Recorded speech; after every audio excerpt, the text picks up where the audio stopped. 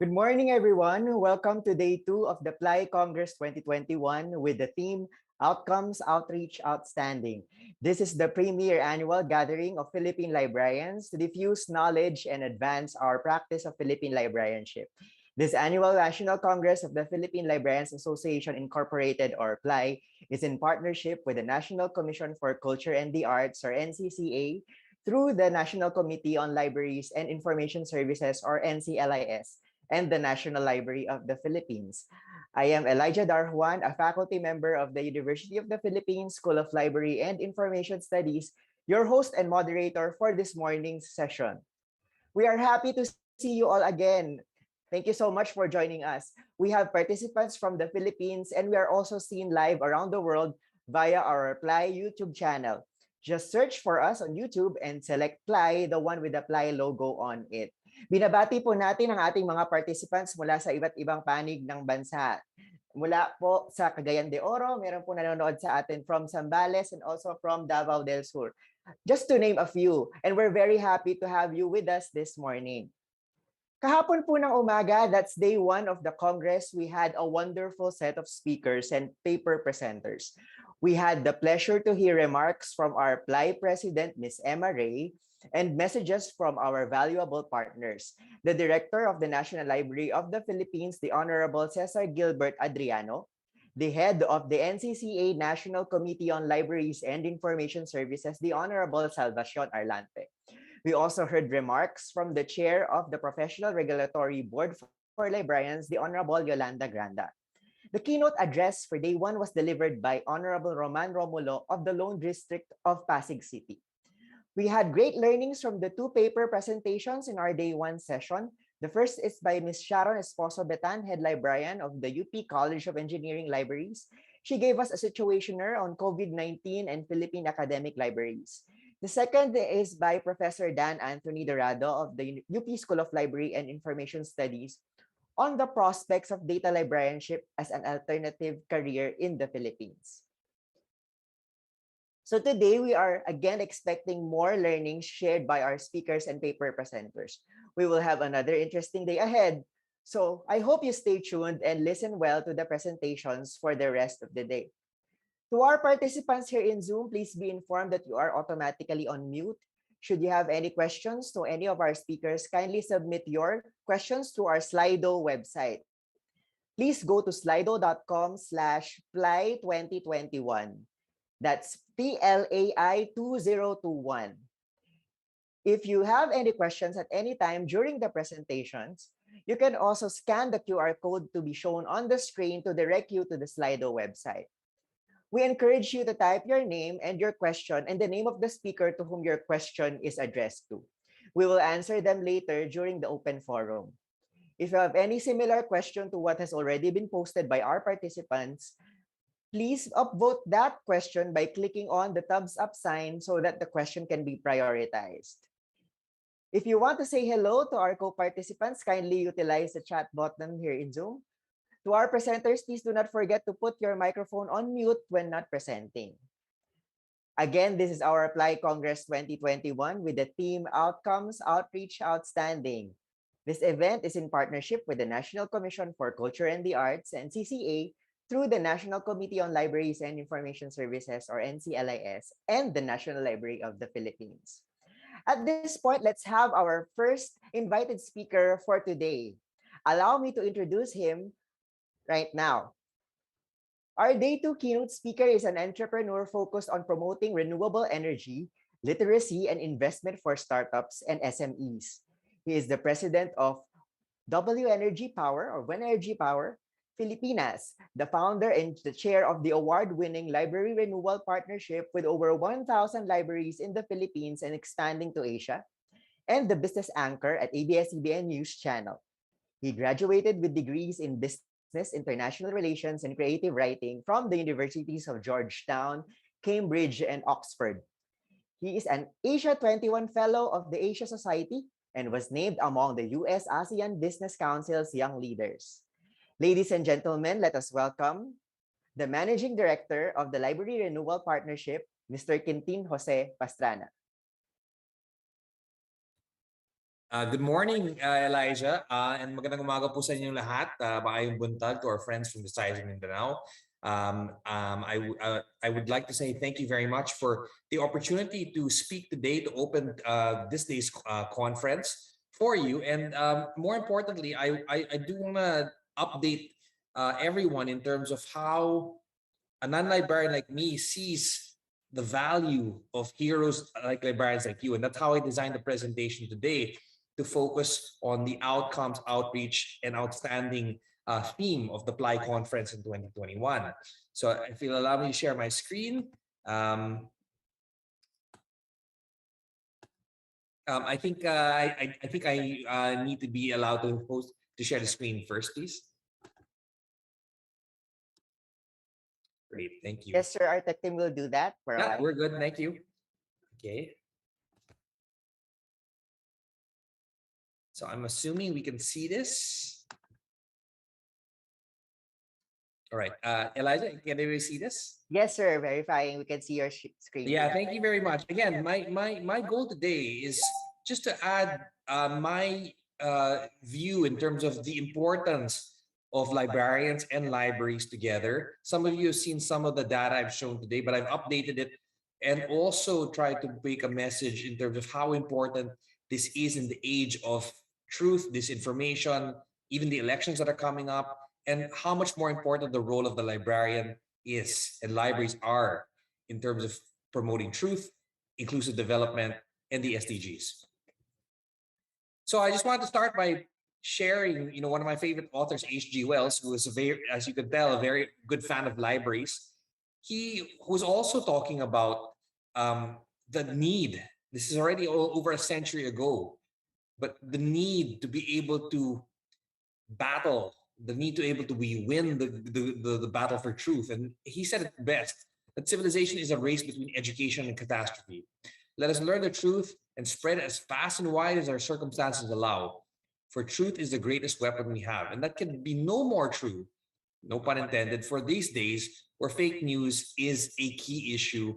And it's really where the librarians can come in and make sure that we win this battle for good. I want to share some data from the Reuters Institute at Oxford that actually talks about where the concern is, the deep concern is around the world. We're not alone, actually. Close to 50% we are really concerned about Facebook and fake news in the Philippines. And I think since 2020 until today, new opportunities for fake news have arisen. We're talking about YouTube or TikTok, Twitter as well. So you're seeing a lot of these platforms out there. And this information goes beyond the library into the headspace of the virtual world of people. And we're not alone. So 30% in Korea, 32% in Japan for Twitter naman, in YouTube respectively.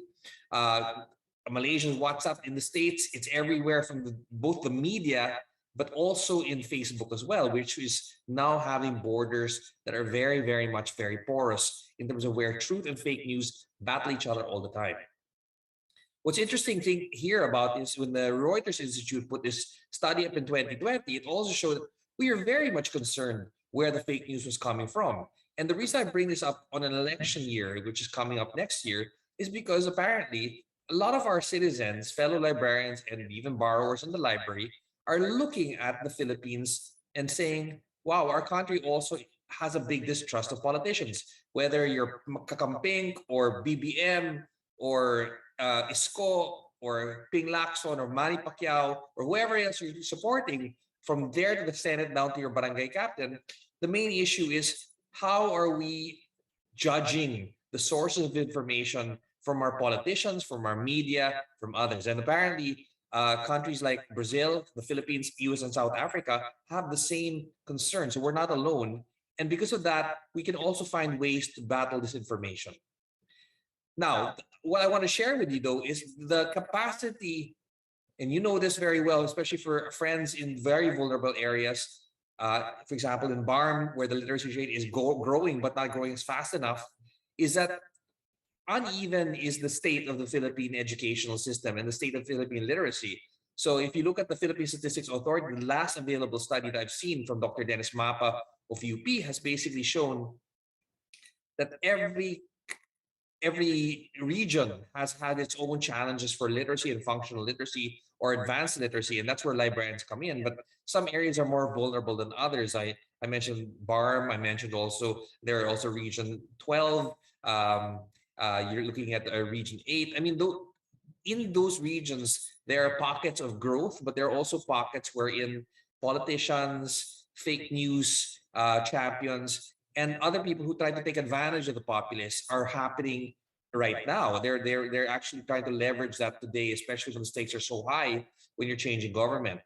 And what it really means for us, if you look at this chart, is really, and this is part of the outcomes and outreach focus that we want towards a goal of outstanding, is that we want to focus on areas where growth is needed most, inclusivity and the SDGs are needed most.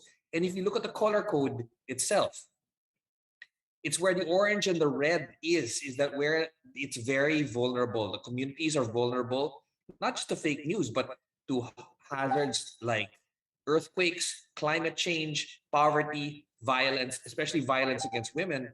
And this is where libraries and librarians can come in as part of an army of goodwill to help address these concerns and bridge the gap for good so that more green spaces, so to speak, can be made. And at the end of the day, that is where literacy and empowerment come in. This is where we come in very much well. And one of the reasons for that is this is still a very uh, prevalent statistic that for every 100 persons that come into grade one, the elementary school system, only around 10 of them make it out of college. And you see this triangle that goes down. There's an invisible triangle on the upper right side that shows these are the vulnerable citizens prone to fake news, prone to recruitment to insurgency, prone to not having a full life. And if you look at the bottom chart, it's the females that are particularly at risk. And one of the reasons also is because in larger families, unfortunately, we still have a misogynistic culture. We have parents who prevent them to get further schooling. And if teen pregnancies are up, as sometimes they are in some key cities, that also prevents them from schooling. So you're looking at a problem where literacy is the first cure because literacy is your first determination of how you can live your life to the fullest. Now, the good news is, because it's not all bad news, is the last survey about readership around the world shows that the Philippines is actually in the top five. Some of you may not believe that, but I believe it personally when I look at the libraries around that we've helped develop together with PLAI and together with other partners. That at the end of the day, there's a hunger for knowledge. The only question that it begs is where do they get that knowledge? And what we've seen over the last several years, and this is the National Book Development Board's survey every 5 years, they're going to have one in 2022, is that while readership has gone down from 90% to 80%, it has remained constant from the last 5 years of the survey. And in fact, certain readership has gone up. In fact, newspapers and magazines are actually a few percentage points up higher. So there is hope. Around 49% or 49 million people in the Philippines still read and they're hungry for reading. And that's statistics. That's the outcomes. And that is the data that shows from an actual survey. Now, the frequency of reading books, close to 50% at least once a week, believe it or not. Now, at least once a month, that's a big drop. But at the end of the day, you're still seeing a readership culture, or at least a hungry for knowledge culture. And if you look at the survey from adults, and this is from class A to E, so everybody's represented here. And there is that truth that what I've been saying is actually validated by the survey that people are hungry for knowledge and they actually enjoy reading. Close to 95% actually believe in that. So that's a good sign for literacy, for librarians, for outstanding outcomes. Filipino children as well. This is the future of the country. And a lot of them are actually there to read, to learn new things, not just to enjoy, but to really learn. And this is part of the school system that we're trying to support, whether it be public or private. Here's the problem though.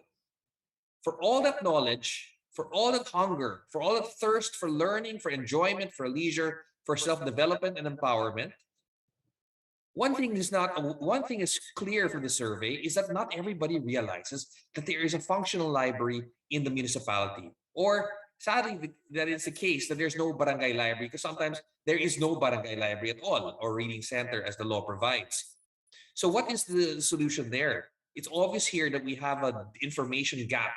And if there's anybody or anyone or any group that can help fill the information gap, it's you, the librarians, especially represented in PLAI, who can cross that gap and say, listen, we do have a library here in the municipio or the province or the congressional district or the city, or we're building a community reading center in the barangay, or a school is opening up their library for OSYs or for parents. So that is the gap that we have to address as librarians and non-librarians. Awareness is very low. And more importantly, the building of these libraries and this development of the centers have to be a little more resonant to them. Now, what there's another opportunity here that I see beyond the challenge. And at the end of the day, 80%, 88%, or close to 90% of Filipino adults have not attended any literacy promotion program, which means that from the NBDB survey, it means that we can do a lot more. Librarians have a role in that, public school teachers, politicians, in fact, have a role and a mandate to be able to promote the love of reading. And unfortunately, even if despite our best efforts, the percentage of people who believe that there is not a lot of opportunities out there is quite high. Majority close to 90%. Now, this is the thing that makes me feel insulted also, because in the survey, it says that parents up to over 70% are really the main source of reading. That's great. Everybody here is a family. That's the basic unit of society. That's your first line of defense against illiteracy, and very, very much the first foundation for learning and being the best you can be is at home. So parents are obviously there. Now teachers are 24%, 12% others, and 7% none. So where are librarians in this? I don't know. I have to ask the conductors of the survey. Having said that, we can surmise that librarians are probably in the 12%. And unfortunately, that is the reality there, if not the perception, that there needs to be more in terms of the role of encouraging reading. And that's where the outreach part of your theme for PLAI 2021 comes in. The good news there is when we're looking at the kind of reading materials, it doesn't necessarily have to be school related. Even between the youth who are actually inundated with school, they actually prefer non-school books, whether it be printed, audio, or ebooks. 80% of adults want them for non-school as well. Now, online articles have been increasing just the same. But having said that, internet penetration is still not high in the Philippines. So for those who are in rural areas or those who are catering to the C, D, and E socioeconomic classes, the great opportunity is with the printed form. And that is where libraries and librarians can come in. And you're looking at the numbers here that are saying people are hungry for that kind of knowledge, if not to learn, if it's to and be entertained, to be the best that they can be. More importantly, librarians actually can make a difference in terms of this discourse on fake news, how to empower citizens to be able to differentiate what is fake, what is real, what is life-giving, and what is life negative. And at the end of the day, this is one of the efforts that IFLA, all of you know who IFLA is, and you're all part of this. They've actually put an infographic out there in 43 languages. You can go to the IFLA website if you haven't already and seen that they've actually translated the poster to around 43 languages. And since librarians all work in English, also the English version is just as important. So at the end of the day, there are tools available that librarians can use to go beyond the library and to go into the community to really make sure that the discourse on truth and uplifting kind of information, the life-giving one, the life-empowering one, is more resonant now, especially in this age of fake news, where every day we're inundated with information that may not even be true. The most important thing I want to share with you today is at the heart of it, whether it be fake news versus truth, whether it be hunger for knowledge or the availability of learning materials, it all boils down to reading. And one of my favorite films or plays by Alan Bennett was talked about this line, which is this is a teacher with a student talking about the best moments in reading are when you come across something, a thought, a feeling, a way of looking at things that you thought special or particular to you.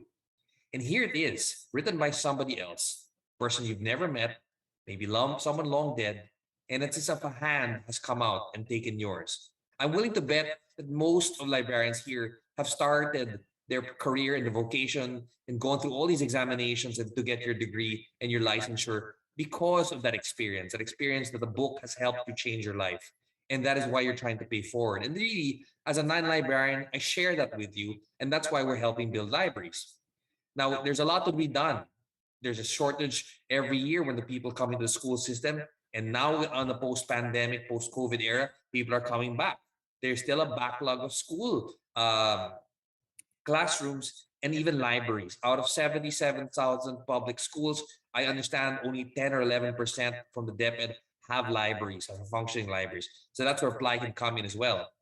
But most importantly, in a country where there's not a lot of third spaces, where we have densely populated cities and few public infrastructure, it's important to think about third spaces. And this is the paper I did at the University of Oxford about libraries, and that's changed my life because it really is about creating a space for people to learn. There's a hunger to learn. Now you have to build a space to do that. And that's where libraries and librarians can come in. Third spaces do reduce social conflict. They help build communities. That's really what it does. Most philosophers and sociologists and anthropologists show that the common spaces, whether it be parks or ballet centers or community reading centers or libraries, they are the places that build communities.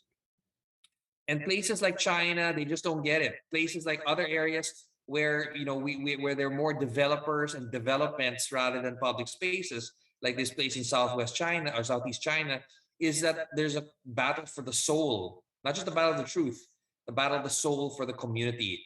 And that's why librarians have to fight harder because you're fighting against commercial interests where people want to take up your public space and put a mall or put a another building or BPO center there where you need these central spaces in your towns and barangays. My best example in the library is not in the West, it's actually in the East, and this is in Taiwan. For some of you who have gone to Taiwan or planning to go to, I suggest you visit Beito, which is like their Tagaytay or Antipolo, so to speak, around 30 minutes away from the city center. And the best building there is actually the library. It's an indigenous designed library where people can take Tai Chi classes, can take language classes, can exercise, can watch films, can read books. And as a tourist, I was able to come in there and enjoy the library itself. And that is the most expensive part and most beautiful part of the city. It's the public library. And that's something we can do because most municipalities, most um, cities have a public square. And instead of just a basketball court at a church, you can add a library to that. And that's what we've been doing in the Library Renewal Partnership. And what it's shown based on the studies we've done is that each time a community builds a library, it has actually increased the economic percentage in terms of literacy, economic opportunity, and economic benefit by 4 times. That is a study that's done across the world from Korea to Australia to the UK to the US. And more importantly, it's become a good center for community growth. So there is an outcome out there that we can all share and measure. More importantly, in the Philippines, where we're like the third or the second, depending on which body you look at, we're the second or third most vulnerable in terms of climate change and geohazards and disasters. Libraries are actually a place where people can come in, a safe space, literally a safe space. Sometimes because they're mostly in an elevated area. And in our libraries, usually the second floor of the municipio, these libraries are actually safe spaces. Like in Typhoon Frank 10 years ago in Aklan, we were able to help with the library there, which is on the second floor. So I want to talk to you about as I begin to draw at the close of this presentation. I want to share that 10 years ago we had a very ambitious program of thinking about those themes that you have today, which is outreach, outcome, and outstanding. We wanted to have this result: 2 million citizens, because we multiplied the average amount of towns with the 200 community centers, and by year 2020. It sounded like a nice campaign slogan.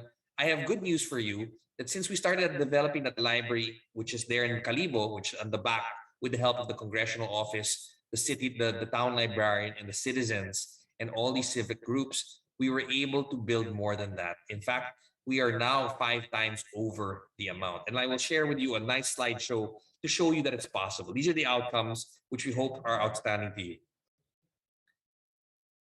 We are using a public-private partnership and good governance model. That's something you can read in the paper. I won't bore you with that, but it's available on SlideShare under my name.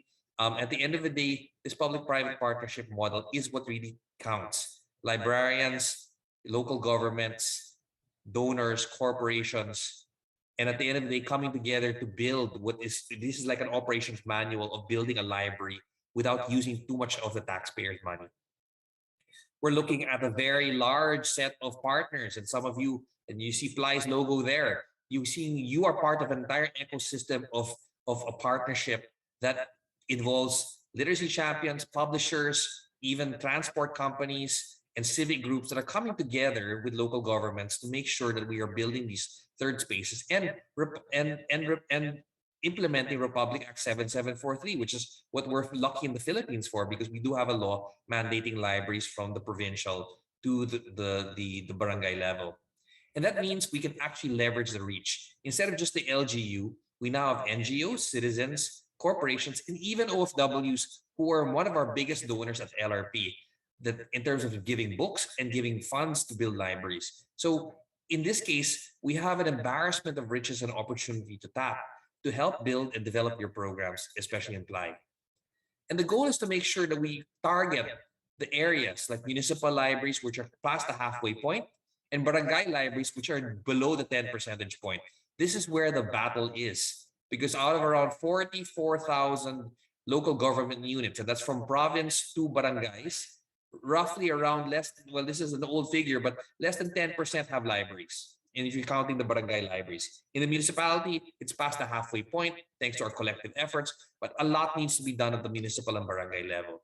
So the goal for the Library Renewal Partnership, in partnership with PLAI, is to make sure that we learn, especially as this punctuated equilibrium. Many of you can look that up. We've actually used that model to be able to learn from our mistakes, to improve our supply chain, and at the end of the day, grow more libraries. And in fact, now I can say with all certainty that in our first library in Calibo, it took us 2 years to get it right. We learned from our mistakes, went down to 2 months, and now with a supportive local government, with a PLAI representative and a community center, we can actually help build a library in 2 weeks by reconverting a space, repurposing it, coming together in the Bayanihan spirit. And I'm going to show you how. Having said that, I did want to share with you that the success outcomes, when you talk about outcomes, which is a key theme here, what doesn't get measured doesn't get managed. We at the Library Renewal Partnership and all our partners also need PLAI, especially the schools for library sciences. So we need help in terms of measuring the 10-year journey, that fellowship we are talking about. We want to measure how a library has increased literacy rates beyond just the library usage rates, beyond the borrowership, beyond the subscription rates. We want to see how literacy improvement has come in the next 5 years. And the next 5 to 10 years, we want to see how these libraries have actually become a source of livelihood generation and even reduce criminality. There is a correlation. Brazil has shown it. Other developing countries have shown it. South Africa has shown it. So maybe we can come together and measure these nice metrics so we can continuously justify why we are here, why we need to grow, why the local government and the national government needs to support us. Because at the end of the day, if we measure these things, we can actually show that it works. And I believe both in terms of international case studies and the ones we're seeing here, especially with libraries that have converted to becoming workspaces or shared workspaces in the evening, they've actually been able to earn money, but also promote more startups and SMEs, because SMEs need space. And because of that collaborative, interactive center, you've been able to develop a community for good. So I'm hoping we can focus on that as well as part of one of our action items beyond this conference. Now, this is the last part of the presentation. I'm going to share with you our success stories, talk about outcomes that we think are outstanding because we work with the best librarians and best local governments and communities from the north. Even Kalinga, where one library in the school was actually decimated by the storm, it's now rebuilt thanks to the proud warrior spirit of the Ikalinga people. Same thing in Patikul Sulu, where this library was torn down between a battle between the Abu Sayyaf and the military, and now it's back up again. This is the Shalom Institute, which is both for Christians and Muslim children. It's an amazing story of resilience, thanks to the local librarian, thanks to the local teachers, thanks to the local government. Mobile libraries in Marawi, that even if the city was devastated by the siege, our partners, Soar High, have been actually helpful in terms of rebuilding. If they can't build the building, they'll build the mobile library. Basco Batanes, we're going to start rebuilding some of these because they were affected by the storm. Adams Ilocos Norte, which I'm still proud to say has a 1:1 book to citizen ratio. Sagyaran, where most of the Marawi evacuees have gone to, there's a mobile library there. Tagbanwa communities in Palawan, thanks to our local partners. Apple the Apps community in Pampanga, which we've been able to help, especially for indigenous Aita friends. And even in Davao, where we have, with the local government, we've actually helped build a football library with Football for Humanity with a water system. So you're looking at these innovations of third spaces in the Hanunoo Mangyan community with indigenous peoples to preserve their traditions. And we've expanded that model to overseas. We built 72 libraries in Bhutan with the Ministry of Education. That's us there signing the MOU. And back to Kalibo, where our first library is now a nice community center because it's right in front of the plaza. And it's also there for people for after school learning, for the lolos and the lolas to accompany their kids while their parents are working and coming out of work. In Quezon City, in Lawag, it doesn't matter what political stripe you have. We've built libraries with Amy Marcos, and built libraries with Lenny Robredo in Naga. So this is a public service. And it's even gone to the health center, where the Philippine Heart Center has a small library converted for kids who are waiting for their parents. Philippine General Hospital for terminally ill cancer patients. For in the Bilibid prison, where the only liberty you have is the mind. That is something that we've been helping with.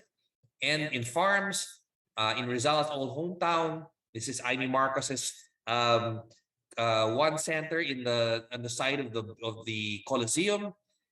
In Talisay, Negros Occidental, a children's library, a center for abused children in Bahay Aruga, Parañaque, where books are healing, with Mayor Richard Gomez in Ormoc, and with one of the densest population in the world in Tondo, where we have a library for out of school youth and school youth who are now going to become future leaders so they can help improve that community for good. The question I have for PLAI, given the theme of the outstanding outreach and outcomes, is where would you like to build a library? We can actually put together, in fact, our next project in 2022 is to build an app so that everybody can crowdfund and identify a target library to work with. And the nice thing about it, since then, that we've started going on the internet for crowdfunding. Right now, we're using Facebook and Instagram. I'll share with you our address. We've actually been able to do great community innovations. Like the local community has built a tree house and a container van in MacArthur Park in Leyden, and that's going to be relaunched this year after the pandemic, which is now a nice innovation. I've never seen these libraries as colorful and as innovative and using existing materials. And then we borrowed from from the San Francisco Public Library the idea of a mobile library. So now Museo Pambata has a reconverted surf van, and they're going to make it into a library, mobile library in 2022 when the pandemic settles into an endemic. I'm happy to note that I think Ma'am LV was here as well. We were able to build 3 types of libraries in Caliraya, Laguna, which is my adopted hometown. We have a library in an island, which is for artists and writers. We have a livelihood library, which has a community pantry borrowed from Patrengnon. And then we also have a school library all in Cavite, Laguna. And that's something we can that's something we can all come to. And even the librarians who come here who want to curate the library will have 3 nice dog companions to help with the book arrangement and the card catalogs. These are very smart dogs you can work with. It's also nice to know that in Albay, there's a new library that's being built by a Girl Scout. Lovely library reading center for kids. And in Negros Oriental, we're also working on libraries that with the PNP SAF. So instead of just bombs and guns, it's all about literacy as a weapon, education as a weapon. And this is the same library we're also using in Lanao del Sur for the future leaders in the region, for the Maranao and the Tausug. And what I'm happy to note is by the end of this year, this building on the left, which was shelled and almost mortared to bits by the siege is now up. You look at the right side picture, that is actually what the library looks like now. But because of the siege, a lot of the books were rotting and not available. So now our coalition has actually been supportive, and we've actually sent via LBC more books to the library. So now that library is back, like the Sarimanok, back to life, a renaissance like the Phoenix, and now is working for the best of that community, which is really the center of Lanao. And finally, I want to share with you that it's great to have local government champions. So we have none other than Mayor Vico Soto, who is actually teaching a class, an e-class, a virtual class through the e-library they have which is in in senior high school in Pasig. That's one out of 43 libraries that we have committed to build with Mayor Vico. And if you have a great leader that like Mayor Vico, you can build all these libraries together immediately. And this is not even a political thing. He's committed to making sure he serves the law because he's aware of RA 7743. So I'm happy to note as we close the presentation that all these models of studies that we've done in terms of outreach, outcome, and outstanding is nothing more than the Bayanihan spirit that sometimes we feel has been buried out of all the cynicism, out of the fake news, out of the kind of discourse we have online where it's always me against them, kakamping versus BBM. At the end of the day, we're all Filipinos, and regardless of your political beliefs, for as long as you adhere to promoting truth over lies, freedom over tyranny, we can actually build these community centers that can build more sense of nationalism and education and empowerment for good.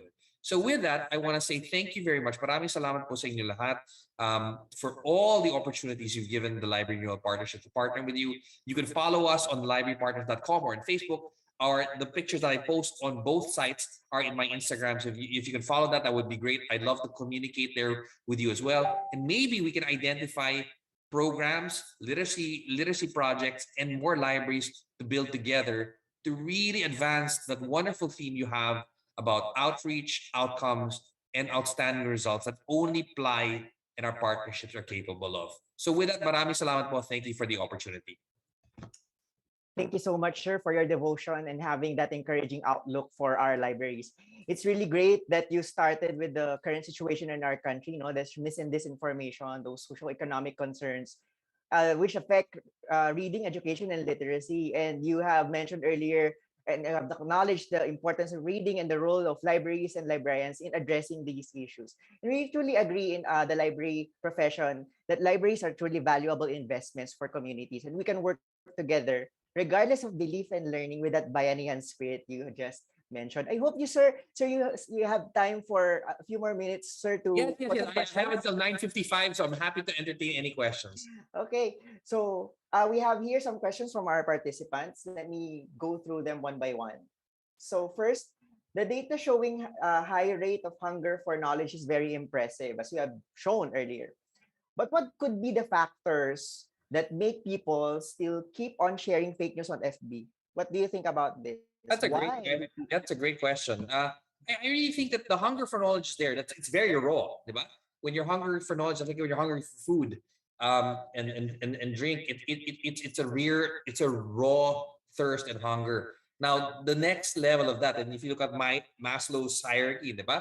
The next level for that is more discernment.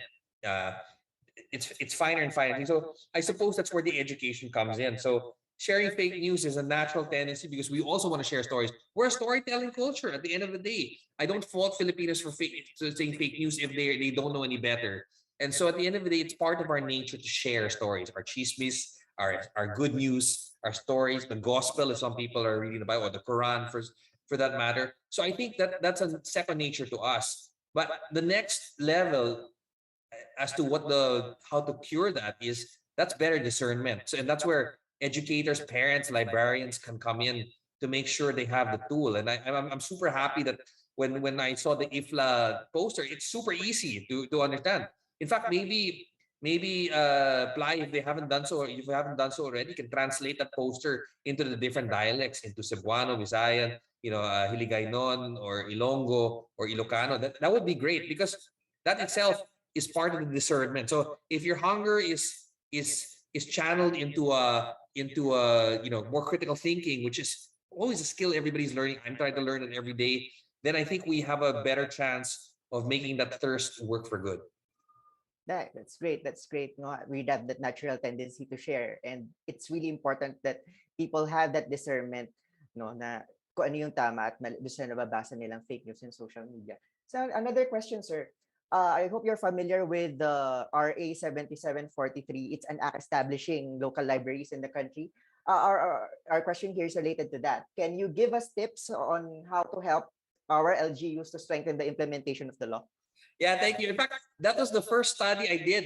I really had to study the law because, the important. I had worked in Congress before. In fact, I worked for Senator Rocco, who was one of the authors of that law. I think that was a 1994 law, in fact, signed into law and under the FDR administration.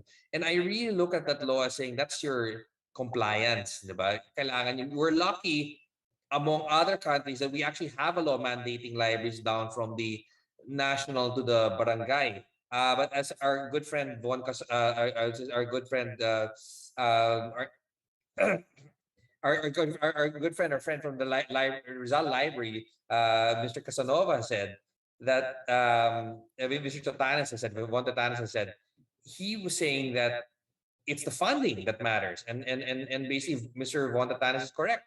At the end of the day, we do need funding for that. And that's where the local government comes in. Now, the local government has a special education fund. It also has a buffer fund for these purposes. And because they have a mandate and they have a fund, the goal of the librarian, the citizen, and the civic group, which if you come together is a strong political force, that the local government cannot ignore you. And sometimes they won't ignore you naman kasi. Like, for example, in areas like with Mayor Vico, it was easy to convince because he's a good guy. In areas where the mayor doesn't has different priorities, you just have to mention the facts. There's nothing like facts that says there's a law. We're happy to help there, and this is for the good of the community. And I think the other tip I have, the pro tip I want to share is you can share with them that this is a really good political tool. It's not bad to mention that. It's say since the library can be at the center of the town, the municipio or the barangay, your constituents will love you for it. And it's true. Most of the mayors we've worked with have actually used that in their campaign speeches. And at the end of the day, it doesn't hurt to do that because it's a public service anyway, and they were responsible for supporting it. So if you try to marry the multi-sectoral effort, which is the librarians plus the civic groups plus the citizens and maybe some local media, like we did in Aklan when we were trying to build the first library, and then you combine that with the law mandate, and then you combine it with the appeal that it actually helps them politically. I think that's the best ingredient to helping implement the law because now it becomes more attractive. That's great. That's great. Parang to sum it up, parang kailangan talaga ng community engagement. Yeah, community efforts are the best. Yeah, strength in numbers is always good, and and especially with local governments who have other priorities. And in fifth class municipalities, sometimes understandably the priority is like I have to help food security, I have to do peace and order. But if you can convince them also that actually you could put a community pantry in front of the library, and you can put a livelihood center and a safe space in the library, then they might think of that as okay, maybe that would address those more immediate needs because my municipality or my constituents have more basic needs. But if you can see that reposition the library as a center for addressing those minimum basic needs, that might be also a good win. Yeah, that's great. So, sir, punta naman tayo in the context of the pandemic. Right now, we're still not really easing towards unlocking down, so to speak. Pero still, we're not really that fully operational na in terms of the way we do things. So, siguro ito yung concern ng isa nating participant. What alternative ways can we initiate to extend outreach programs within our libraries towards the community amidst this situation that we are in? Thank you so much. And I'm just borrowing from examples that I've seen out there. Using media is good. There's always a local radio station where you can come on and promote learning, especially if you get the support of the local government. Even if you don't, you can always go to the broadcaster and share the programs. And maybe you could develop. Maybe the programs out there are already developed. They just need to be communicated. Like, oh, we have an art exhibit here at the library, or we have a writing class, or we have a personal finance class, or a midwifery class. In Nepal, my understanding is it's the midwifery class and the marriages and the available. You can actually get married in the library because some of them are really nice anyway. And so it's one of those things that if you're just able to promote it through the media, and now you can even promote it through social media. So librarians who put up active social media pages, and I know the National Library under Director Ardea has done a great job in terms of promoting what they have. I see that all the time from Sina Bless and Sina Melanie when she was there, and that it's just a matter of promoting all the good activities that you have, and that way you create more relevance, and then you get more people inside. And I think having a Instagram, TikTok, YouTube, Facebook page doesn't hurt at all.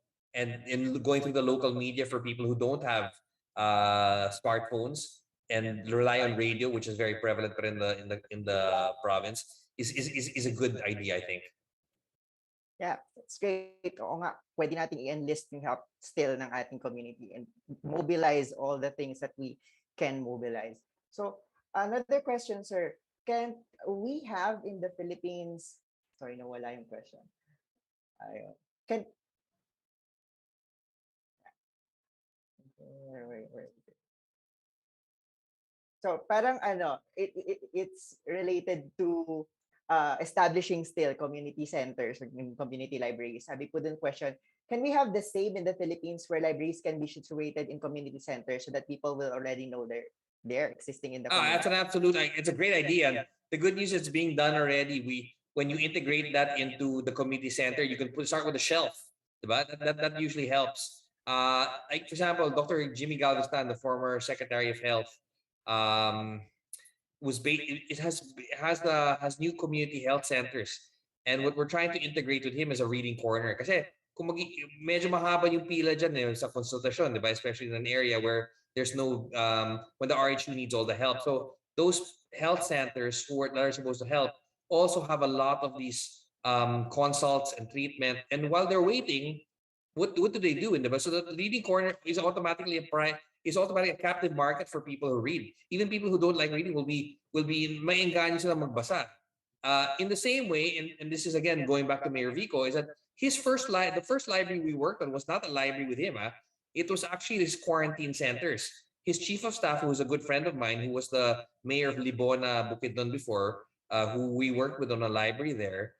They basically got books, mostly Reader's Digest magazines, kahit ano. And that was for the people who were there in the quarantine center for 2 weeks. So there's nothing else to do. Social media or data so expensive.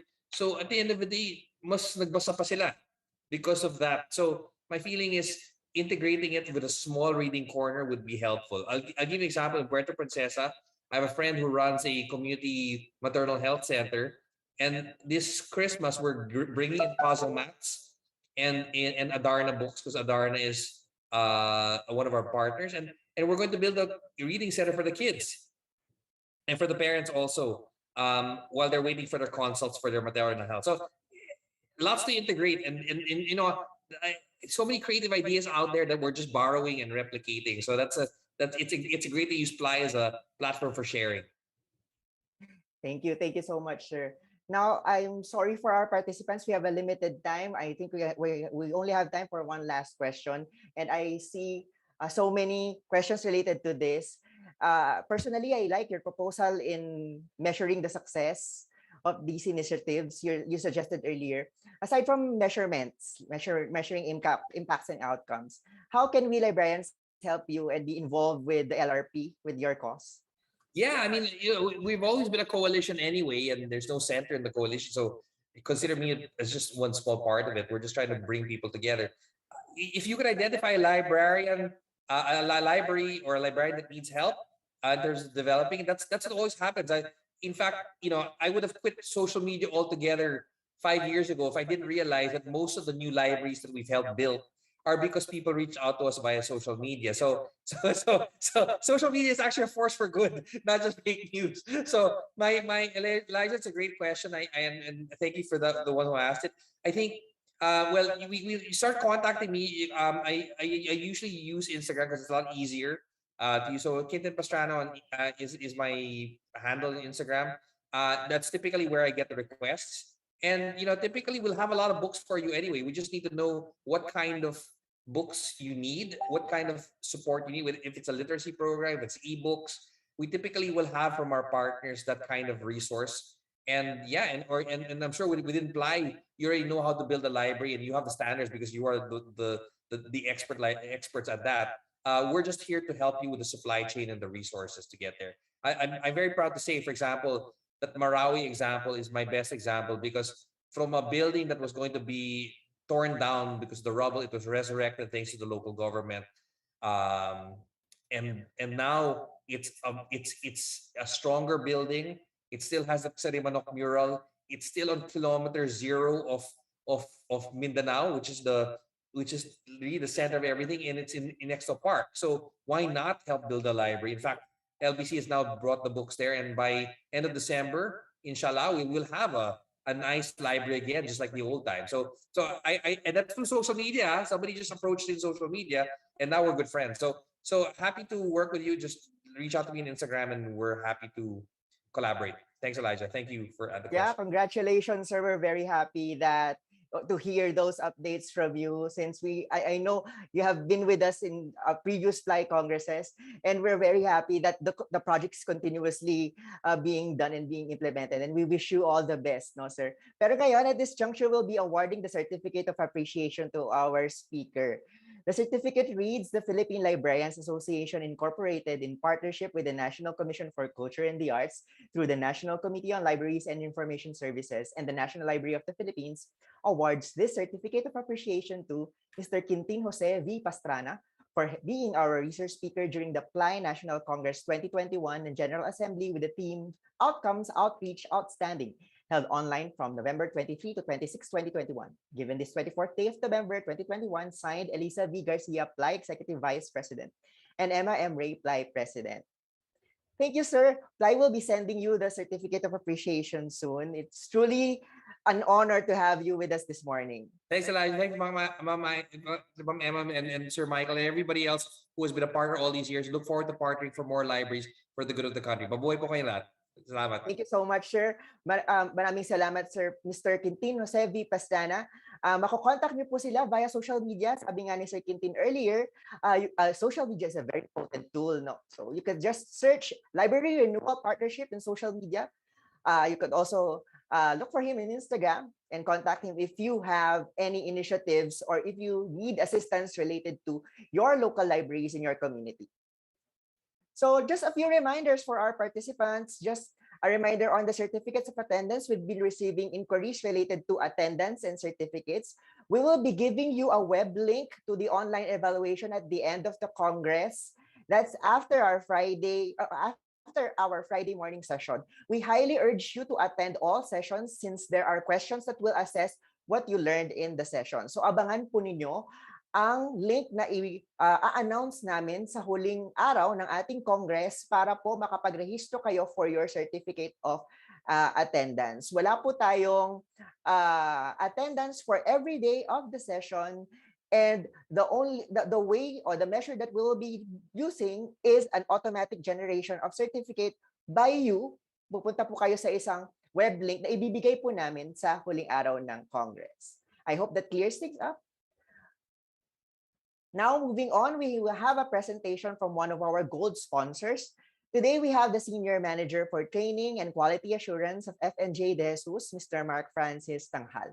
Being a certified Six Sigma Yellow Belt recipient, he has been one of the many proponents of the learning programs and methodologies for years.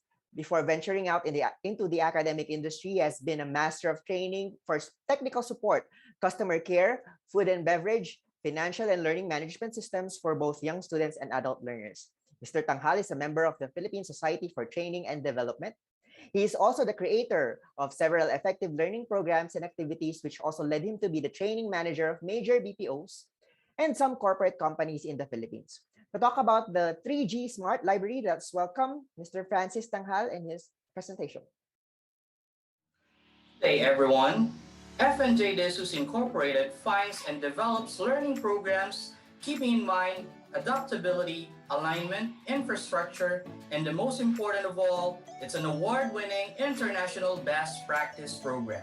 Our 3G Online Smart Library platform will enable your school to deploy online library access for your students and faculty with the minimum of customization and a myriad variety of academic collections to accommodate the learning needs of levels from senior high school to general college levels.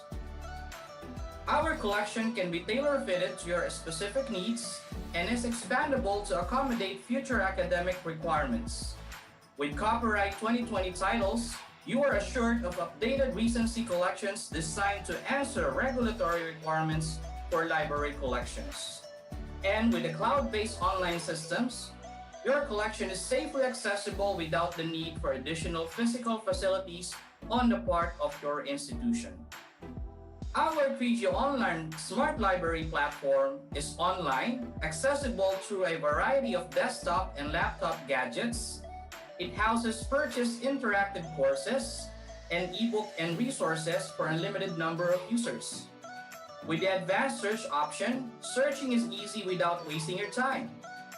And with its new built-in Learning Management System, or LMS, student records could be handled inside the platform itself.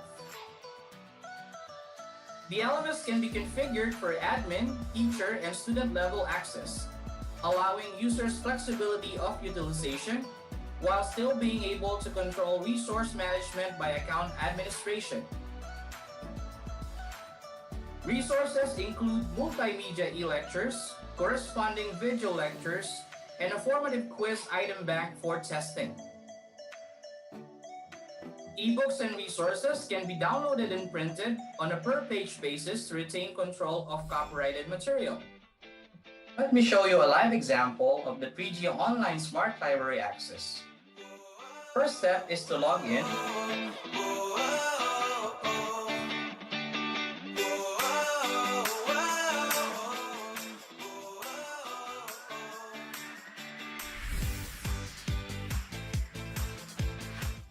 And then go to Courses to select a title.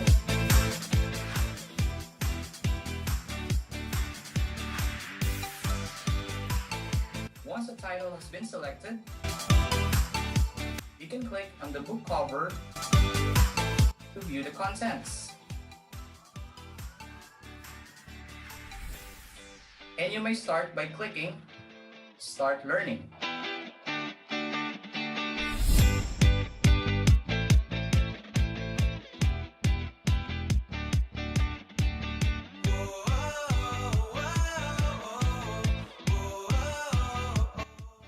Title, you'll get the following: e-lectures, videos, and quiz. Let's start with e-lectures.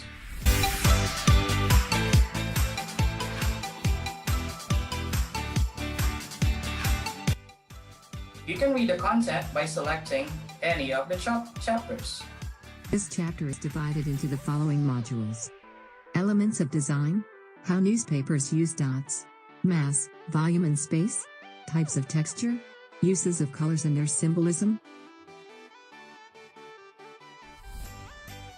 Mass, Volume and Space. These are elements of three-dimensional art and design such as sculpture.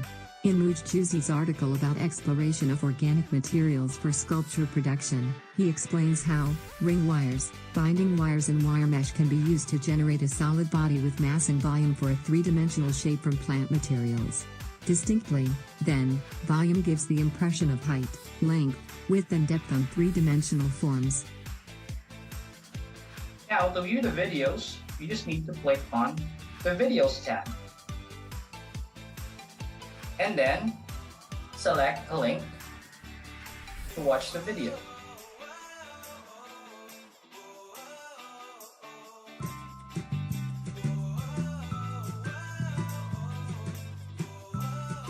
Exploring textures.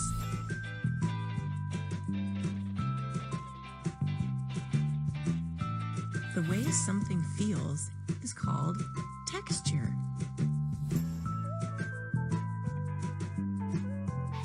Let's look around and explore a few textures.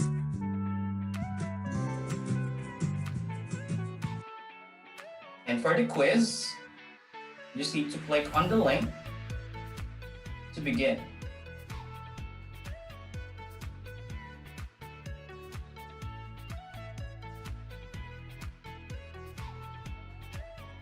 And that's one example on how you can view the contents of the 3G Online Smart Library. Thank you very much, and you may contact us for more details on ordering on the phone numbers and email address posted on screen. Thank you very much, Mr. Elijah, for the introduction. Once again, good morning, everyone. My name is Francis, and I'm from FNJ Jesus Incorporated. And today, we are going to present to you our platforms for the library. First is the 3G Online Smart Library, and next is the Gale eBooks. So let me start by sharing my screen.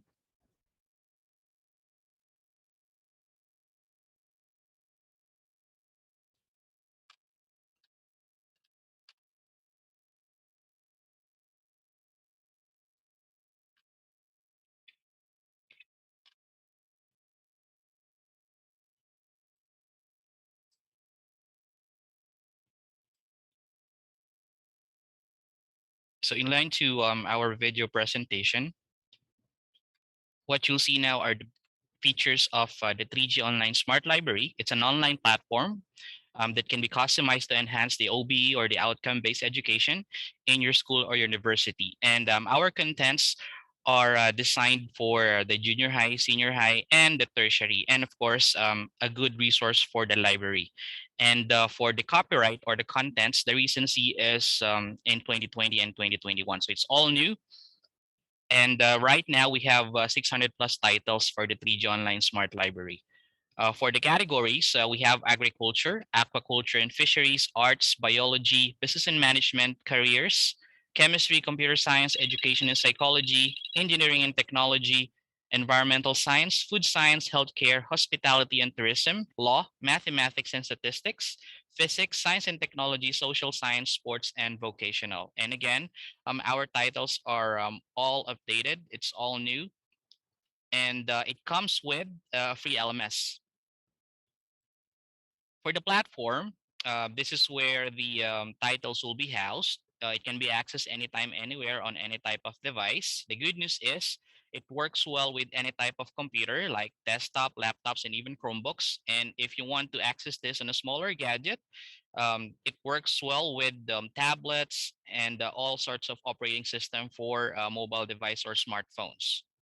Uh, for the LMS, that's where the purchase titles will be housed. So far, we only have two types of contents, the interactive course or the full course, and the ebook and resources or the shorter version of our contents. The good news is one title will be enough for any number of users, and they can access this anytime, anywhere, unlimitedly with no conflict. Meaning, user A can still use the same title along with the other users, or user A and user B and other users can use the same title simultaneously. And with the advanced search option, they can search for the content very easy without wasting their time. And again, it comes with the built-in LMS or learning management system along with the features. For the LMS, we have three tiers of access. We have the admin or the university and school access. We also have sub accounts for the teachers. We can create as many accounts as needed. And for the students, we can also create individual accounts for them or just create a generic account for all. And again, one title is good for any number of users, same with the accounts that we will create. For the first type of content, this is the interactive course or the full course. It comes with the e-lectures or the book, the video lectures, and the practice quiz. And sometimes it also comes with mind mapping. It really depends on the course, but if the course is more of factual information or written information, it comes with mind mapping. And along with it are the video with the same chapter. So let's say you're done reading the book, you can continue learning by watching the application of the actual course, especially if the course is more on application like hospitality and management or vocational. For the other type of content, it's called the ebooks and resources. So again, it's the shorter version, but it also comes with the ebook, which is downloadable. So that's the difference between the two. This one is downloadable, and it comes with the videos with the same chapters and activities, and activities are also downloadable and printable. So that's it for the 3G Online Smart Library. Again, one title is enough for all with unlimited use, and it can be accessed anytime, anywhere. So far, we have 600 plus titles, but we keep on creating. So we'll just send you the list, and from there you can choose, and we can also create you a free demo account. For the next collection that we have, it's under the Gale eBooks. Before, the branding is GVRL, or Gale Virtual Library. Now it's called Gale eBooks. It contains contents from Springer, Wiley, and Elsevier, and other 100 or over 100 publishing partners. It covers all academic subjects, including engineering, hard sciences, business, and psychology, and has a cross search to your entire reference library, especially if you have um, a collection from the same provider, which is Gale or GVRL. We can combine it. And it allows unlimited simultaneous user access with the purchase of one copy. So it's similar to the 3G Online Smart Library. One title will be enough for any number of users. So this is how it may look like. All of the books you'll purchase will be on screen on the homepage, and you can customize this by using the admin account. You can put the featured titles or the new titles on top. You can also change this or change uh, the interface.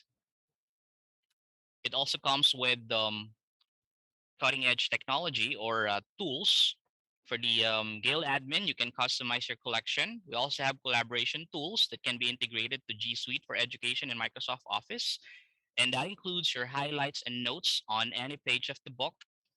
We can also translate the content in over 40 languages, and the platform can be translated into 34 languages. So it's a very good feature if you have foreign students or those students studying foreign language, and it fits any type of device. I'm talking about the screen. So similar to the 3G Online Smart Library, you can access this on any type of device, starting from computers up to smartphones.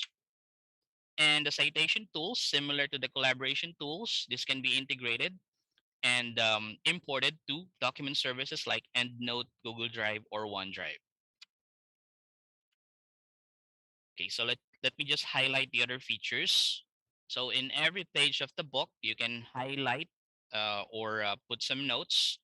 And after saving this, you can actually download and print it. So in the future, you don't have to get back to the same page. You can just read your saved notes or your printed copy of your saved notes. You can also send it to your Google Drive, OneDrive, or even via email. As I've mentioned, the user interface can be translated into 34 languages, so very useful for foreign students or students that are studying foreign languages. Same with the content. It can be translated into 13 languages, including the read aloud. So this is an example from English to Korean. And the compatibility with any type of device. So starting from computers like desktop, laptops, and even Chromebooks, you can also access this on tablets, regardless if it's an Apple product or Android. It should work. And the same feature also applies to smartphones. It's also compatible with single sign-on via Google, Microsoft, and ClassLink, and can be integrated to any type of LMS. So these are just some examples like Moodle, Canvas, Blackboard, Schoology, Brightspace. So these are the common or known types of LMS. But since our product is compliant with LPI, it should work with any type of LMS. So that's it for the presentation of our two platforms for the library. But then again, it's also designed for the junior high, senior high, and tertiary.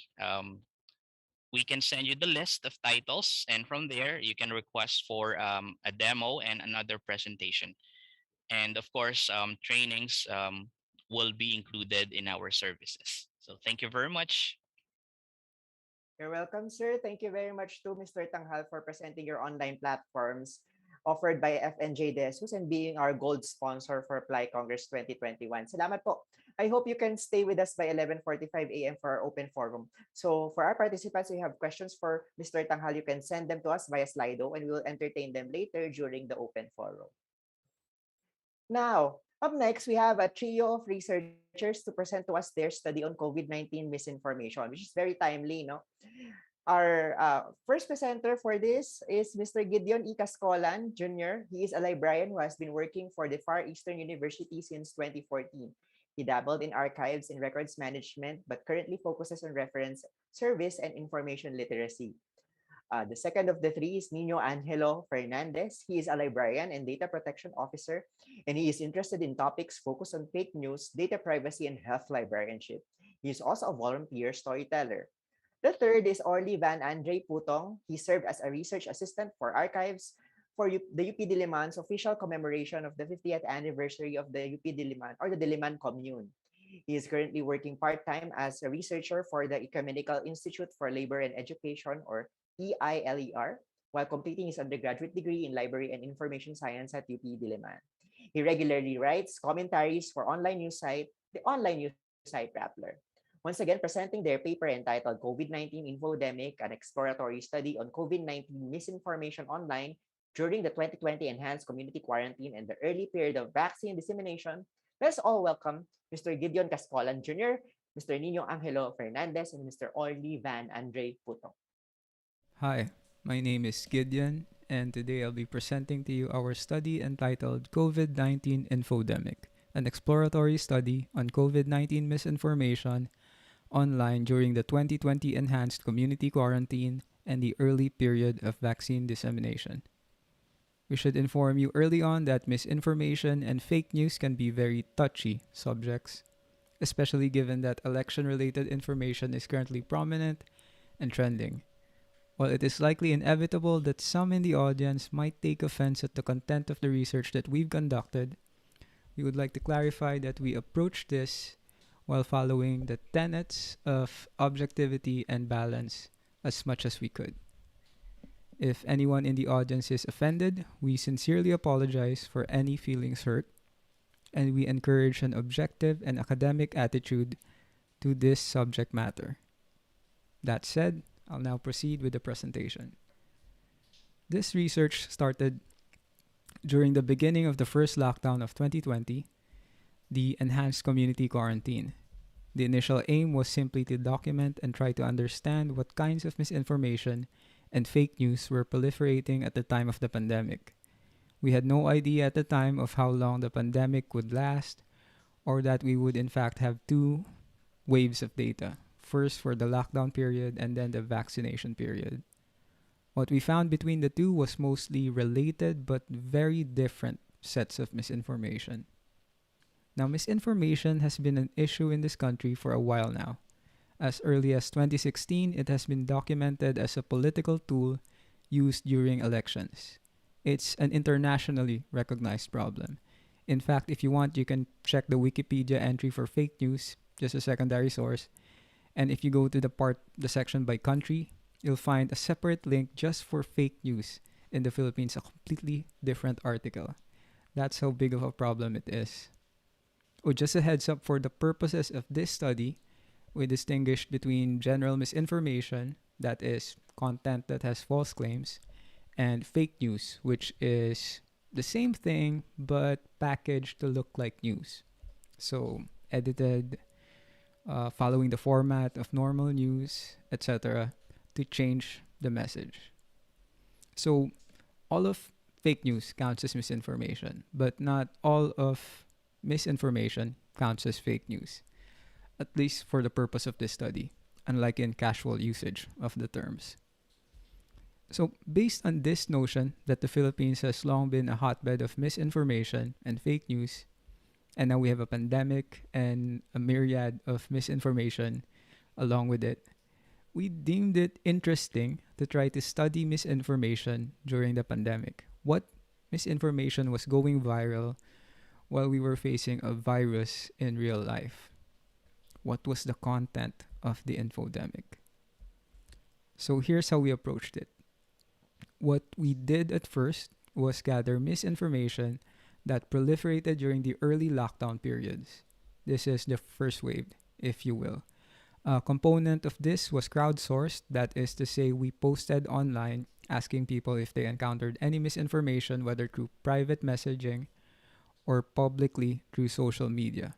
But for the most part, we had to gather these from multiple sources, including Facebook, Twitter, didn't find anything there, YouTube, and TikTok. And we also searched pre-fact check misinformation from fact-checking websites such as Verifiles, DOH, and Rappler. For the second wave, we no longer did the crowdsourcing component, but we again gathered data from Facebook, YouTube, TikTok, Instagram, and fact checkers. In total, we found 176 instances of misinformation, although this is probably only a chunk of a bigger iceberg. At least this is what was within our reach. We then applied content analysis in order to answer our research questions. This is what we found. So for the first wave, or the early lockdown period, we identified different misinformation topics that focused mostly on the virus itself, how to test for it, how to prevent infection, how to cure it, how it's transmitted, false vaccines, there were no vaccines at the time, origins, etc. Three topics that were also related were the lockdown, fake relief or assistance, and false government policies, which tended to go hand in hand. Some outliers of isolated topics include the supernatural and the anti-China sentiment. The anti-China sentiment is particularly harmful as it could translate to real-life prejudice. Some concrete, though non-local examples include the widespread reports of violence against Asians around the world during the pandemic. Given the significant population of Chinese and Chinese Filipinos in this country, they could similarly be affected. Now, as for the platforms, the majority of the data that we collected for the lockdown period came from public platforms like Facebook, followed by TikTok, and unfortunately, official communications, as in government communications. It is interesting to note that there was a large quantity of misinformation that circulated through official government communications, whether through evening press briefings of the president, separate communications by spokespersons, or published articles by government-affiliated media. The problem of official communications getting compromised by misinformation cannot be overstated. These were the very institutions and information sources that arguably needed to do well in terms of reliability and transparency during the pandemic. This kind of problem will likely impact multiple other issues, including but not limited to vaccine hesitancy, trust in government institutions, and conspiracy theories. For the early lockdown period, the notable sources we identified were external or non-local sources that targeted Philippine online spaces, celebrities, and government officials or institutions. The inclusion of government officials and institutions as sources of misinformation, as we found in the data, is alarming. Now, for the early vaccination period, we identified the data as containing major topics related to, of course, vaccination. The topics that were discussed the most were conspiracies, vaccines, and cure and prevention. For the data gathered during this period, the topics tend to mix together, which is not surprising considering that the sources tend to be affiliated. So, misinformation that discredited vaccines tended to support alternative cures and preventative measures, and then conspiracy misinformation tended to have religious undertones, and anti-vaccine misinformation tended to argue against health protocols. So there was this kind of interconnection. As for the platforms, most of these data were found in Facebook, again, online communications, and YouTube.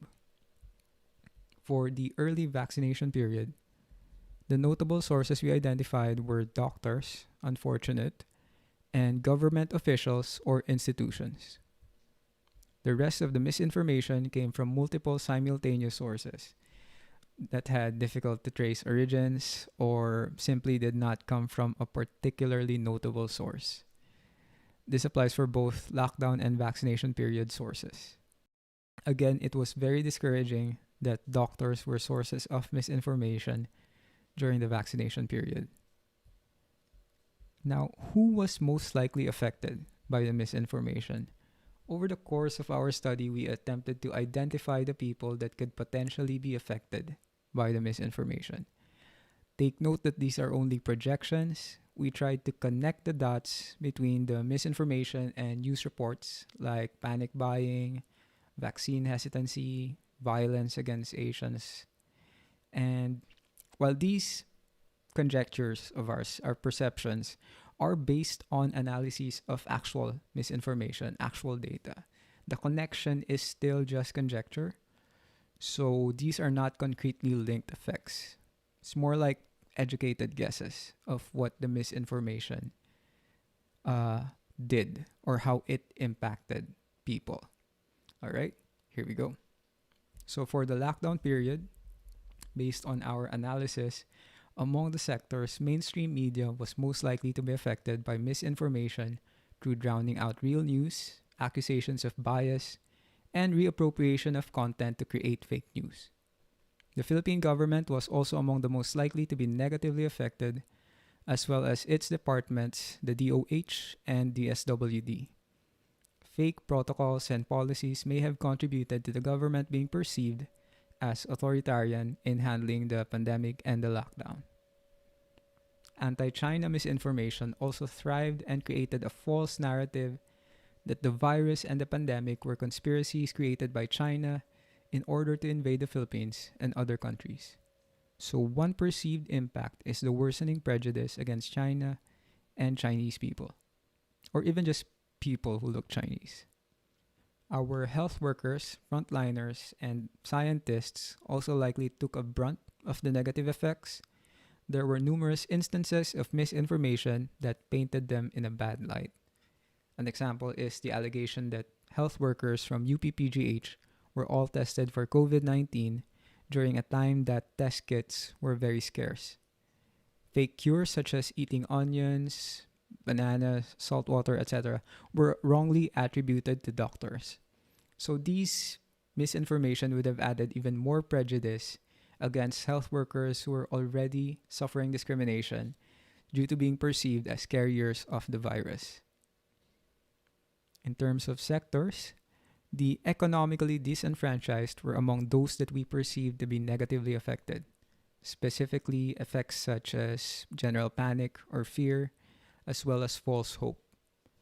Misinformation regarding lockdown policies may have caused panic buying of supplies, which was well documented even to the extent that the government had to step in and set limitations.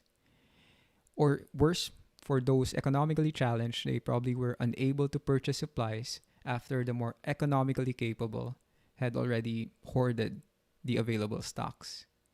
And these could have also caused overcrowding of barangay halls, government agencies, and offices for assistance. There were instances of misinformation that unfortunately originated from or referred to the president himself. These may have negatively affected his credibility. Among the instances of misinformation that originated from the president is the declaration that the Philippines was the first country in Asia that imposed a lockdown to combat the spread of COVID-19. Likewise, former presidential spokesperson Panelo also made statements, among others, that contained misinformation and had false quotations attributed to him. Opposition politicians were also among the unfortunate subjects of misinformation. There were instances of misinformation regarding Vice President Robredo and Kabataan Party List Representative Elago, which may have painted them as incompetent, corrupt, or promoting fake cures for COVID-19. Speaking of individuals, Harvard professor Dr. Charles Lieber was also a subject of misinformation, with false allegations that he was arrested for being among those that artificially created the COVID-19 virus and sold it to China. In truth, his indictment was due to charges of making false statements to federal authorities in his participation in China's Thousand Talents program. It's a little funny that he's arrested for false claims and now false claims are being made about his arrest.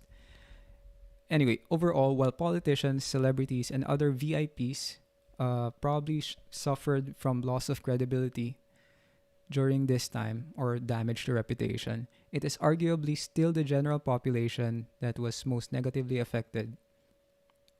Now, for the vaccination period, we perceive that those hesitant to take the vaccine were most likely to be affected negatively in that the misinformation would cause them to be even more vaccine hesitant.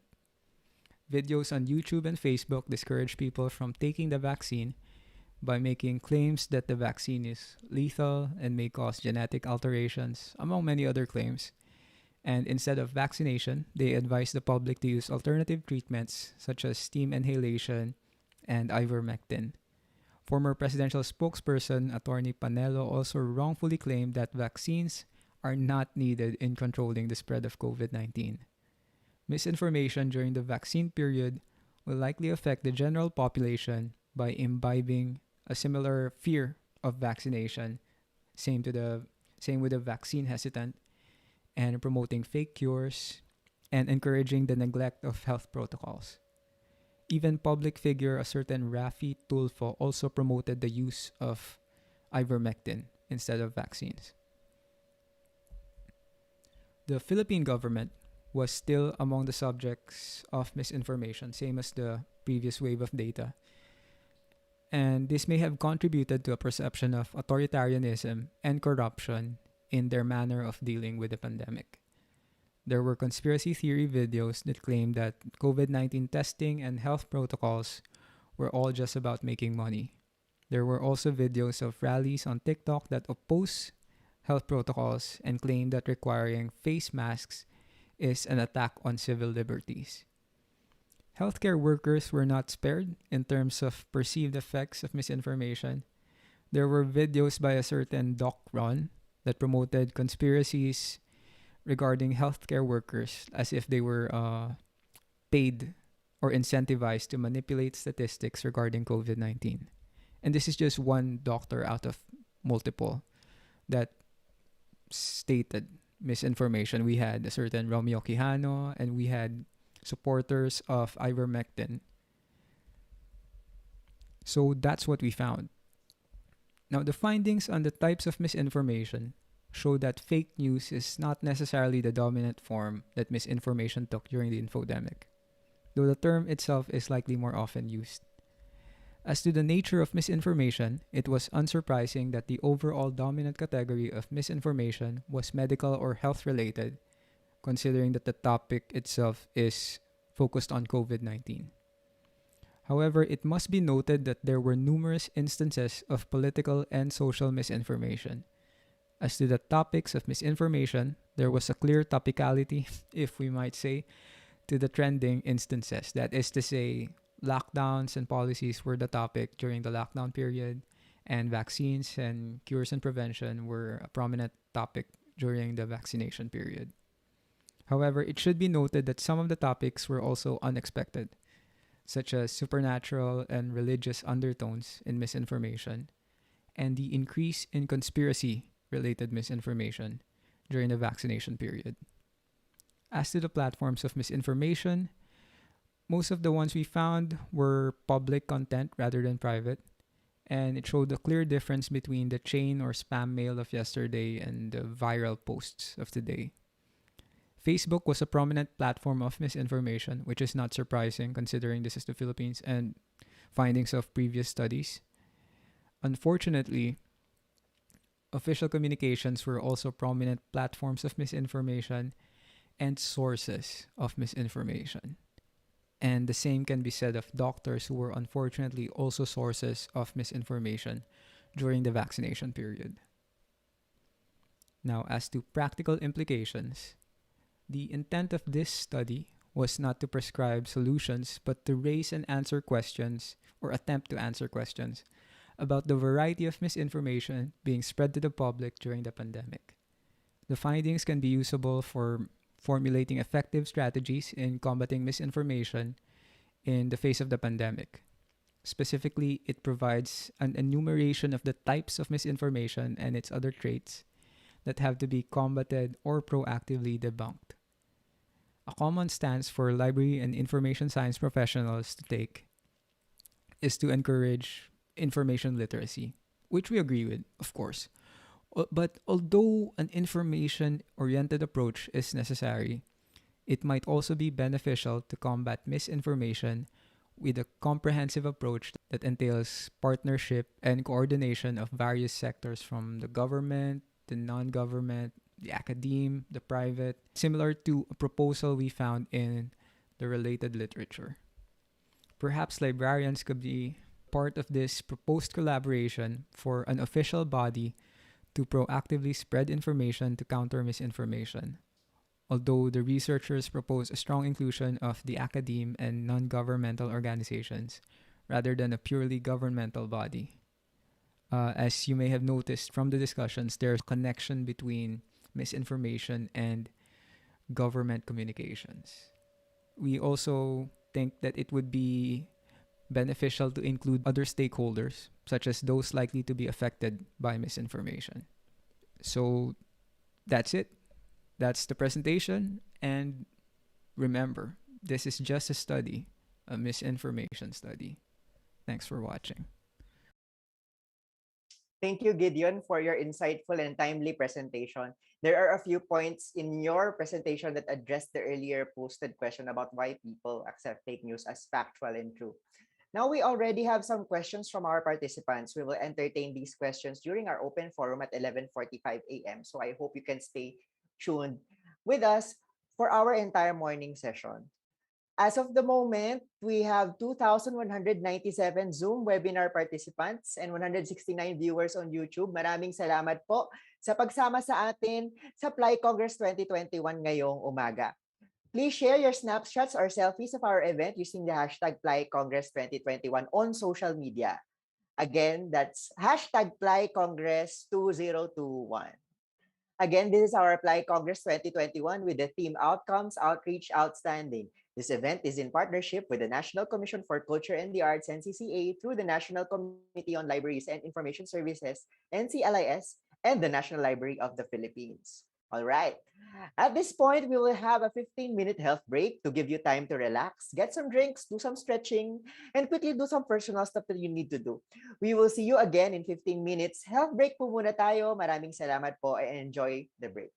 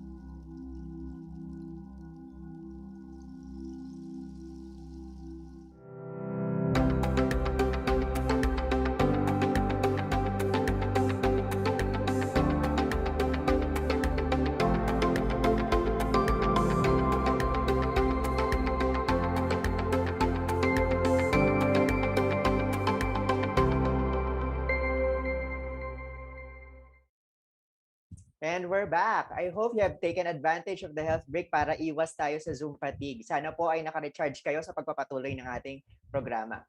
This is the morning session of Day 2 of our PLAI Congress 2021 with the theme Outcomes, Outreach, Outstanding.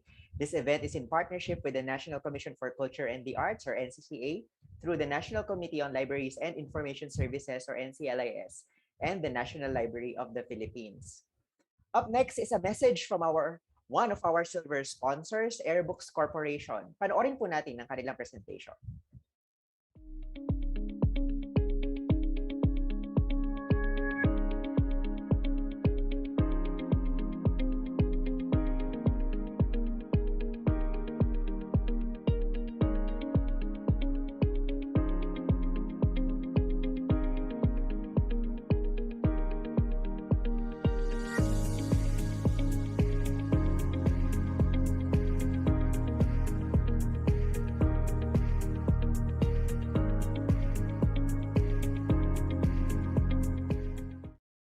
Welcome to the newly designed Britannica School. Britannica School provides interactive tools for both teachers and students that allow for creating, saving, and sharing. The new features increase student engagement through enhancements that make accessing accurate, relevant content easier and more engaging than ever before. The streamlined homepage allows you to easily choose your learning level. Select a level to enter or search directly from this page. As you type in your search, Britannica School will suggest search topics. Scroll to the suggested topics and articles, or click the search icon to search what you've typed. The search results prominently display relevant multimedia at the top of the page. Each search also features additional content, including journals and magazines, editor-recommended websites, and related primary sources and ebooks. If a lower or higher reading level is desired, simply click on Level 1 or 3 to be directed to that level, easily differentiating the content. Once in the article, you have an additional opportunity to adjust your reading level. For example, if the reading level is too difficult at the middle school level or Level 2, you can select Reading Level 1 and the reading level will adjust. Let's take a look at this same article by searching from the elementary level. The environment here is more appropriate for elementary-aged students. The content is sectioned, making it easy for students to focus on each portion of the article they are reading. There is still the option to adjust the reading level from the elementary level. Students can jump up to middle school level if desired, allowing for further differentiation. Both students and teachers can easily save articles, videos, images, and more. Simply click on the star to add as favorites. Favorites can be organized into resource packs and be revisited at any time. Teachers can take their favorites a step further by incorporating the content into the lesson plan builder.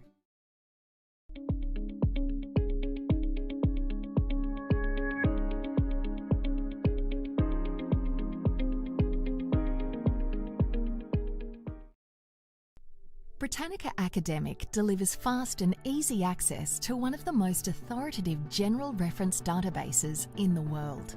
A rich digital collection of tools, Academic offers a variety of reliable sources that students of all disciplines can consult when conducting thorough collegiate research.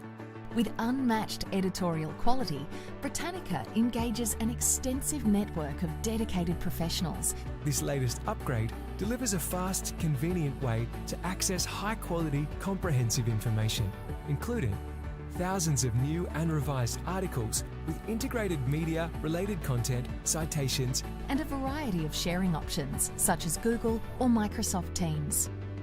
Biography Browse, containing historical and modern-day biographical profiles. related ebooks, primary source materials, as well as content from thousands of journals and periodicals. The World Factbook, a unique feature that assists with collegiate-level statistical research.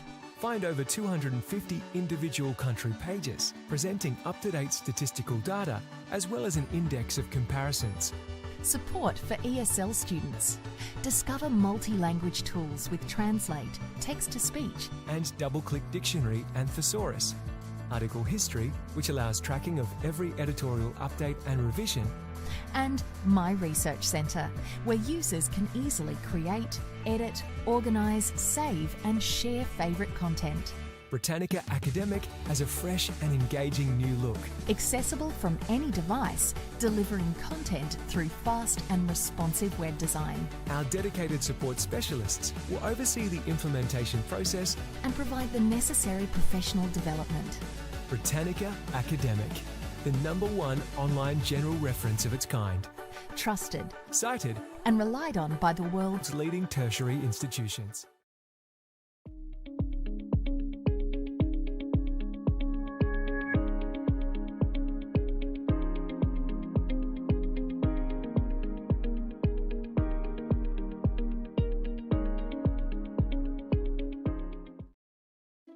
Bringing the world's knowledge to your local community, Britannica Library has been created specifically for public libraries to help meet any visitor's research needs. Straight from the homepage, users can search age-appropriate levels and interact with the very best material for kids, adults, or curious minds.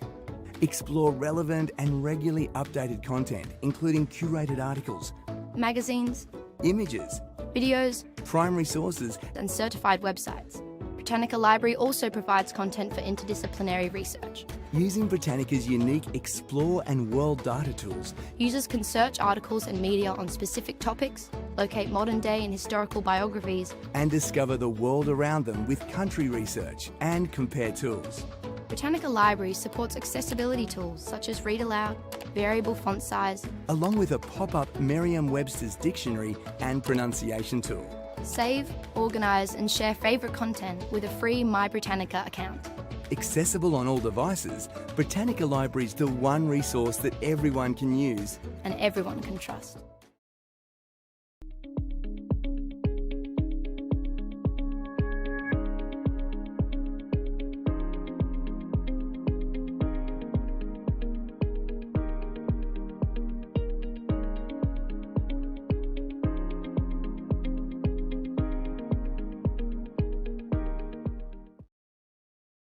Britannica Launchpac's Science and Social Studies make it easier for teachers to differentiate instruction while providing trusted, rigorous content for students in core pre-K through 12 subjects.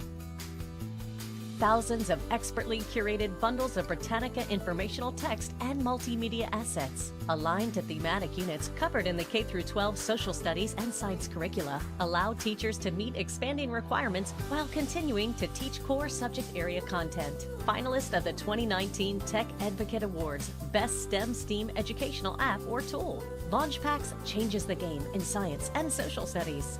Launchpacks comes equipped with learning strategy activities for identifying main idea, summarizing, and journaling, all designed to build close reading skills while raising subject area literacy. Question set activities offer educators a bank of customizable questions that target skill building in areas like critical thinking, inquiry, vocabulary, and reflection. Use a starter set, mix and match questions, or write your own to make an activity that prompts students to explore and respond to content. For easy access, Launchpacks are integrated with popular single sign-on solutions and LMS platforms such as Clever, ClassLink, and Canvas. Launchpacks are now integrated with Kahoot, the popular learning games and trivia quizzes platform. The Kahoot integration provides teachers with a fun tool to promote student engagement. Presentations are also a bit more fun thanks to Launchpacks, Social Studies, and Pear Deck. Pear Deck transforms presentations into classroom conversations. Britannica's classroom solutions transform teaching and learning with differentiated, outcome-focused, and engaging resources that are as agile as today's teacher needs to be. Launchpacks, helping every student succeed. Yes, every. Britannica. Inspire curiosity and the joy of learning.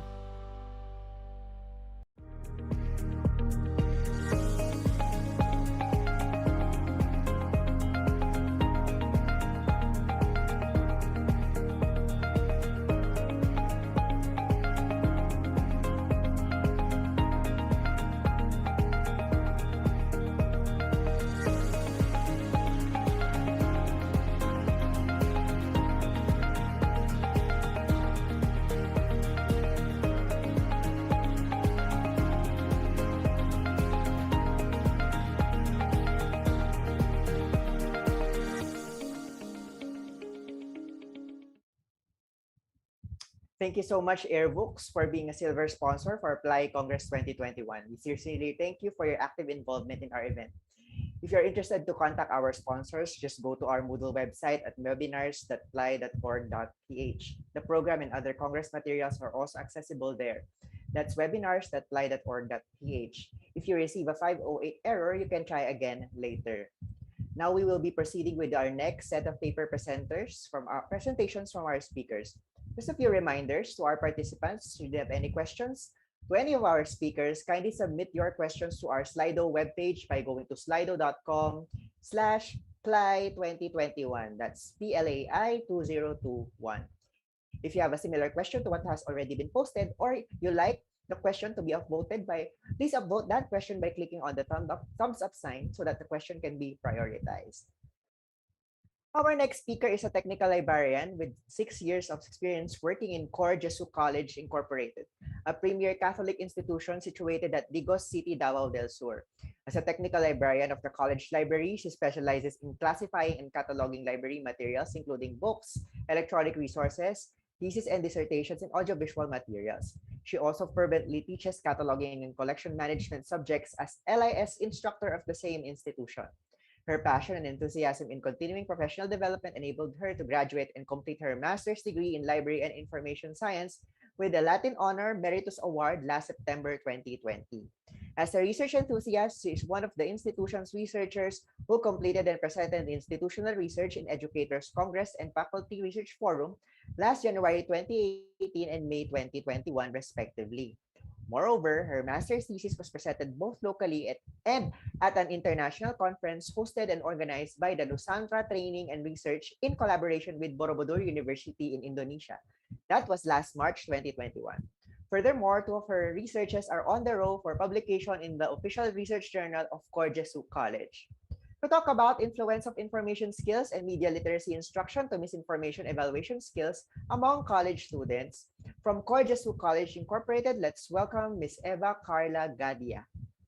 Good day, everyone. I am Eva Carla Gadia from Cor Jesu College, Davao Region. In behalf of my research advisor, Dr. Ida Garantudi, I would like to take this opportunity to present our study entitled Influence of Information Skills and Media Literacy Instruction on Misinformation Evaluation Skills among College Students.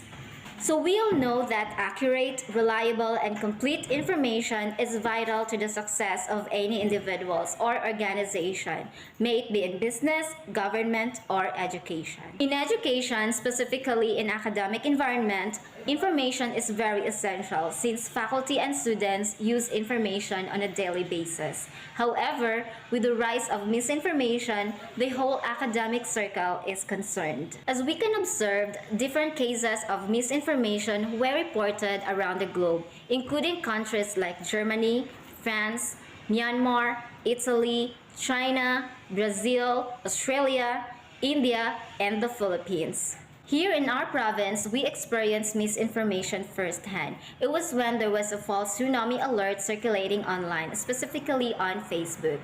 That was after the magnitude 6.3 earthquake hit our city and the nearby municipalities and provinces. Unfortunately, even educated people believed in that false alert and misled by that piece of misinformation. And I myself witnessed the chaotic scene it created. As you can tell, misinformation is already an alarming issue. But what makes it even a major concern is that information consumers like young people or students have difficulty in distinguishing real or fake information. Moreover, they also have difficulty in differentiating quality information sources from questionable ones. In addition, students are most likely to trust what they read online without even checking or verifying the quality and credibility of the information as well as its source.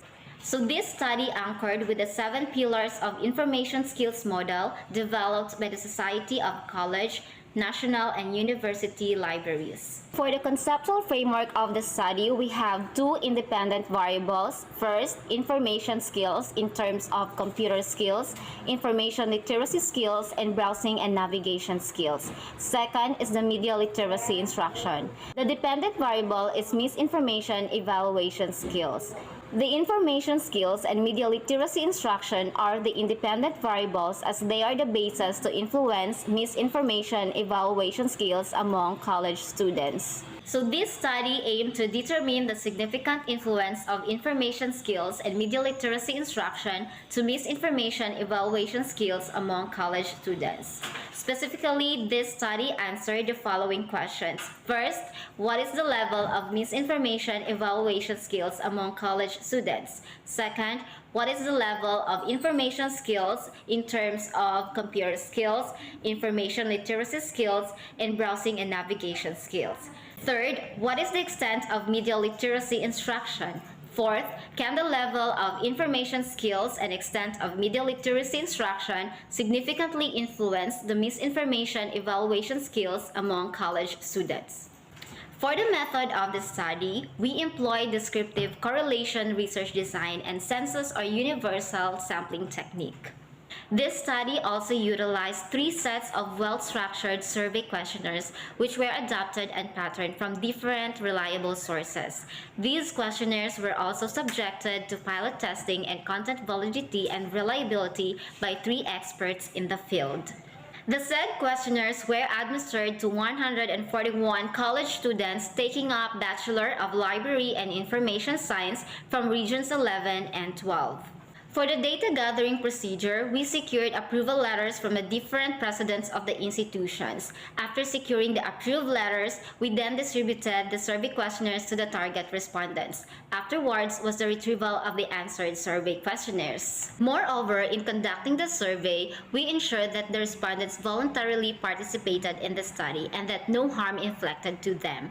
All the data gathered were also treated with confidentiality. In analyzing the data, mean scores and multiple linear regression analysis were utilized. Mean scores were used to establish the levels of misinformation evaluation skills, information skills, and media literacy instruction, while multiple linear regression analysis was employed to determine the significant influence of information skills and media literacy instruction to misinformation evaluation skills among college students. Now let's talk about the results of the study, starting off with the level of misinformation evaluation skills among college students. Results reveal that the level of misinformation evaluation skills among college students is high. That means to say that they have the proficiency in checking, verifying, and visiting other reliable sources to evaluate information. Concerning with the level of information skills among college students, results reveal that they have high information skills. That means to say that they are proficient in terms of computer skills, information literacy skills, and browsing and navigation skills. As to the extent of media literacy instruction, it was found out that the students' respondents received very satisfactory instruction which effectively increased their media and information skills. Concerning with the significant influence of information skills and media literacy instruction to misinformation evaluation skills, results reveal that both of the independent variables, namely information skills and media literacy instruction, can significantly influence the misinformation evaluation skills among college students. Based from results of the study, it is concluded that information skills and media literacy instruction did matter in evaluating information. Ultimately, students can win this battle of misinformation if they possess information skills and received a highly effective and comprehensive media literacy instruction. In the end, it still lies in the hands of the teachers, librarians, as we are the one who will ensure that the students have the necessary skills in accessing accurate and reliable information. As to the recommendations of this study, we have first, school administrators may support the BLIS faculty and librarians by sending them to seminars and trainings related to today's digital information. Second, BLIS faculty and librarians may conduct an intensified media literacy instruction focusing on the proper use of media devices, as well as understanding and evaluating media content using fact-checking sites, cross-referencing, etc. Lastly, future researchers may conduct a follow-up study to generate qualitative data regarding the 3 variables being studied. Here are my sample references and photo credits. Before I end this presentation, I would like to thank the PLAI and bot end officers for this wonderful opportunity. So there you have it. Thank you so much for listening and have a good day. Thank you so much, Miss Gadia. Truly, there's high misinformation and high information literacy skills, and that's very good. And there's also you have established the relationship between your variables. And yes, we are very much hopeful in that in your study, kumbaga, your situation there in your college. Salamat po. Our third paper for this morning is by an instructor-student duo. Presenting their paper, we have Mr. Chrysler Aaron Miranda and Mr. Jonathan Ricardo. Mr. Chrysler Aaron R. Miranda is a cum laude graduate of BLIS at the University of San Jose Recoletos. He is earning his Master of Library and Information Science degree at Cebu Normal University. He is currently affiliated with the Vicente Soto Memorial Medical Center Cebu as librarian 2 and as a part-time LIS faculty at the University of San Jose Recoletos. He also serves as an editorial review board member at the International Journal of Library and Information Services and as an ad hoc reviewer to 3 international research journals. He is an aspiring researcher with experience in presenting papers locally and internationally. His research interests include information literacy and instruction, virtual library services, and LIS education. Meanwhile, Mr. Jonathan Ricardo is a BLIS student of the University of San Jose Recoletos. Once again, to present Infodemic Amidst the Pandemic, Librarians' Experiences in Battling COVID-19 Misinformation, we have Mr. Chrysler Aaron Miranda. Good day, everyone. I hope all of you are doing well. It's our honor to be selected as a research presenter and represent Region 7 here in the National Congress. Together with my co-author, Mr. Jonathan Ricardo, we would like to thank PLAI for this opportunity. So our topic is titled Infodemic Amidst the Pandemic, Librarians' Experiences in Battling COVID-19 Misinformation. So the ongoing infodemic, the overabundance of reliable and misleading information, both offline and online, has become a big threat to our society alongside the coronavirus disease or the COVID-19 pandemic. So it causes confusion to the public that leads to mistrust in health authorities, and it undermines the public health response, which can intensify or lengthen outbreaks. And as lockdowns were imposed and as the work from home setup decreased face to face interaction with people, the reliance on the use of virtual platforms as a way to interact with others and as a source of information increased. So, with the presence of various communication channels like the web, the social media, chat apps, television, and radio, information management has become a challenge, especially with a vast amount of medical misinformation, rumors, and conspiracy theories being disseminated. So, social media, in particular, like platforms like Facebook, Twitter, TikTok, Instagram, and even YouTube, play a strong role in spreading misinformation. And with these, it became vital to educate the general public about the nature of fake news and negative outcomes of sharing such news.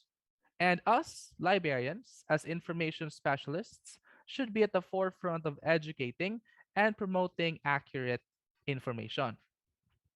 Now, to this end, the study would like to know the lived experiences of librarians in battling the COVID-19 misinformation. It specifically aims to find out the librarians' awareness of the infodemic, the methods they employ to combat it, and the reasons why some librarians hesitate to act on it. So the study made use of a phenomenological study design to explore the librarians' lived experiences, okay, in battling COVID-19 misinformation. An online survey with open-ended questions was used to let the respondents express and share their experiences freely. Respondents were 23 librarians from different parts of the Philippines and were selected through purposive sampling and were contacted online. So a thematic analysis was employed to identify, analyze, and interpret the qualitative data gathered.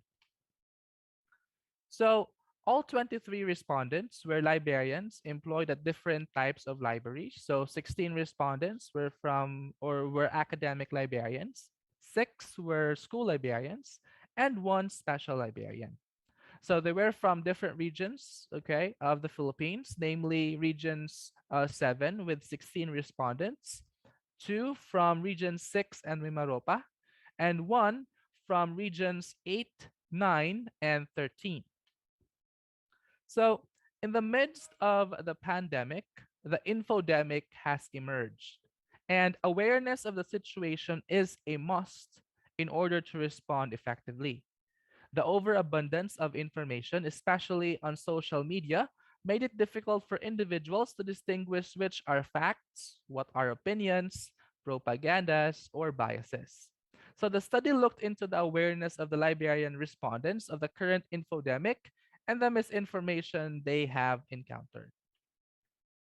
So all 23 respondents were aware of the presence of COVID-19 misinformation, where 4 of them shared that they haven't encountered COVID-19 misinformation. Now, for those who've encountered misinformation, these are the ones, okay, that they have heard. So first, uh, or these are the misinformation they've encountered. First, the confusion regarding the financial assistance by the government. Okay. Quarantine protocol confusions, particularly on lockdown exemptions. Quotes by personalities posted online praising or commenting on the pandemic response of the government. Okay. We also have conspiracy theories like fake articles stating that COVID-19 is incurable, that COVID-19 was made by scientists, and that it's a bioweapon, okay, and that it was intentionally spread in Wuhan by an American soldier, and that COVID-19 is not true. There were also false medical claims that was spread, like paaso or tuob or steam inhalation, which they said can cure COVID-19. Okay. Another one is that as long as a person sneezes or coughs, he or she is already COVID-19 positive. Another one is that the vaccine doesn't work because it was rushed. Okay.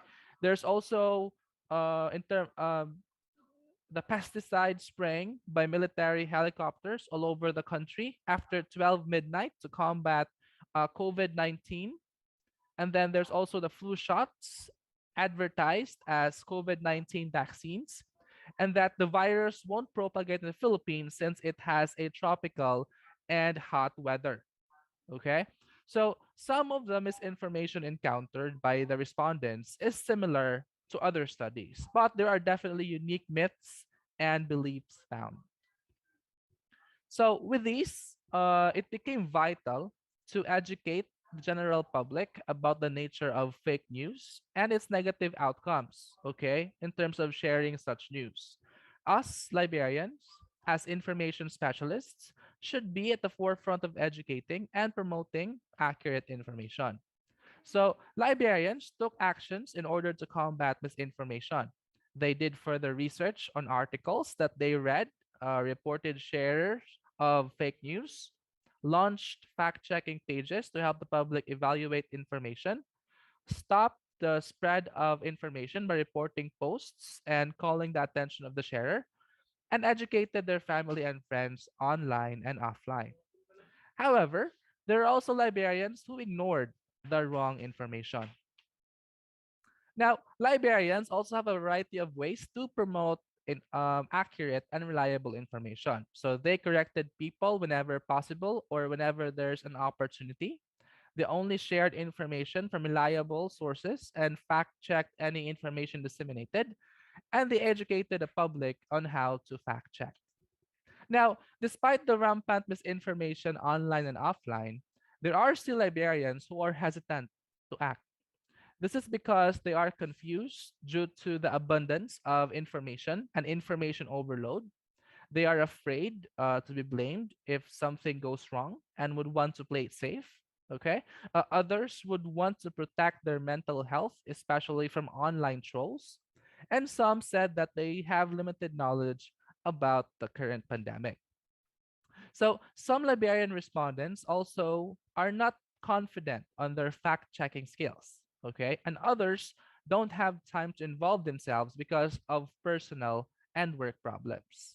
But there are also librarians who are unknowingly promoting misinformation. So, which is unfortunate because ignorance should not be a reason, especially us as information professionals.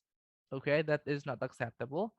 And there are also others who simply lack the interest to involve themselves, okay, in the current situation. So, in conclusion, librarians are definitely aware of the rampant misinformation on COVID 19. They are taking actions to combat it, okay, and they continue to promote authentic and reliable information. However, there are librarians who ignore misinformation and are hesitant to act, mainly because they want to play it safe, unsure of their fact checking skills, or are just not interested. Now, based on the findings of the study, so we recommend more webinars, trainings, and workshops focusing on enhancing the fact-checking skills and health literacy of librarians, okay, should be initiated. Library organizations and leaders in the LIS field should be more active and visible in debunking misinformation to make other librarians more confident and be inspired to act. All right. So these are our references. Again, thank you very much for listening. Thank you, PLAI, for this opportunity, and I hope all of you have a great day. Thank you so much, Sir Chrysler. As you might observe, we have tackled misinformation in our past three presentations. And we have just heard from Mr. Miranda an inquiry on how librarians respond to COVID-19 misinformation. Now, please take note that we will be entertaining your questions during our open forum later. Please go to slido.com/PLAI2021 to submit your questions. Kindly include your name and the name of the presenter to whom your question is addressed to. At Slido, you can also view questions previously submitted, and you can upvote them by clicking its thumbs icon. Before our open forum, let us have two back-to-back presentations from our silver sponsors, Wiseman Books Trading Incorporated and Megatexts Philippines. Let's all watch their presentations.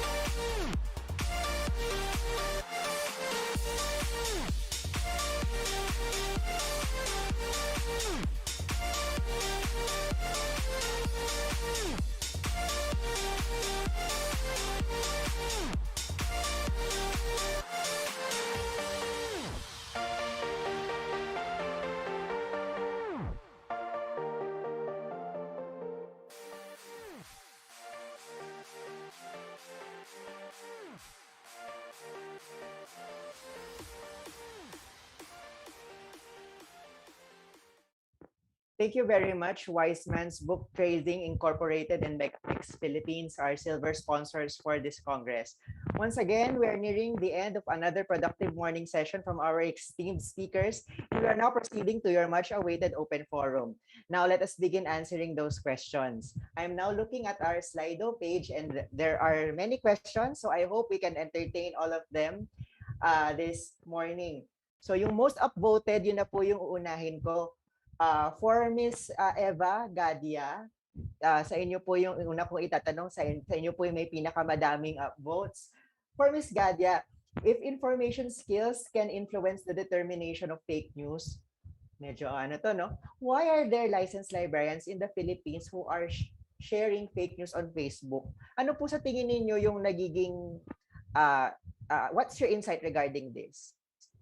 Okay, so thank you for that question. So my findings in this study stated that information skills can significantly influence the identification or evaluation of misinformation. But the librarians are considered information professionals and they are supposedly have high information skills, but there are still librarians who are sharing fake information on Facebook. But what my insights about this is that I think it's a result of an honest mistake because there is a thin line of misinformation. We cannot really automatically detect information if it's real or fake. So that is why, as a librarian or information professionals, we should evaluate information first before posting it on our Facebook.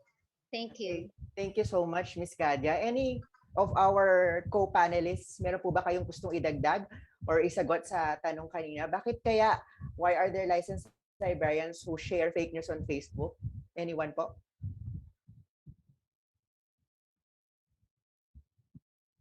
Sige, kung wala naman, okay lang naman. Let's proceed with the next question. What is your, siguro po ito ay kay, siguro anybody can answer this, but I believe this was posted during the talk of Mr. Gideon, Mr. Cascolan, Fernandez, and Putong. What is your reaction to our fellow librarians? Actually, halos pareho lang naman, pero may gusto silang idagdag. Should PLAI or PRC-BFL explore sanctions for such activities? Mr. Cascolan or anyone in your group would like to respond to this? Hello. Sorry. Can you guys hear me? Yes, Orly. Okay. So regarding that, first, we're very disappointed. No? Especially since they supposedly they are information professionals, they are equipped to assess or evaluate information, or at least meron silang faculty, mental faculty, or so supposedly may keen eye sila para mag-assess ng misinformation. So very disappointing that information professionals share misinformation or fake news. In terms of sanction, our group at least believes na there is no sanction naman na necessary, but institutions such as of course PLAI and other institutions that uphold freedom of information or oppose misinformation should take active steps in combating fake news in general. So instead of sanctioning, our group thinks na mas dapat maging proactive yung mga institutions and even information professionals to teach the public to be critical of misinformation and fake news. Okay, thank you so much, Orly. Now related to your paper pa rin on misinformation online, there's a question here. What if yung mga public figures you mentioned in your paper na nabanggit niyo na nagpapakalat ng misinformation will backtrack your study and claim your study as also a misinformation? What can you tell them?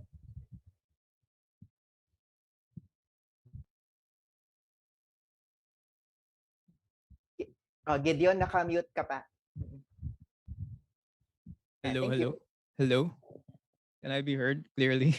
Yes, All you right. are. So I think I'll take this one. So this is a facet of fake news that we didn't discuss kasi we're strapped for time and mahaba na enough yung paper as is. Pero fake news is often used to discredit or to silence critics, no, dissenters. So we shouldn't be surprised if ever that happens.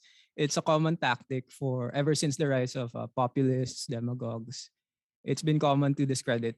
So I wouldn't be surprised. I personally would wear it as a badge of honor. And I'd like to remind everyone that if a certain figure that you follow is very quick to accuse media sources of fake news, maybe it's time to double check on what they're saying, to do your own fact checking. That's all I will say about that. Thank you, Gideon.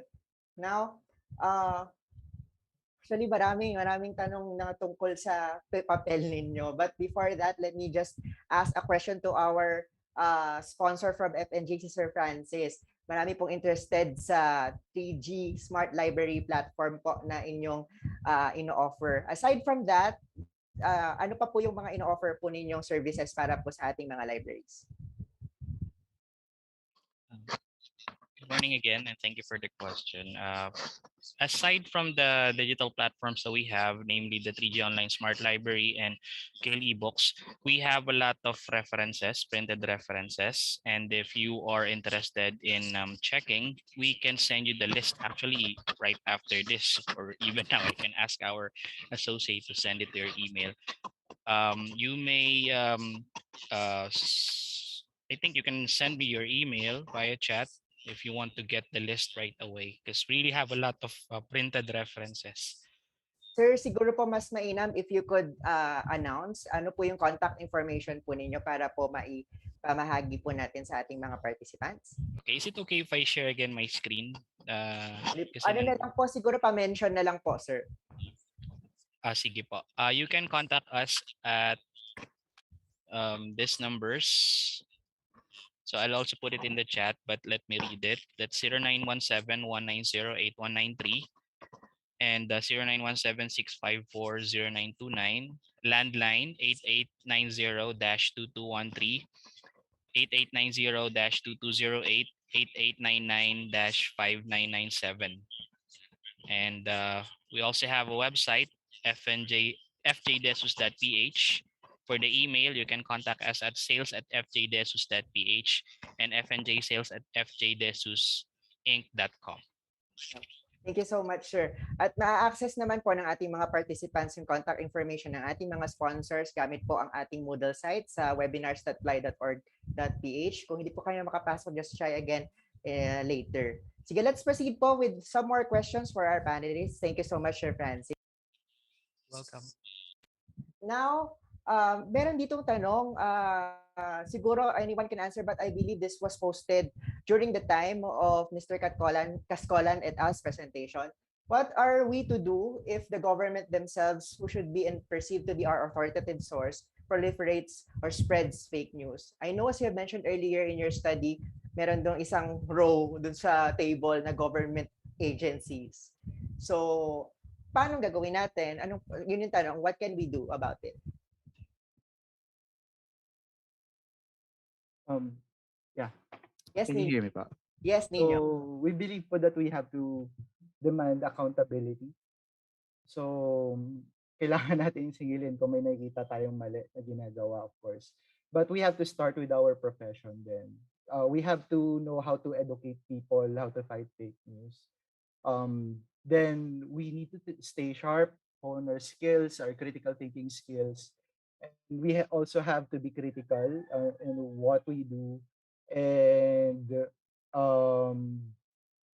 we have to check our biases then, of course. Yeah, that's all. Thank you. To add to that, sorry. Yes, Arlie. Yeah, also, that is why interventions such as information literacy are very much necessary.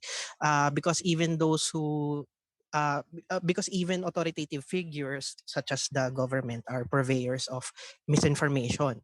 So actually yung study po namin, hindi siya very prescriptive or hindi siya nag-impose kung ano yung mga dapat gawin or yung mga possible solutions. What we intend actually or what we intended was to merely describe what kind of fake news are being or misinformation are being proliferated during the early stages of the lockdown and then the early stages of vaccination.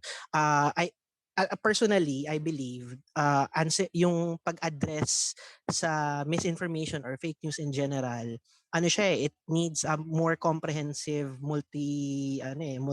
uh, parang multi-pronged na approach, not just on the part of information professionals but the government and other stakeholders as well. So mas yun po siguro yung And hello, I would like to add na lang, if since yung question is about what to do when a source that should be reliable is not reliable. Well, in general naman, whether it's the government or I saw some questions, whether it's fact checkers, whether it's news media, whether it's your parents, you should always be critical and trust but verify. Double check if you can. Due diligence. Even us, actually. Our research, question it if you want.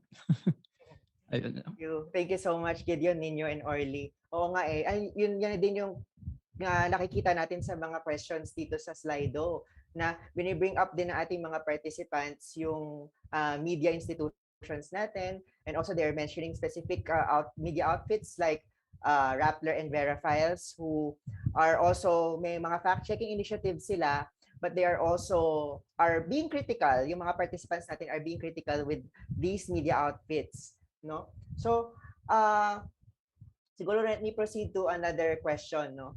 I-divert ko yung question na ito kay Sir Chrysler. Dahil ito ay tungkol sa misinformation at mga librarians. So, according to our participant, one criteria for vetting information is its authoritativeness. What if the false information is coming from an authorized source? Sorry, false information from an authorized source. How can we as librarians solve this? Thank you, Sir Darwan. Basically, evaluating information is not only in terms of like who is the author or in terms of its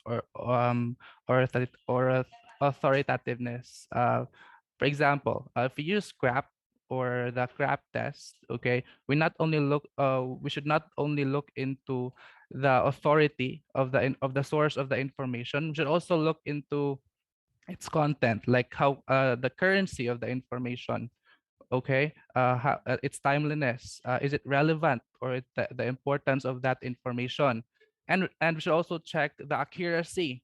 Okay, it doesn't mean that if it came from an authoritative person it's already accurate. No, we have to double check. Okay, we have to check where does it come from. We have to check, if those statements or if those information are supported by evidence, or where those information came from a source that's been reviewed or refereed. Okay, were those information verified? Okay, was there any accuracy issues, basically? Okay, and also you have to also check the purpose of the information. Okay, we have to check if there are biases. Okay, like, is the information a fact, an opinion, a propaganda? We have to make sure to also check those. Okay, so evaluating, or again, it's not enough, or it doesn't mean that if the information came from an authoritative person, like from the government, we should already consider that as, fact. We have to simply use, again, as librarians, we can use CRAP test: currency, relevance, authority, accuracy, and purpose to evaluate information. Thank you. Thank you so much, Mr. Miranda. So, follow-up question lang po, or a related question from our participants. Aside from attending webinars, sir, personally, how do you upgrade your critical thinking skills to combat misinformation and help others do the same? Okay. Aside from attending webinars, as also was mentioned earlier in our recommendations, so if there are trainings, workshops, please grab that opportunity. And also personally, what I do is I check and read studies like on how to upgrade my critical thinking skills, or as we call it, critical literacy. Okay, it's not enough that we are information literate. We have to be critical. We have to know critical literacy. And also personally, I check live guides, okay, from our prominent libraries. And also, I also consult with my mentors if in the LIS field, if I have tips, or if I need tips or guidance in terms of improving myself in that area. Maraming salamat po, sir. Thank you so much. Now, ibalik ko po yung usapan natin, or yung ating discussion with fake news, misinformation, and media outfits. We have a few questions here related to the credibility of media institutions. I mentioned earlier yung nga Rappler, and a few of our participants mentioned Verifiles. Siguro ito na lang para ma-summarize ko yung mga questions nila o mga concerns na nire-raise nila into one question. How can we address the perceived low credibility of our media institutions? Na there are people who are speculating that these media institutions are biased or that they are themselves purveyors of fake news. Paano kaya, ano sa tingin ninyo? Anybody from our panel could answer. How can we address this supposed low credibility of our media institutions? I think like we could start with the trio, Mr. Cascolan. Anything that you would like to share related to addressing this concern on media credibility? Hello. Yeah, Can you? Okay. So first of all, regarding media credibility, I think yung primary responsibility on doing that lies syempre dun sa mga media institutions themselves.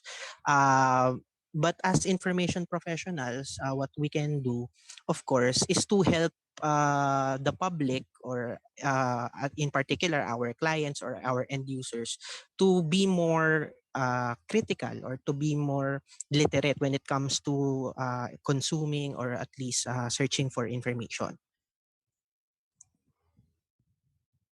Any additional pa from our panelists? Yes, Gideon.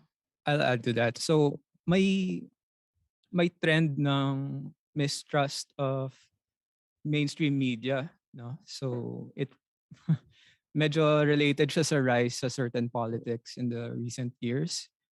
And I think yung sa bias at least, what I can point out is that meron talagang unavoidable bias ang news sources. It comes in two forms. And natutunan ko to sa communication research classes ko, which is agenda setting, that is how they decide what deserves to be considered news. And two, framing, which is how they decide how to discuss something. From what perspective, what narrative are they forming? And hindi siya avoidable. Kasi whether it's a newspaper, limited space sa newspaper, whether it's news sa TV, limited time.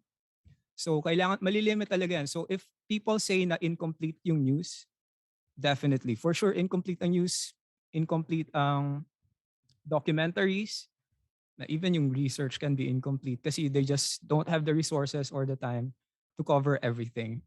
So on some level, may bias talaga ang news. And also, it serves certain interests. For example, sa Philippines, may study na that ang nature of news reporting is enterprise, which is probably true for everyone. You can't continue reporting on people if you you irritate them so much that they refuse to be interviewed for future reporting. So in that sense, my media bias talaga for sure. But if we're talking about they're fabricating facts, they're stating wrong things, making false claims, that's where I would be doubtful dahil they basically check each other. When one reports wrong and everyone else reports right, what happens to their reputation? We have media ethics to think of, their reputation. These are journalists, of course. And of course, they lose their audience if they repeatedly report false claims. So for the most part, yes, my bias in that limited ang media, limited ang news reporting. But if you're just doubtful dahil it attacks a certain thing or a person that you like, maybe it's time to check for yourself. Due diligence na lang. Ayun. Thank you. Thank you so much for your advice. It's really important na hindi lang tayo mag-seek ng accountability sa kanila, kundi dahil din sa easy exchange of information today, we also have the responsibility ourselves to kumbaga vet tayo din mismo, kumbaga two ways din siya. Kung may responsibilidad ang media, meron din tayo responsibilidad bilang consumers ng impormasyon. Thank you. Now, for Miss Gadia, meron po ditong tanong regarding determining fake news. Miss Eva, what are some techniques in how we can determine fake news? Paano po?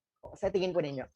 Okay, thank you po. So, first of all, as librarians, we should go back to our evaluation criteria. So, as what Mr. Chrysler mentioned a while ago about the CRAP test, so we should not just consider the authoritativeness of the information, but we also look at the currency, the accuracy of the information. We should go deeper, or we should read the whole content of the information, especially that the information nowadays, it may appear like it's a real information, but actually it contains exaggerated information or incomplete information, and that's all already considered as misinformation. So as librarian, we can determine misinformation if we are keen enough or we are very critical in consuming information. So I think the main recommendation is to conduct or create, devise, and conduct media literacy instruction, as I've mentioned in my recommendation in my presentation earlier. So that's all. Thank you so much, Miss Kaja. Siguro ang follow-up question na rin for you, dahil bahagi ng study mo ay tungkol sa mga estudyante.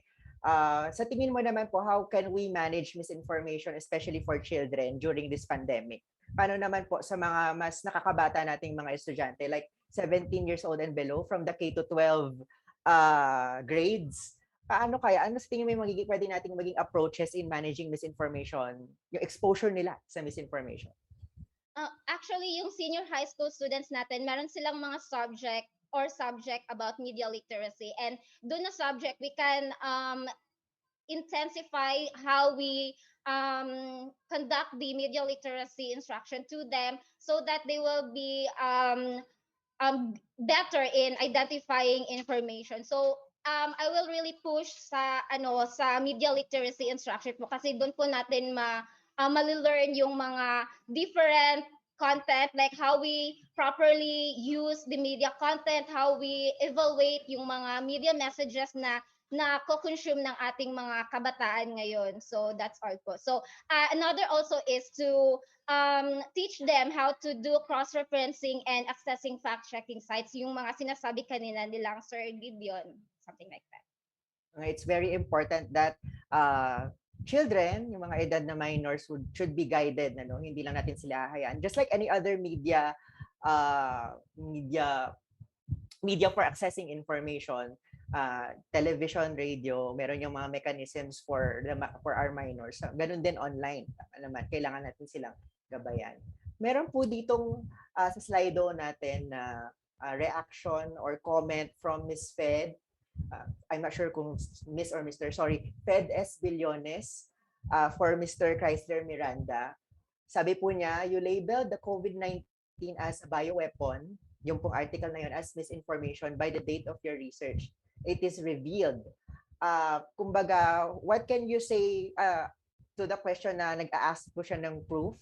Can you further explain its kumbaga, hindi naman legitimacy, pero yung authoritativeness ng pag-cite po ninyo na misinformation yung COVID-19 as bioweapon? Thank you. Okay, so at the time of my research, I've actually found an article from NCBI, or National Library of Medicine. Basically, it talks about COVID-19 as a bioweapon, but this article is actually an opinion. At the time of my research, I wasn't able to find an article or a journal a paper that proves that COVID-19 is a bioweapon, because the article that I found is basically still an opinion. But I'm definitely open if you have an article, okay, or a study that can definitely prove that it is a bioweapon. That's why we have research. Okay, we're free here to engage and also to question our results and also what we have in our paper. Thank you. Thank you very much, sir. Oo nga naman. Kasi ando din the challenge right now with this COVID-19 pandemic and the challenge of research during this time is that ang bilis din ng turnaround ng information in social media, and it's very difficult for us to actually grasp the entirety of social media. Hence, we really need further research. We need to further verification of these facts. And yes, we cite information, but still it is subject to vetting and subject to forums like this. That's why we're very happy that all of our panelists are here presenting their insights and their research and ano din for discussion then and for the learning and knowledge of our participants. Sige po. I think we can proceed with our last few questions before we end. Siguro po, ganito na lang. Marami kayong kasing nag-upvote, marami pong interesado sa inyong mga research papers. Siguro po, can you tell to our participants how you may be contacted if in case they want more information or would like to have a full text of your research work? Starting with Gideon and your colleagues, how can you be contacted po? So for now, hindi pa kami published, though we do plan on publishing the paper, of course. So you can send us an email. You can send me an email at jedcascolan, jedcascolan@gmail.com. And you just express your interest. And once we publish the paper, we'll update you on where to find it. Or we'll send you a copy. Yep. Si Miss Eva naman po, how can you be contacted related to your research po? Actually, my research is already published in our official school journal. So it can be accessed online. So you just type the title of my research on Google and you will be directed to rpocjc.edu.ph. That's our school publication. So if you have questions regarding my research, you can contact me through my email ad. So evacarlagaria@gmail.com. Yun po. Thank you. Thank you so much, Miss Eva. Okay, Sir Keister po. Same po with Sir Cascolan. I haven't published the paper yet, but you can contact me if you have questions to chrysleraaronm@gmail.com. Thank you. Maraming salamat po. Thank you so much. That ends our open forum this morning. Thank you so much for all your insights and all your ideas and the knowledge that you have shared to our participants this morning. Marami rin pong salamat, Mr. Francis Tanghal, for gracing our event and promoting your 3G Smart Library to us. Thank you so much for all our paper presenters this morning. All right. At this point, let's have our 1 hour long lunch break. Let's use this break to grab our lunch, relax, do some stretching, and prepare ourselves for the second half of today's session. We will see you again in an hour, and we'll be joined by Mr. Dridge Paul Reyes, a faculty member of the UP School of Library and Information Studies. He will be with us to host and moderate our day 2 afternoon session. Once again, this is the PLAI Online Congress 2021. This year's theme is Outcomes Outreach Outstanding. This is brought to you by the Philippine Librarians Association Incorporated in partnership with the National Commission for Culture and the Arts, NCCA, through the National Committee on Libraries and Information Services and the National Library of the Philippines. Maraming salamat po sa inyong lahat. This is Elijah Darhuan, your host and moderator for this morning's session. I hope you enjoy your lunch break and see you in this afternoon session. Maraming salamat po and enjoy your lunch.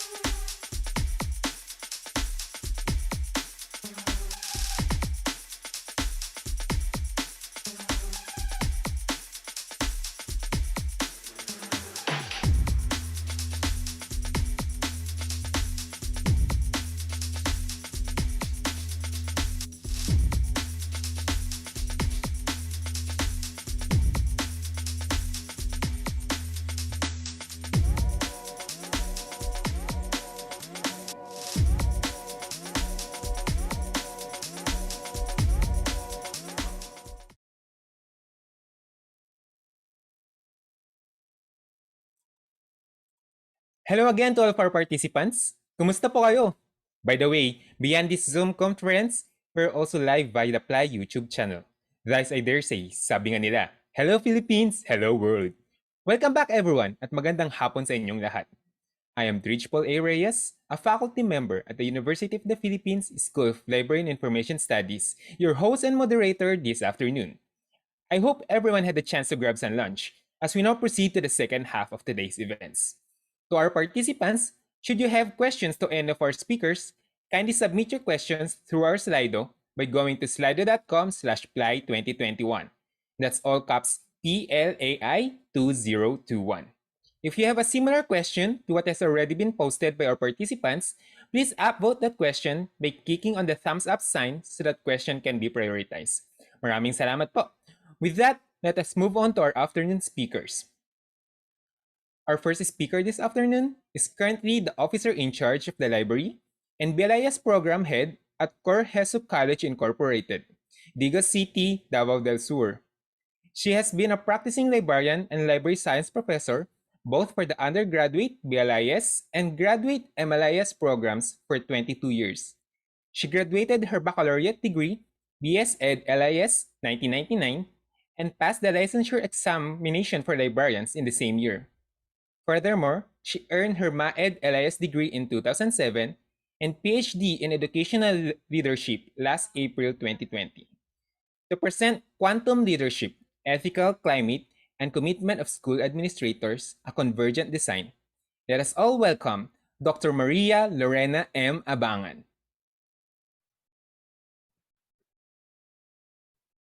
Good day, everyone. I am Maria Lorena M. Abangan, currently the Bliss Program Head and College Librarian in Coriasa College, Digos City, Davao del Sur. The title of my paper is Quantum Leadership, Ethical Climate, and Commitment of School Administrators, a Convergent Design. For the introduction and background of this study, the problematic commitment of leaders remains high, resulting in lack of creativity, connectivity, and collaboration at all levels of the organization. 80% of global organizations experience disruptive innovations that are changing the rules of competition for today's higher educational institution at the breakneck speed, so with leaders' commitment and ethical climate in the organization. In the United States, Chow and Laszlo argue that 75% of current approaches to leadership fail to produce positive commitment and outcomes for either the organization or the communities they serve. It has been argued that unethical behavior in the organization is increasing. A sound ethical practices among employees is vital to the organization and society as a whole. Recent impacts from the revelation of previous findings, ethical climate, and school organizations lend support to the school leaders' commitment in organization, according to Victor Callen, 1987, 1990, and 2009. One type of leadership is quantum leadership. Leadership and ethical climate have bearings towards commitment of school leaders, according to Niels and Spiegel, 2016. Quantum leadership as a leadership informed by quantum thinking and guided by the defining principles of quantum physics. Quantum leadership occurs by projecting one's mindset and behaviors into the future perfect paradigm and literally pulling the organization into the future state. For the gap of this study, evidently, findings of the previous studies conducted with either qualitative or quantitative in nature that focused among healthcare professionals. Most of the studies found were bivariate in nature, and there were only few findings or literature relating to quantum leadership ethical climate, and commitment of school administrators. The literature seemed insufficient to support the linkage between quantum leadership, ethical climate, and commitment of school administrators. On the worldview and theoretical lens, from the viewpoint of the researcher, the private higher education institutions in Region 11 may sustain the growing market in the education industry with programs to develop quality and effective leaders with increased commitment and enhanced ethical work climate for higher productivity and performance. The study is anchored on the following theories, namely the quantum theory of Porter, O'Grady, and Malloch, 2010. Second, the scientific management theory of Kilman, 2015. Third, the ethical climate theory of Victor and Callen, 1987. Fourth, the theory of organizational commitment by Pereira, 2016. For the purpose of this study determined the influence of quantum leadership and ethical climate on the commitment of school administrators of private higher educational institutions in Region 11. For the conceptual framework postulated the interrelationships of quantum leadership, ethical climate, and its effect on the commitment of school administrators in Region 11. For the research problems, there are 5 research questions. First, what is the status of quantum leadership, ethical climate, and commitment of school administrators? Second, do quantum leadership and ethical climate significantly influence the commitment of school administrators in Region 11? Third, what are the lived experiences of the participants pertaining to their commitment as school administrators? Fourth, how do these experiences shape the attitude and commitment of the participants as school administrators? Fifth, how do the qualitative data corroborate the quantitative findings? For the methods used in this study, the mixed method approach was used, specifically the convergent design. There were 300 school administrators that were purposefully selected and 17 participants for the qualitative phase. For the data analysis in the quantitative phase, the mean, standard deviation, person R, and multiple regression analysis were used. And for the qualitative phase, thematic analysis by Criswell were applied. For the results and discussions, for the problem number 1, the status of quantum leadership, ethical climate, and commitment of school administrators in the private HAIs in Region 11 was rated very high. This means that leadership is always evident, the ethical climate is always manifested, and commitment is always observed among the school administrators in Region 11. It is evident also that the school leaders have always possessed quantum leadership perspective, that they consider the solutions to solve complex problems through conscious exploration of ideas and views the organization as interconnected parts. And relationships should be built by trust and shared value as a whole intelligent system. For the second problem, both quantum leadership and ethical climate significantly influence the commitment of school administrators in the private HAIs in Region 11. Ethical climate positively influence the commitment of school leaders, which means that there is a very high manifestation of ethical practices within the organization that increases the commitment of school leaders. Data implied that the higher the quantum leadership perspective, the higher is the commitment of school administrators in the private HAIs in Region 11.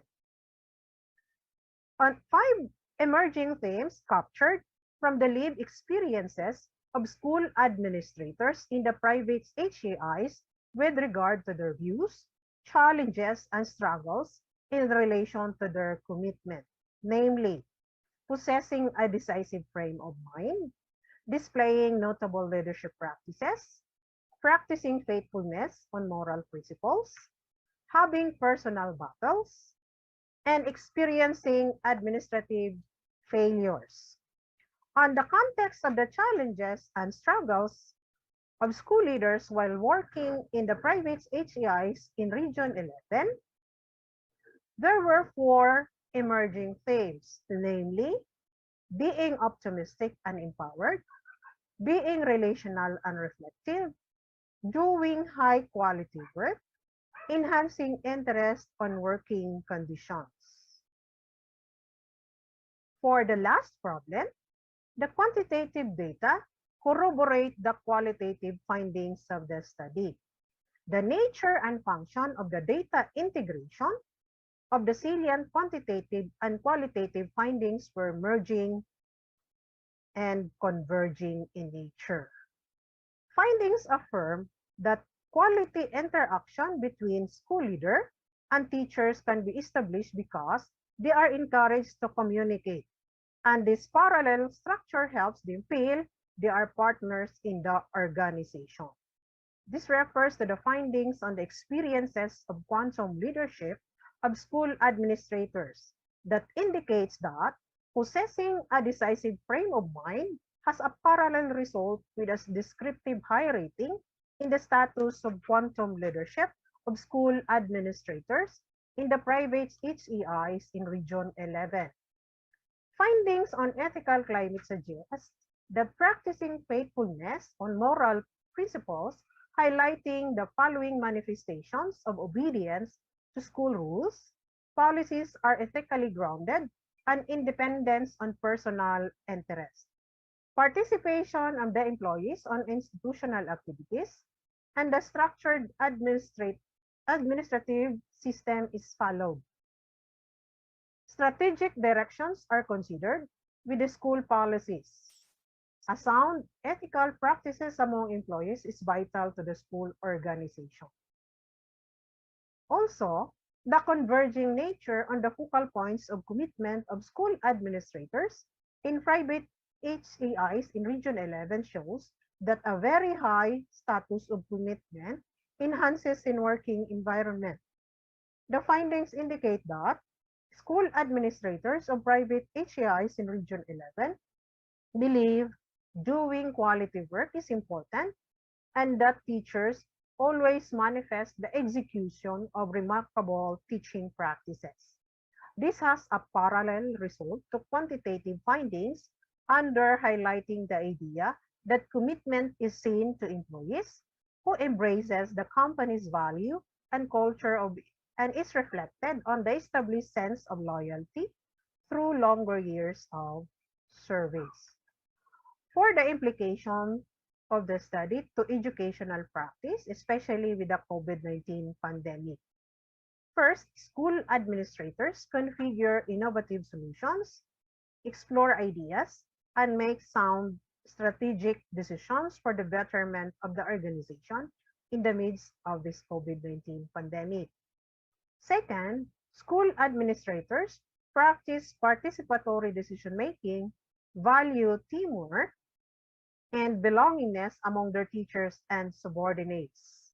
Third, school administrator practices trust and empowerment toward their subordinates that generates high productivity and performance during this pandemic. Fourth, school administrators strive to provide healthy and ethical working environment to enhance engagement and commitment of their teachers in this chaotic situation of COVID-19 pandemic. Fifth, taking into account the well-being of the teachers is considered to increase productivity and have excellent performance within the school organization in these challenging times of COVID-19 pandemic. For the recommendations of the study, first, the school administrators that their leadership skills may be sustained and enhanced through designing relevant trainings and workshops on coping mechanisms or strategies on facing changes brought about by fourth industrial revolution or the fire technology. Second, the application of quantum leadership style and providing ethical climate in the organization may be highly endorsed and sustained to be applied in the workplace to increase commitment of the subordinates. Third, continuous evaluation and long-term planning may be strengthened for the implementation of goals of the organization to the extent that the organization may have the necessary and sufficient preparation to overcome the changes and uncertainty of modern times.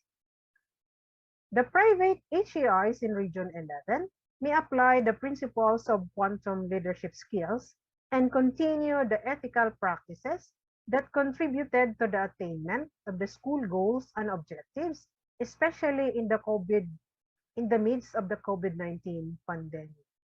And these are my sample references. Thank you very much for listening and good day, everyone. Thank you, Dr. Abangan. Wow, quantum leadership. Ang malamang bago sa pandinig natin to, pero I'm sure we might be already practicing this to a certain degree, albeit accidentally. Thus, it is to our benefit to explore this paradigm further in our own professional development and for our organizations. Maraming salamat po ulit, Dr. Abangan.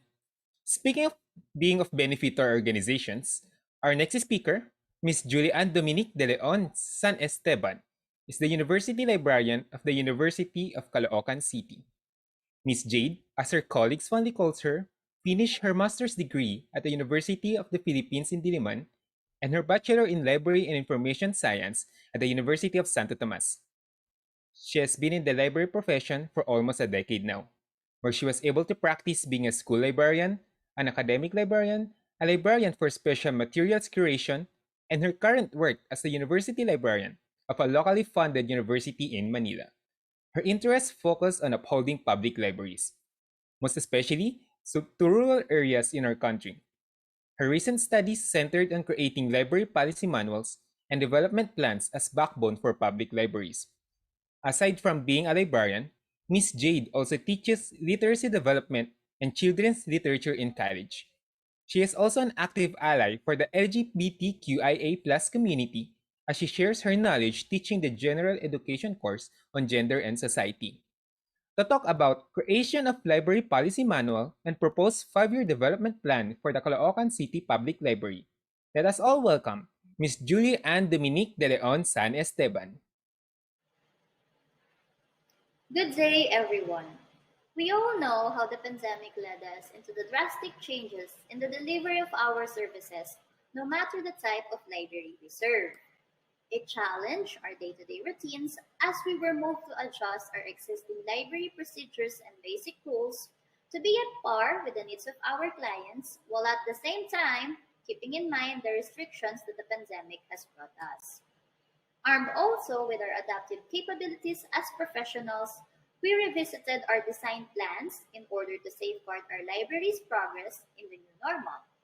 To do these measures, we refer to the key documents in our library survival, which are the Library Policy Manual and the Library's Development Plan. But what if these documents do not exist in your library? How will your library exist in the midst of the pandemic without a backbone or a projected plan? My name is Miss Julian Dominique de Leon San Esteban, or you may call me Miss Jade for short, like the gemstone jade. And today, I will be presenting my paper entitled Creation of a Library Policy Manual and Proposed 5-Year Development Plan for the Caloocan City Public Library. To begin, let me express my gratitude to the organizers of this event for inviting me to share my topic. Thank you to the Philippine Librarians Association Incorporated, in partnership with the National Commission for Culture in the Arts, through the National Committee on Libraries and Information Services, and my beloved National Library of the Philippines. This year's theme believes in the empowered capabilities of library professionals to adopt to outcomes-based programs to outreach a way of libraries to promote outstanding services and show their usefulness and relevance in today's society. And so, when we aim for outcomes-based programs, we refer to facts, existing documents, experience-based recollections, and evidence-based practices. Such is the essence of my topic for today. Let me introduce to you first the Caloocan City Public Library. So our city library was established in 1950 because of the efforts of the Caloocan Youth Club. It was able to progress following the provisions of RA 7743, or the establishment of public libraries in our country, while at the same time adopting its own set of basic library rules passed on from one local administration to another. Of course, akin to the growth of our city, CCPL has been adaptive to technological changes as it offered diverse services to the people of Caloocan. Its collections, programs, and projects developed to serve its citizens. In effect, CCPL created measures and guidelines to assist their clients in navigating the library. But because of the pandemic, the Caloocan City Public Library was moved to shift its services online. And so for my study, I, together with Ms. Cora Noble, our city librarian, and the whole staff of the library, had to revisit their existing library rules and procedures to update and add provisions for the new normal. On the other hand, we were very fortunate under the leadership of our city mayor, Honorable Oscar Malapitan, to be blessed with the opportunity to develop and expand our city library. So we had to create a 5-year development plan while taking into consideration the challenges for the library that the pandemic has brought us. To come up with a comprehensive library policy manual and 5-year development plan, we applied evidence-based management method, wherein the library policy manual and 5-year development plan were highly dependent on the best available pieces of evidence affecting CCPL. So as you can see from the screen, we have 6 steps for evidence-based management method: ask, acquire, appraise, aggregate, apply, assess, at Kitaho. Just kidding. Let me walk you through with the different steps for evidence-based management method for you to be able to understand the step-by-step process, and maybe you can get something from it to apply in your own libraries. Step 1. Ask. How will we derive the outputs? So in this process, we ask the WH questions. What are the needed evidence? Where will we get them? How will we get them? Who will get them, and from whom do we get them? So these questions really challenge us in getting the outputs because we made these projects during the pandemic. So we were very keen, or we were very strict in following pandemic restrictions, and at the same time, we were challenged with the timeline on how to come up with the different evidence that we got from the different offices affecting Caloocan City Public Library, or all the other evidences that are currently existing for our output. And so we move on to step 2. Step 2, acquire. Systematically gather evidences. So when we say systematically, we don't just go around the places, get the information that we need, but we're finished drafting all those documents. We then made another plan to come up with a different evidence coming from the different offices of Caloocan City affecting Caloocan City Public Library. And so we gathered this following plan. Yeah, so if you can see, internal of CCPL, we have our existing vision, mission, goals, and objective, the description of our entire library collection, existing library policies for current services like technical services, how we allow people to come in our library, existing library programs, projects, and activities, total number of collections, existing library facilities, existing library budget based from the previous years pre-pandemic, existing memorandum of agreement with library linkages, letter of donations, library forms, labels, stamps, and the different classification of our library services, programs, and activities without existing policy or procedures.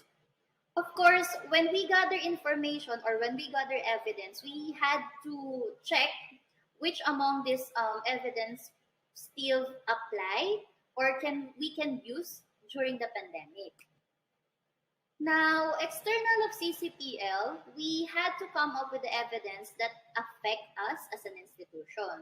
So these are external of CCPL. These are the evidence that come from or that came from rather from the different offices in our city. First off, we gathered documents from our city budget office to know the budget allocation for CCPL. So we also had to come up with a proper format for budget schedule for us to draft the 5-year development plan.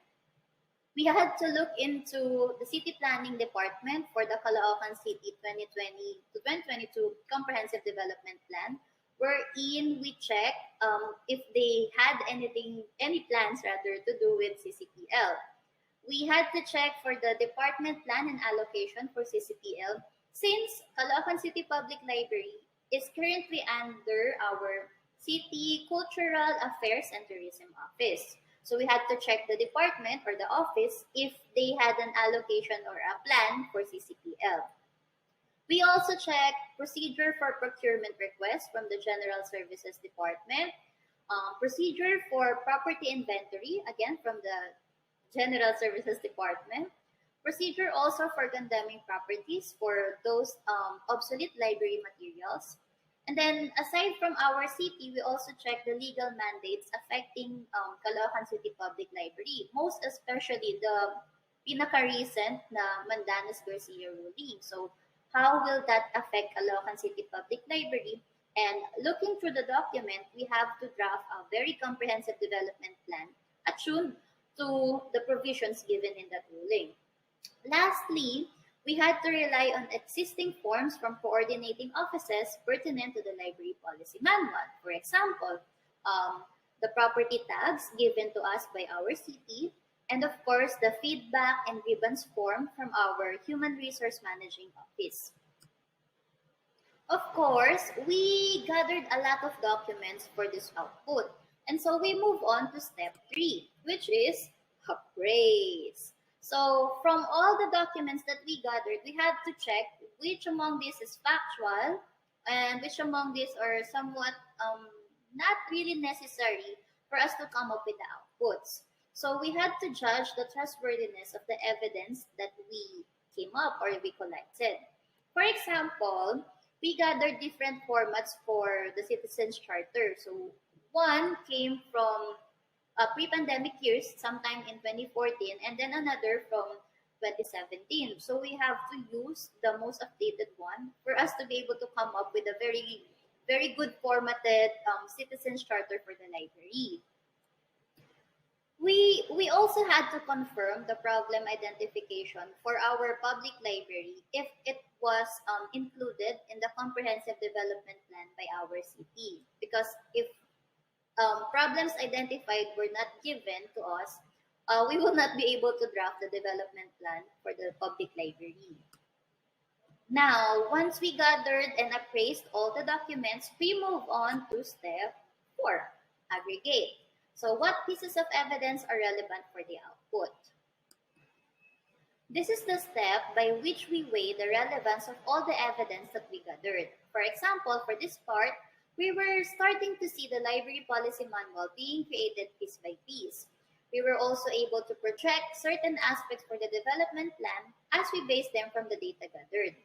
However, we need to come up with something that would give weight to all the arguments that we propose for the development plan. And so, To support our claim for the development plan, we kind of did snowball sampling for community needs assessment for the Caloocan City Public Library. This document had been very crucial for our outputs because we asked certain members of our community, of course not the whole Caloocan City kasi malaki po ang population namin, pero we gathered information and ask if what are the services that they would like to see in our library, the collection, additional facilities, how advanced would they like to see our library, and if they would want anything new to see in our library. Like some of them suggested to have parang parking for bicycles, lockers for their personal belongings, and so on.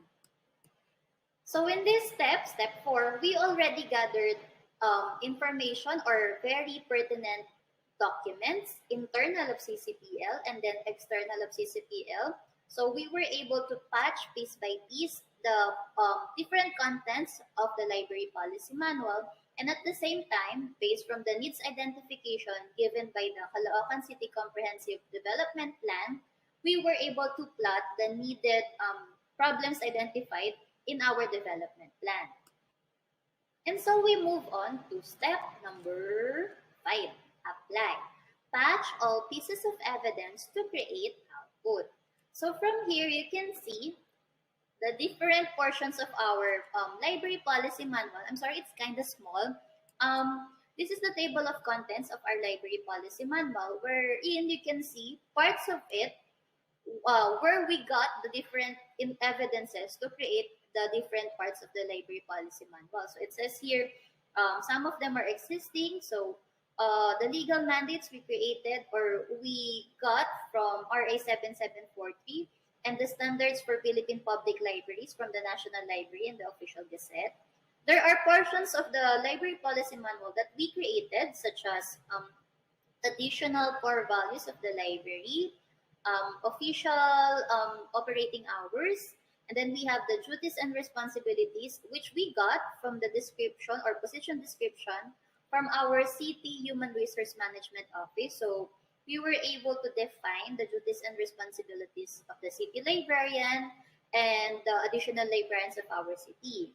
And then for the other parts of the documents, as you can see here, we gathered it from existing citizens charter, and some of these were supported by verbal recounts of the library staff. So we had to interview them via video call, or some of them answered our calls, asking them how they were able to give services, for example, in-house borrowing of boards on games in the library. So they recounted their processes on step-by-step processes on how they gave those kinds of services. And then we wrote them systematically with good grammar sa ating library policy manual. The other parts of this document, if you can see, came from external documents which we gathered, like the procurement process from the General Services Department, which is about the acquisition of new library materials. And then we had steps for condemning library materials, which we got from the flow chart, again, from our City General Services Department that is responsible for condemning city properties. For the next part, again, some of these were written, so it's already existing. We just had to write them based from verbal recounts of the library staff, like use of recreational board games, as I mentioned a while ago, use of computers and internet services, and use of library spaces for private functions. And then for the next parts, we created this as attuned to the demands of the pandemic, because some of the people here are asking if they can use the library facilities, to conduct their own study or to record their presentation. So we had to draft some some provisions in the library policy manual that answers their inquiry or the services that they would want to see in the library. And then for the development plan, so we were able to come up with a new or updated citizens charter, and then followed through with the 5-year development plan. So if you can see, the projection in our target schedule for the budget were based from the budget allocation that we got from the documents from our budget office, city budget office. And then some of this also came from this one, the problem identification came from the document that we gathered from the city planning office, which was the comprehensive development plan. And then for additional weight in our bigat, kumbaga, in our development plan, we added, of course, the results that we got from the community needs analysis. And then we cited some provisions from RA 7743, which kind of states that public libraries collection need to grow or need to develop by 10% annually. And so finally, after all the data gathered or the evidence gathered, after we appraise, after we aggregate, after we organize all the evidences that we got, we were able to come up with our output. Caloocan City Library Policy Manual and the Caloocan City Public Library proposed 5-year development plan. Now, I said proposed kasi currently as we speak, the city is still planning to adopt the provisions or the proposals that we wrote here in the development plan. So the output that I made for this presentation was actually for public libraries, but in a way, you can still do this or you can still apply these evidence-based processes no matter the type of library you are working in right now. So you can get existing documents from your parent institution and from the other offices affecting your libraries. Okay, so step 6, finally, of course, we shouldn't be ending things the way as it is. So we have to always have a room for improvement. So part of the process for evidence-based project management or evidence-based document management is to evaluate for further revisions and add updated evidence affecting the output. So you have to put there some revisions in how do you call it? Revisions for improvement or revisions for further updates. And so, ladies and gentlemen, this ends my presentation for evidence-based best practices for the creation of a library policy manual and 5-year development plan for the Caloocan City Public Library. And again, we can do all things through evidence-based best practices that will strengthen our public libraries and hashtag facts not fakes. So we rely on factual information, factual evidences for us to create outputs for our public library. Thank you very much, everybody, for listening. This is Miss Jade, and see you soon. Bye. Thank you, Miss Jade. Thank you, Miss Jade. Caloocan City Public Library is truly fortunate to have you in your project. Dear viewers who may need to create or update their own policy manuals and development plans, you may include her presentation as your guide to consult whatever you need to do. Speaking of which, I'm sure marami na kayong mga tanong. To our participants, please submit your questions through our Slido by going to slido.com/PLAI2021. That's all caps PLAI 2021. Once again, this is the PLAI Online Congress 2021. This year's theme is Outcome, Outreach, Outstanding. This is brought to you by the Philippine Librarians Association Incorporated in partnership with the National Commission for Culture and the Arts through the National Committee on Libraries and Information Services and the National Library of the Philippines.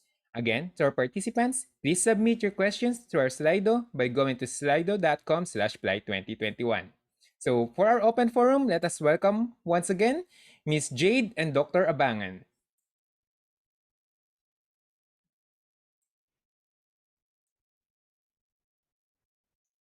Hello po, good afternoon po. Good afternoon, everyone. Ayan, so, meron na po tayong mga tanong dito. Let me see po kung alin yung mga upvoted questions natin. Ayan, unang-una for Dr. Abangan kaagad. Ma'am, Doc Abangan, sabi po dito, how would you apply quantum leadership and ethical climate in libraries? So again, good afternoon, everyone. So we can apply quantum leadership and ethical climate in our libraries by being a visionary, ethical, and transformational leader. So what does it mean? We need to establish trust.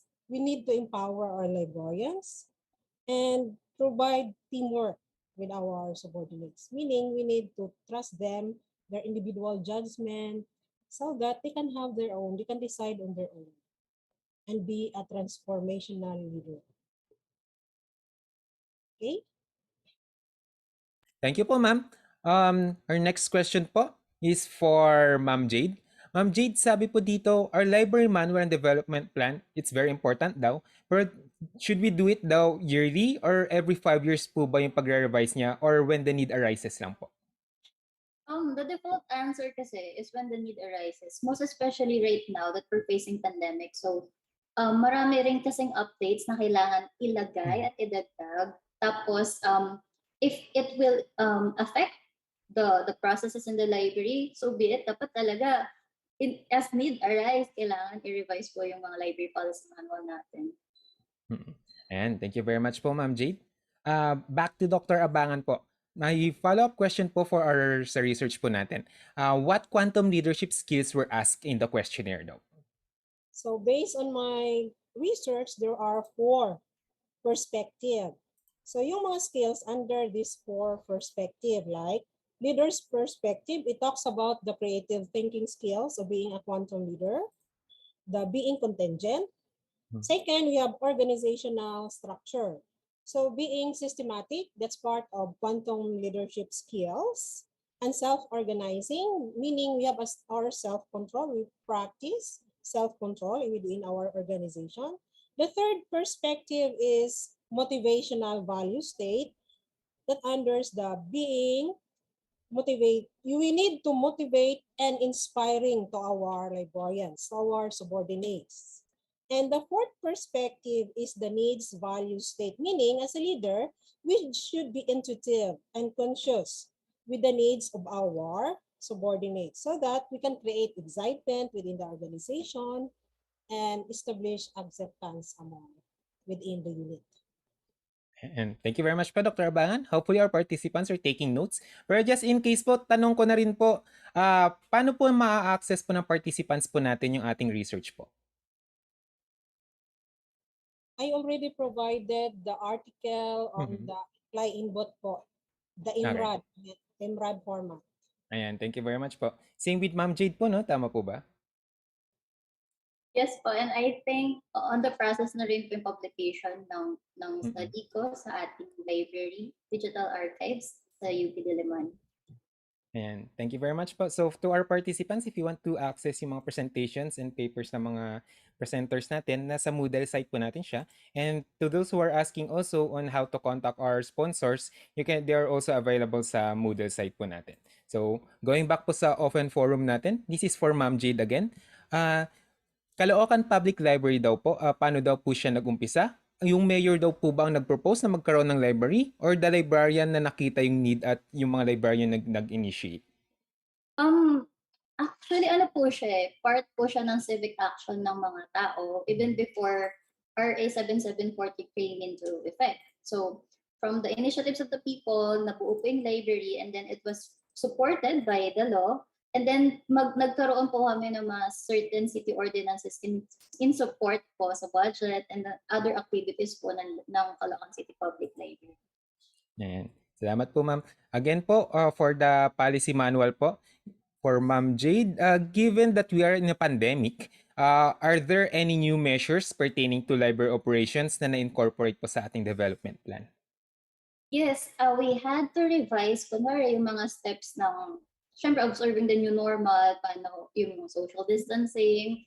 Tapos meron na rin kaming document delivery that we can be accessed online. So before kasi di ba punta lang sila doon sa library namin and then they can just browse with the collection. But now we offer yung document delivery and then we also offer yung mga virtual storytelling. So we really had to adjust given the pandemic restrictions.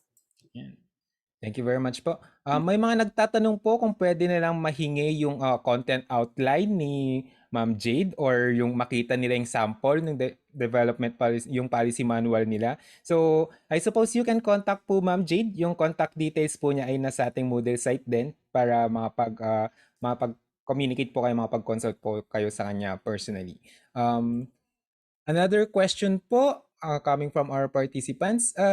Ma'am Jade, do you have the full support, especially the budget for the mayor regarding the development plan of the Caloocan Public Library? And paano daw po ninyo na convince or nakausap yung government to help your library? I think it's very essential to note na meron tayong RA 7743.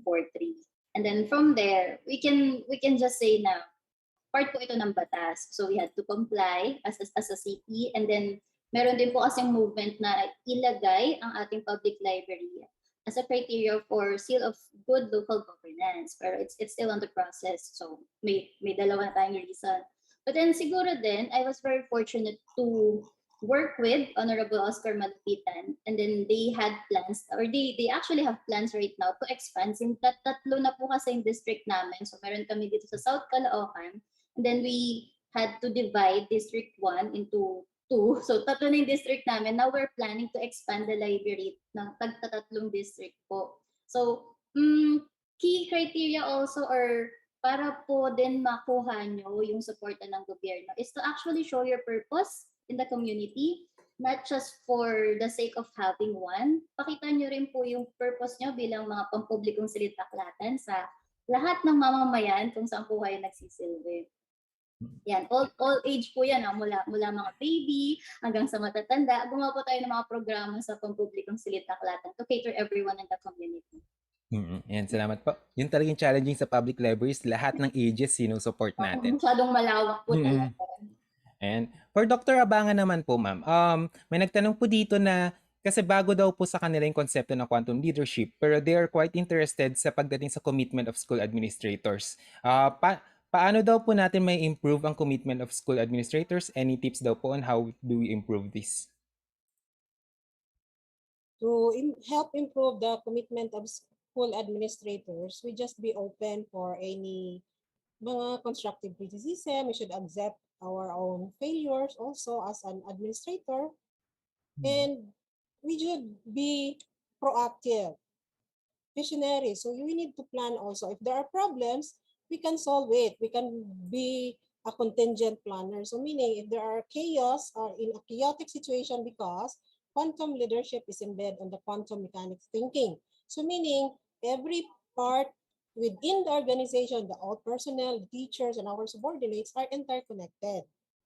So we should establish connectivity within our peers, especially our teachers, our librarians, and so that there is loyalty and openness in every one of us. Respect is number one. Yeah. Thank you very much po, Dr. Abangan. Again, for Ma'am Jade po, pagsamahin ko na po, dalawang question po siya kasi connected naman siya. There's a question if yung project daw po ba na ginawa ninyo is an outreach activity of the University of Caloocan Library to help the University of Caloocan Library to help the Caloocan City Public Library. And by extension, nag-entertain daw po ba yung Caloocan Public Library ng collaboration with librarians na gustong mag-put up ng barangay libraries? Okay. Yeah, you saw my profile. I am now the University Librarian ng University of Caloocan City. And andito po ang mga professors ko sa UPSEs right now, and aminin ko that it is actually my master's thesis to create a backbone for the Caloocan City Public Library. It has always been my dream na tulungan po yung city library ko kasi dito po ako lumaki sa Caloocan. So, yun, tinulungan ko po si Ma'am Cora na gumawa ng library policy manual and then yung 5-year development plan. In terms of expansion po ng CCPL, ngayon po kasi may mga plans kami, kasama po dun sa dinraft namin proposal na mag-empower ng barangay reading center sa amin, particularly sa North Caloocan kasi malaki po yung community namin doon. So, may plano po ba? Opo. Ngayon kung gusto nyo po ng help, of course, pwede naman din po nyo akong tanungin personally, na doon po yung details ko, contact details ko. And you can also ask help po sa ating National Library of the Philippines under po ng Public Libraries Division. So they're all willing to help you and assist you if you would want to also empower your reading centers sa inyong mga barangays. Ayan. Salamat po. Another follow-up question, included na daw po ba sa development plan ang disaster management? And ano pa daw po yung mga dapat na isama natin sa development plan natin? Kasi ang pinocus po namin dun sa development plan were the problems identified ng city planning office namin. So, most of those were to actually develop yung mga internal procedures ng library, like ano po yung mga kailangan naming facilities, anong kailangan naming collections, anong kailangan naming additional services.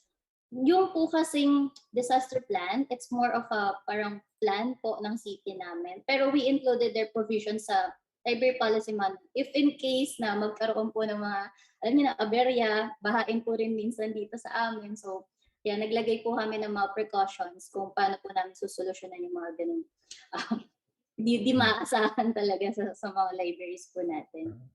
Yeah, salamat po. And so sadly, we only have so much time for our open forum. So, but we still have time naman for one last question. So this is for Dr. Abangan naman po.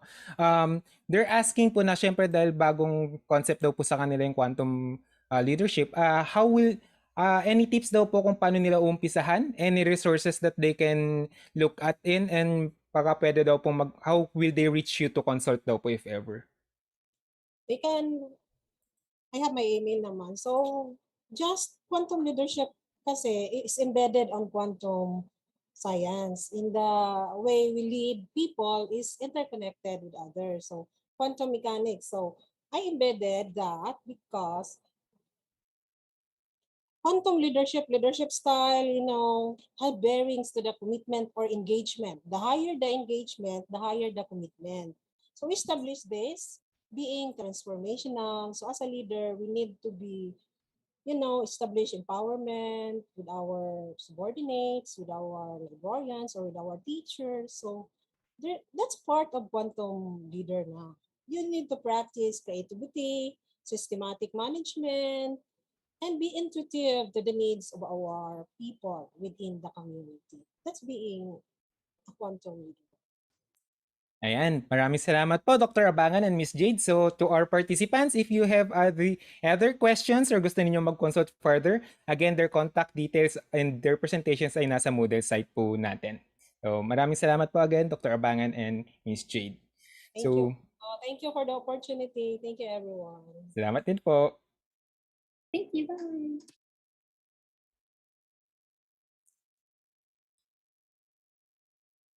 Ayan. Up next, this paper is from a quartet of outstanding librarians. Marian Eclevia, the Assistant Director for Operations, Libraries from De La Salle University. Kelvin Sampson, a Technical Services Librarian from De La Salle University. Menuruth Viray, a Reader Services Librarian, also from De La Salle University. And our speaker this afternoon, Dia Marie Abrigo, the LRC Coordinator of Maris School, Marikina. Ms. Dia Marie Abrigo is a practicing school librarian and was once a practicing corporate librarian prior going full-time in school librarianship. She earned her bachelor and master's degree in Library and Information Studies from School of Library and Information Studies, UP Diliman. Her graduate thesis entitled Maris School Integrated Information Literacy Program, or the Mass Inform Program, Integration of Information Literacy Skills and Library Lessons in a School Curriculum, was awarded as Best Thesis in 2018. It was then presented in 2019 at the National Conference of Philippine Association School of Librarians Incorporated and was also published in the Journal of Philippine Librarianship, Volume 38, Year 2018. Ma'am Dia joined Maris School Marikina in 2010 with work assignments in conducting library instruction, collection development, and technical services such as cataloging and indexing. In 2020, she was appointed as LRC Coordinator of the Maris School Learning Research Center, in which she is tasked in overseeing overall operations and other responsibilities associated with it. While performing her work, she also serves the profession. We are here to share the findings of our study entitled, How Ready Are We? Online Library Instruction Amidst Pandemic. This research study is a collective effort of Marian Ramos Eclepia, Menuruth Viray, Kelvin Sampson, and yours truly, Dia Marie Abrigo.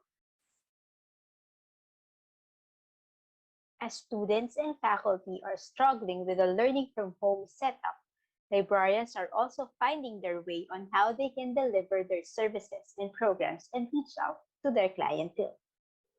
Due to the pandemic, the sudden shift from face-to-face to online classes, librarians encountered some challenges to keep up with the current situation and to effectively deliver their library instruction. Specifically, this study wants to examine the librarian's readiness to shift from face-to-face to online library instruction during the pandemic. It also determines when and where librarians experience difficulties in providing online library instruction. Lastly, it explores the correlation between librarians' transition readiness and difficulty levels and their library instruction experience, exposure to digital technologies, and institutional support. This study employed a quantitative research design and survey methodology for data collection. The survey was created using Google Forms. Respondents were asked to provide demographic information, including library types, age group, institutional types, and library teaching experience. A convenient sampling method was used to select a sample from the population. An invitation to participate in the online survey was emailed to 600 academic and school librarians. To obtain more answers, the instrument was also posted on the social media platform of the country's professional library associations. A total of 126 academic and school librarians with experience in in-person and online library instruction are included in this survey. The majority of respondents were academic librarians and were in the 25 to 40 age group. The majority of respondents have over 5 years of library education with between 7 months and 1 year online teaching experience. SPSS and MS Excel were used to clean up and analyze the data. Frequency distribution and descriptive statistics were used to describe respondents' levels of transition readiness and difficulty. As the data were not normally distributed, the Spearman-Rock correlation was used to determine the correlation between transition readiness and difficulty level in respondent demographics. Man-Whitney-U for 2 groups and independent samples Kruskal-Wallis for more than 2 groups were also used to determine if statistical differences exist in the distribution of the 2 groups or differences in the medians of 2 groups. Now we begin with the discussion of results. This figure shows that majority of the respondents, or 61.9%, reported being somewhat prepared when they transitioned to online library instruction. Respondents have a high level of transition readiness. The low standard deviation values indicate that data were not widely distributed. Data on transition readiness are negatively skewed. In this table, the number of respondents who are completely prepared is higher among academic librarians than school librarians. One possible reason for this is that even if respondents from both types of libraries receive training and workshops on online library instruction, academic librarians receive more training and workshop compared to school librarians. Notably, more respondents aged 25 to 40 reported being fully prepared than other age groups. This may be because this age group belongs to Generation Y and is more exposed to various technological tools helpful in online teaching. Most respondents are somewhat prepared in transitioning to online instruction regardless of institution types. When respondents were grouped by institutional support, data revealed that more respondents reported having somewhat prepared to shift to online teaching. When grouped by library instruction experience, the number of respondents who are prepared to transition is almost the same. It implies that while librarians have mastery of content, they were not completely prepared because they will have to deliver the content in the online environment using digital technologies that they are not yet familiar with. In terms of overall difficulty in online library instruction, respondents have a moderate level of difficulty. They also have a moderate difficulty level during the transition phase and implementation stage. Moreover, 56% of the respondents said it was easy for them to transition and implement online library instruction. Only 3 respondents reported having a hard level of shifting to online teaching. However, almost 63% of the respondents expressed that it was difficult during the transition phase and nearly 60% during the implementation phase. Respondents with moderate usage of digital technologies reported that their overall difficulty level is easy. Contrary to those with high usage, their overall difficulty is medium. In addition, most respondents who received a high level of institutional support have a moderate level of overall difficulty. This table summarizes the distribution of respondents' difficulty levels during the transition and implementation phases based on demographics.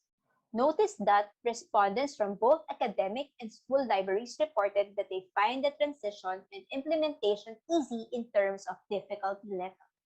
In terms of age, those ages 25 to 40 expressed that in general, their overall difficulty level is easy as well.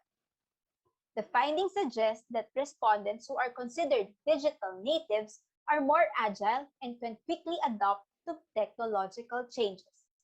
Regardless of library types, respondents expressed difficulty transitioning to and implementing online library instruction.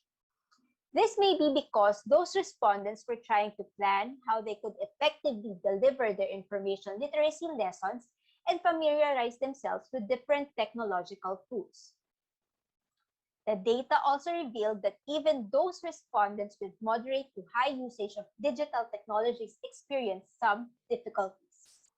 Additionally, respondents with online library instruction experience reported difficulty during the transition and implementation stages. This implies that many Filipino librarians were still adjusting to the current setup online and still trying to learn strategies and efficient ways of delivering instruction online. Now, this table summarizes the Spearman-Rowe correlation for transition readiness. Spearman-Rowe results indicate that the library type is negatively correlated with transition readiness. Data suggests that academic librarians tend to have a higher transition readiness levels than school librarians. It can be said academic librarians frequently deliver library instruction classes to undergraduate students compared with school librarians. Results also indicated that transition readiness is positively correlated with institutional level. Moreover, exposure to digital technologies prior to pandemic has a weak positive correlation with transition readiness. In any study in 2020, he cited one respondent from their study that exemplifies such a correlation. The respondent mentioned that years prior to the pandemic, their library offered online library reference services to cater to their remote patrons. Having been equipped with the necessary technological skills gave them the leverage to transition more smoothly to a purely online mode when the pandemic struck. This table shows a reiteration of a weak positive correlation between exposure to digital technologies prior to the pandemic and overall difficulty level. In a recent study by Norton in 2021, technological barriers were identified by the respondents, which they revealed to add to many challenges they experienced in conducting online library instruction. Furthermore, Spearman-Rowe indicates a weak positive correlation between overall difficulty level and institutional support. In the study of Majanja in 2021, he emphasized the need for institutional and national policies on ICTs for the LIS profession to effectively respond to the challenges brought upon by the pandemic and in general the Fourth Industrial Revolution. This figure shows the causes of difficulty in transitioning and implementing online library instruction. Respondents were asked what factors made their transition easy and difficult. Among the academic librarians in this study, the following made their transition easy are the following: support from the administrators and faculty members, availability of training, available resources, and enough time for transition and preparation of lessons. School librarians reported that it was easy for them to transition because of their experience in online teaching and applications, support from the administrators and teachers, available resources, and preparation time for transition. When respondents were asked why the shift to online library instruction was difficult, they responded the following: knowledge of the new mode of learning, lack of resources, unstable internet connection, confidence in teaching online, especially when parents attend the session, developing content, low student engagement, limited time for preparation, health issues, and lack of institutional support. Krupskal-Wallis test revealed that there is a statistically significant difference in the transition readiness of academic and school librarians across categories of institutional support level. Likewise, significant differences in the overall difficulty across categories of exposure to digital technologies prior pandemic in institutional support level. Therefore, the null hypothesis was rejected. Independent samples Man-WikiU test revealed that the distribution of overall difficulty level was not the same across categories of library types. Therefore, significant differences were found in the overall difficulty level between the academic library group and the school library group. The results suggest that the overall difficulty among academic librarians was statistically significantly lower than that of the school librarian group. Conclusion. Overall, the study found that academic and school librarians face technological, institutional, domestic, and individual concerns as they move from the traditional to online education. Librarians, like teaching faculty, were not completely prepared to teach information in the online environment.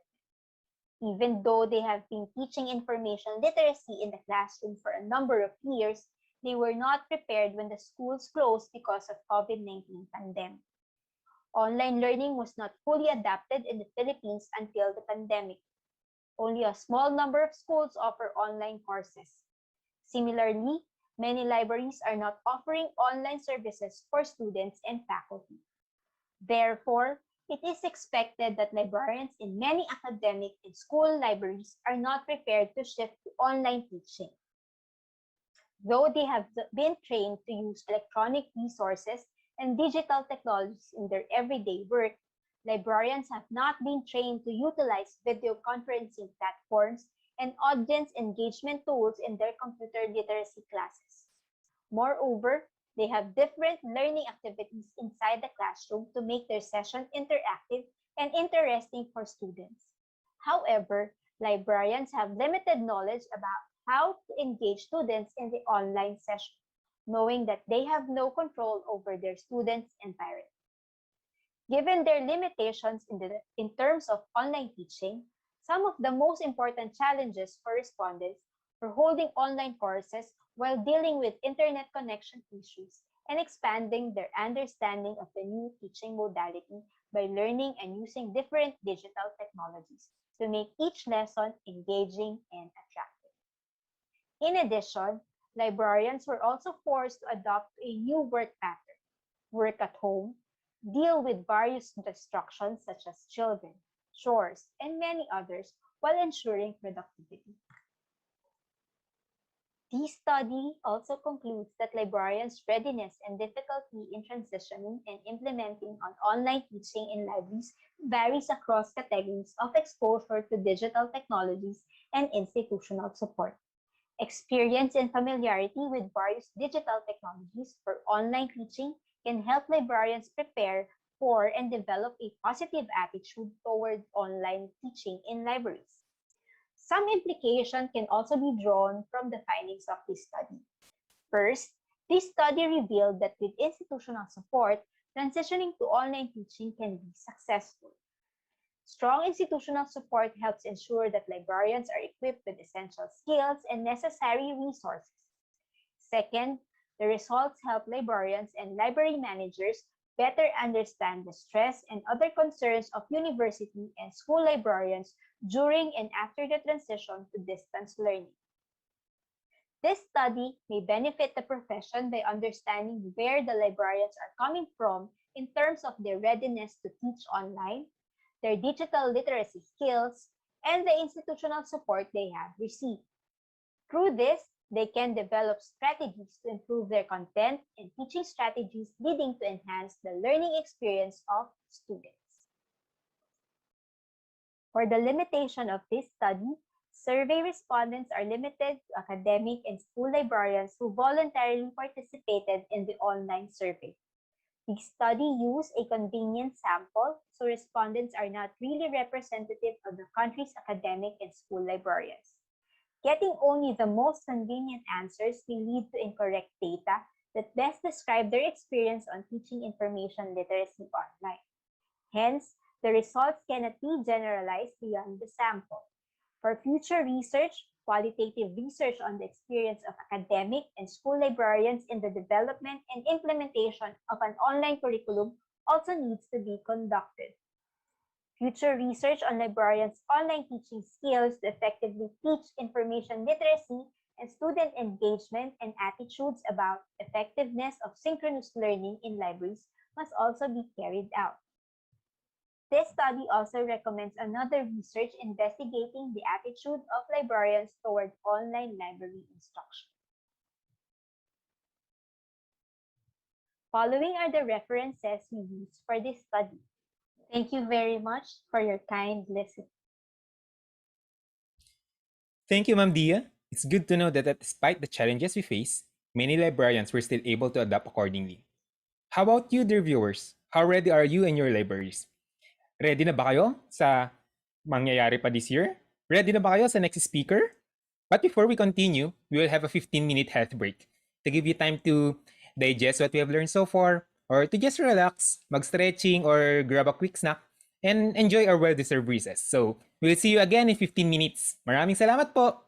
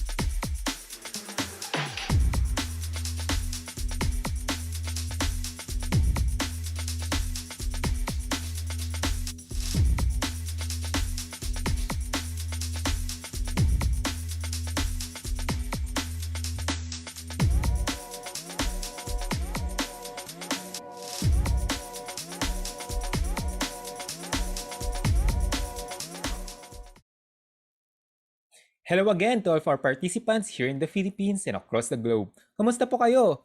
By the way, live din po tayo sa PLAI YouTube channel. So welcome back everyone! And again, a good afternoon to all of you. I am Rich Paul Reyes, a faculty member at the University of the Philippines School of Library and Information Studies, your host and moderator this afternoon. To our participants, should you have questions to any of our speakers, kindly submit your questions through our Slido by going to slido.com/plai2021. If you have a similar question to what has already been posted by our other participants, please upvote that question by clicking on the thumbs up sign so that question can be prioritized. Thank you. Now let us continue with our plenary speakers. Our next speakers are very close to us and this event. Quite literally, they are the ones behind doing all the technical work behind the Congress right now. Jonathan Isip is a full-time archives faculty member, information officer, and graduate program coordinator of the UP School of Library and Information Studies. They work in partnership with the system administrator to facilitate technology adaptation, and they advise on data privacy matters in the school. They graduated with a Bachelor of Library and Information Science, magna cum laude, from UPSLIS in 2015, and a Master of Arts in Archives and Records Management with merit from University College London in 2018. Their areas of research are on records management, data privacy, information governance, digital preservation, as well as emerging technologies for information science. Nathan is a records management and data privacy consultant, as well as one of the creators of the Archives podcast and video series, For the Record. Mark Anthony Santos has a bachelor's degree in nursing and a bachelor's degree in library and information science. He also has a master's degree in library and information science, which he earned from the University of the East in December 2014. His interests and specializations in librarianship include cataloging and classification, clinical librarianship, hospital librarianship, health sciences, information resources and services, and education for health sciences librarianship. He previously worked as a clinical librarian of the Neurocritical Care Unit of St. Luke's Medical Center in Quezon City, library assistant, and as library consultant at St. Luke's College of Medicine. At present, he is a faculty member and system administrator of the UP School of Library and Information Studies. He is also the associate editor of the Philippine Journal of Librarianship and Information Studies. And he is the current president of the Philippine Association of Teachers of Library and Information Science Incorporated, or PATLS. Okay, so let us take a look at the behind the scene of this event and countless more to discuss 3, 2, 1 Spotlight Speaker, Best Practices for Producing Online Content.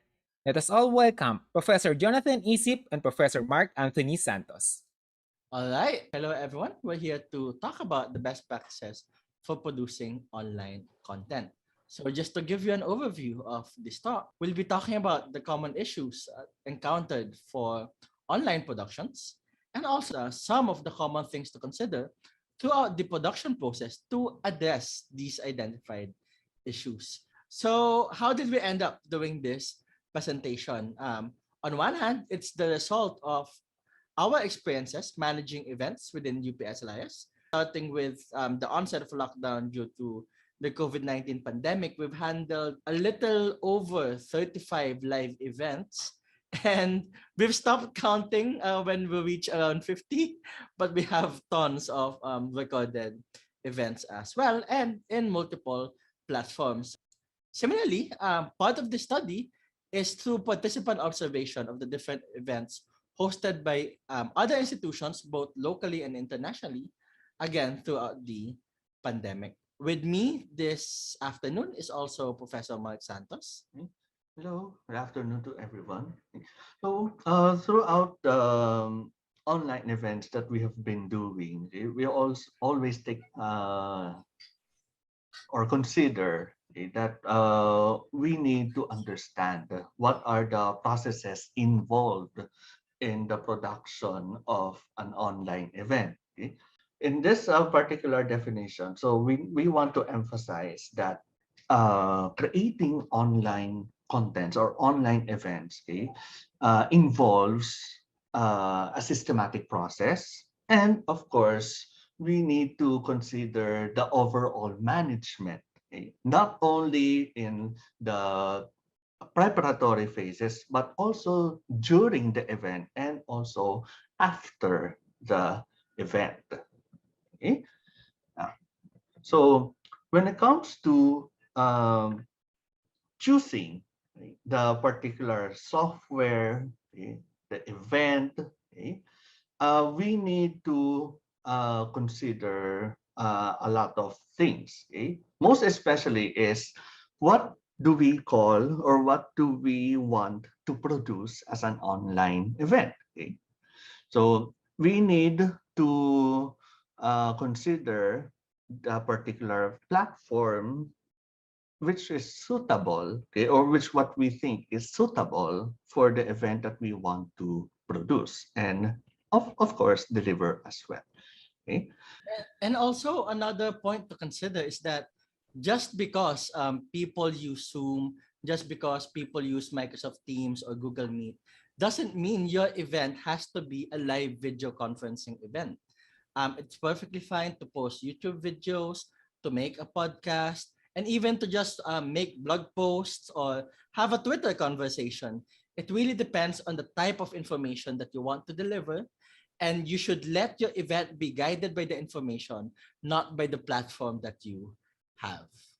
And remember that online is just one of many options. I recall some of our speakers earlier in the conference yesterday were talking about some of the difficulties in delivery, especially for people in the provinces. And you have to consider these accessibility requirements, the availability of people on specific times, on specific platforms, if they have the devices needed to engage with the type of content that you are producing.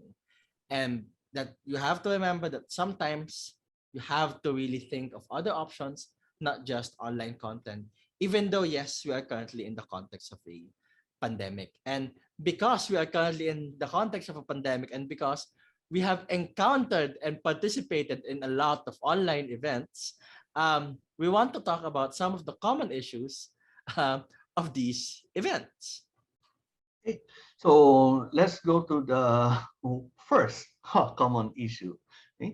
So first is unfamiliarity with the chosen software, which could lead to number one, troubleshooting in front of a live audience and unexpected behavior. I think lahat tayo ay napansin ito sa mga unang buwan ng pandemic, not only for online events but most especially for us who are also teaching. Okay? So I would assume that faculty members who are here with us in this Congress will relate to this. Okay? We always parang consider na naririnig ba nila ako, lalo na pag we are going to open or shares our presentation slides. We always ask that, can you see my presentation slides? Can you see my presentation? Or can you see my video? Or can you see my screen? That's the usual question, okay, which should normally should not be asked anymore, because from your interface you can already see that you are already sharing your content to your participants. Okay?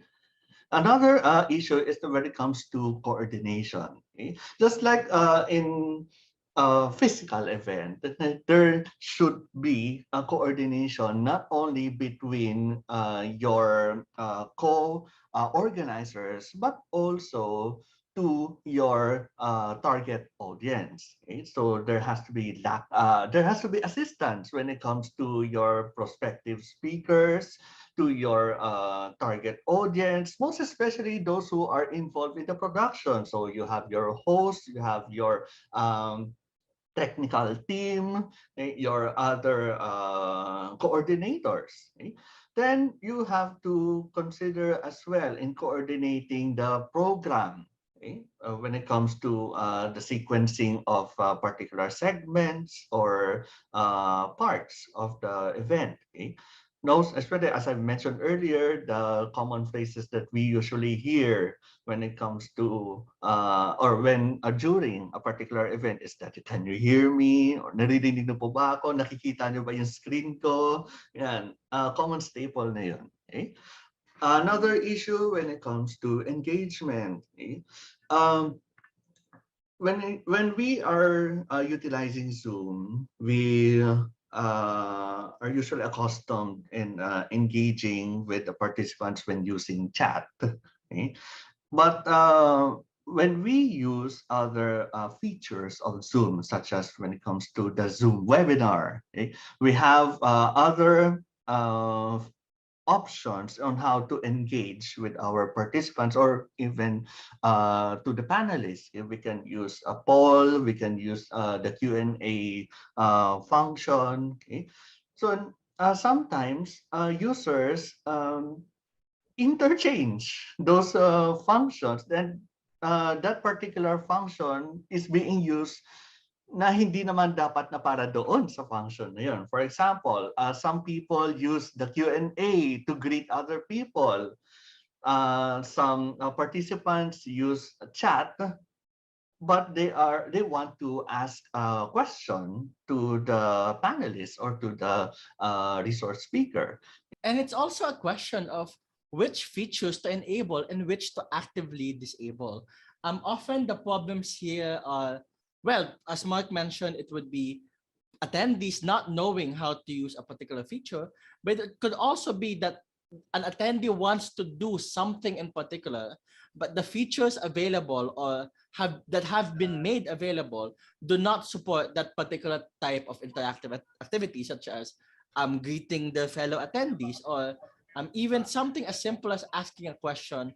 Without the Q&A, it's really difficult to monitor questions as a moderator um, in a chat box. So it's really a question of understanding what features to enable and why you are enabling these particular features that have been a common problem across webinars.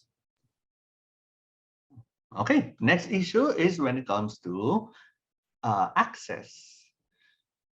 Okay. Now, how or kailan ba nagkakaroon ng issue? Okay, pagdating sa access. Okay, a common problem here, most especially here in the Philippines, and when it comes to internet connectivity. Okay? As much as we want to, how do you say it? Paano ba? Yung tipong mapalawak natin ang reach ng ating mga online events or online content in a wider audience. The reality is that there are technological and sometimes geographical difficulties when it comes to access to not only sufficient but reliable internet connection. Okay? So aside from internet connectivity, there's also the concern when it comes to the usage of the platform that you are using for your online event. Okay, while as mentioned earlier by Sir Nathan, that there is Zoom, okay, there is Microsoft Teams, okay, there is Google Meet, but there are also other software that is being utilized by other organizers such as WebEx and such. Okay, so pagdating doon sa halimbawa na tayo nasanay sa Zoom tapos gumamit ng Microsoft Teams, okay? You will expect that some people will find it difficult to use, okay? Parang kung ano mang gamit yan, okay? Then, of course, there is also what we see na that a desire to use an unsuitable, ineffective, or downright unsuitable platform. Okay, so meron ka na naman ulit disconnect sa iyong users at saka doon sa software na ini-employ mo. Okay?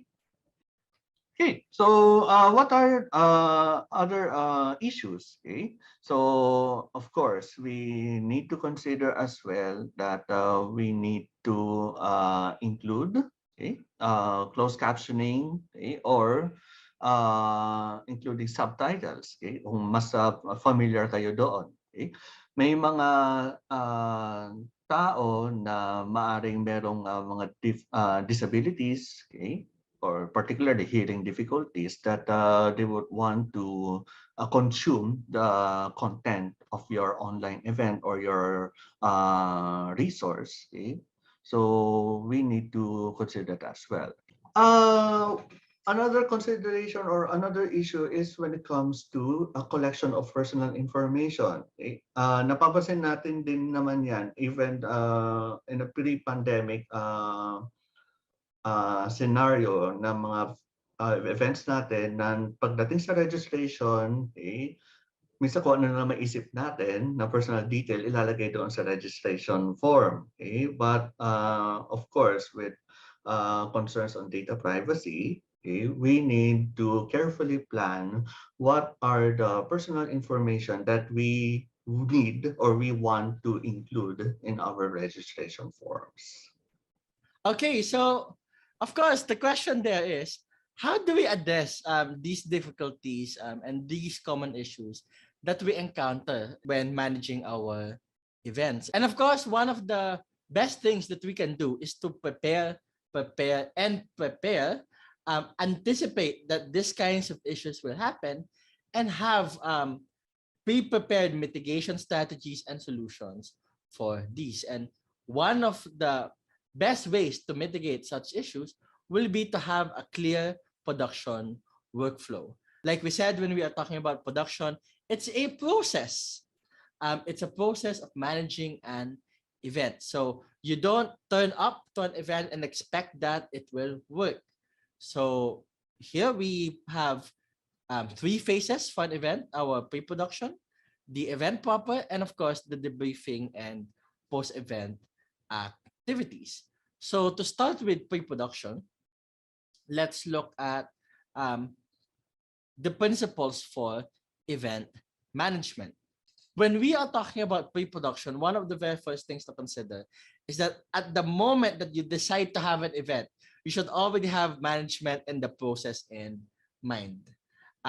Have clear technical requirements, and those technical requirements should help shape your program and your schedule. Again, one of the common issues is the appropriateness of platform to content. Make sure that your content matches your platform and vice versa. Also, make sure to have a clear script based on the program detail, with each specific action clearly identified, so that you know what to expect during the event proper, and that you know how it will flow. And remember that detail is key. There's a time for brevity. This is not it.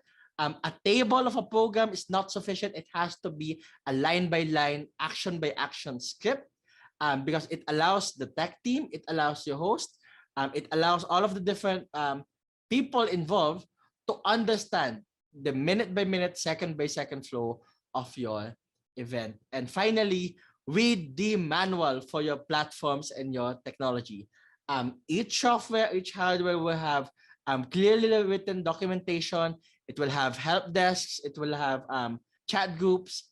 Engage with those chat groups. Look at the frequently asked questions.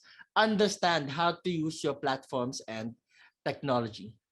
Of course, we need to rehearse. Okay? Not only for preparing your platform, your content, but also we need to rehearse along with your resource speakers or other people who are going to be on live or during the event proper. See, so for the technical rehearsal, okay, one of the benefits when conducting this type of rehearsal is that one, it validates the program flow. Okay, and another benefit is that it verifies the readiness of production elements. Okay, so ibig sabihin lang nun ay nakikita natin na kung ano ba yung mga naisip natin na ilalagay dito, okay, ready ba ang mga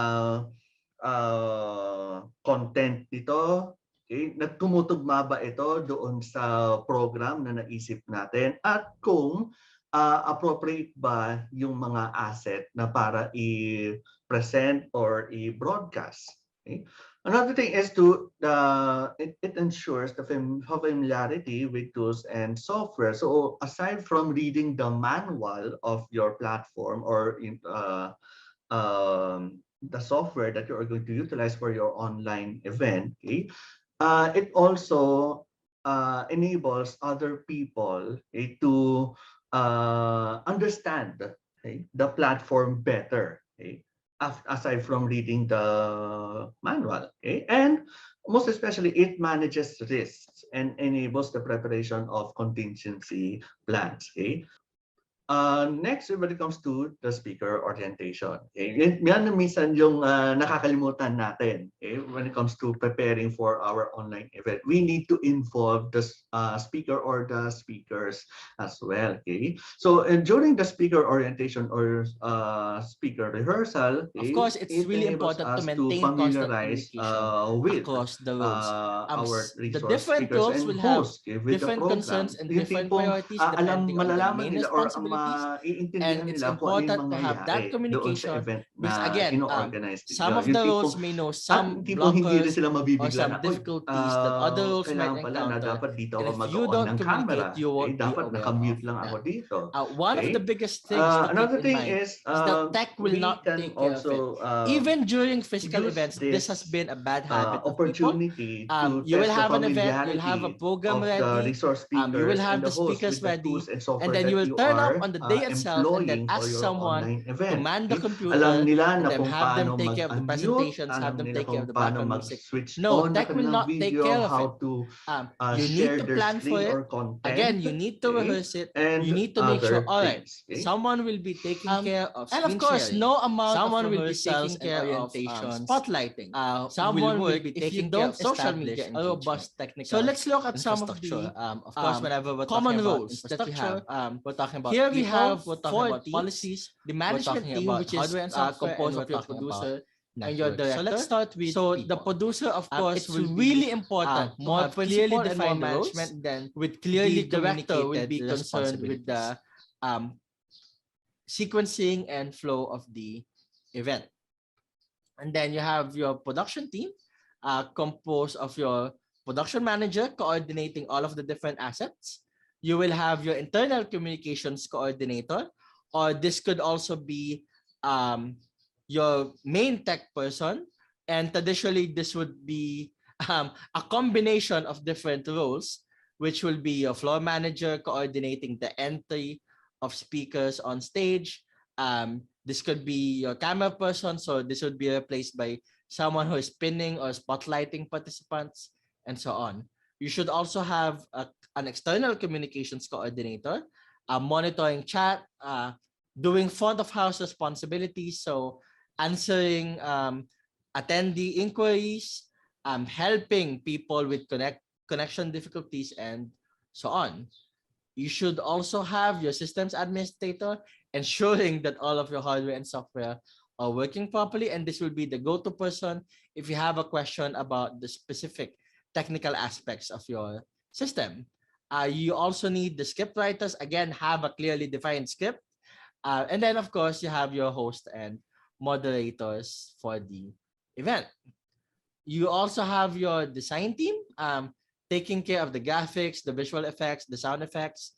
And of course, if you are recording a particular piece of online content, you also need the editors to make sure that it looks good before you make it available online.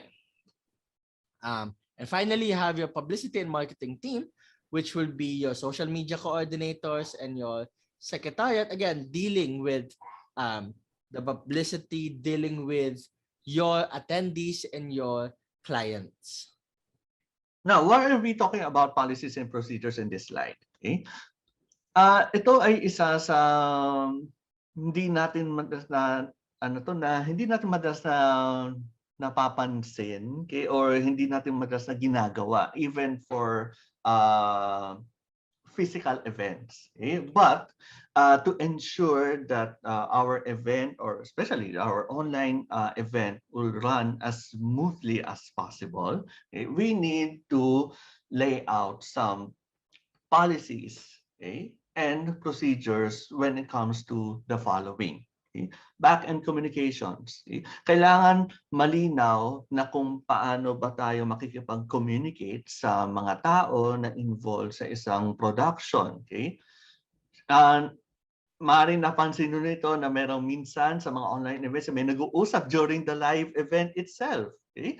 So, mas maganda na merong hiwalay na back-end communication channel, okay, para hindi ito naririnig ng ating mga audience. Okay? Then, as I've mentioned earlier, we need to plan when it comes to some emergencies. Okay? So, lay out your contingency plan and your risk management plan. Okay? Then, why include the chain of command? Okay? There has to be designated individuals, okay, who will have the final say when it comes to changes, okay, for a particular event. Okay? For example, if your resource speaker will not be able to make it in a live event, okay, what will be the change that you need to implement, okay, for your online event, and who will have that final say? Is it the host?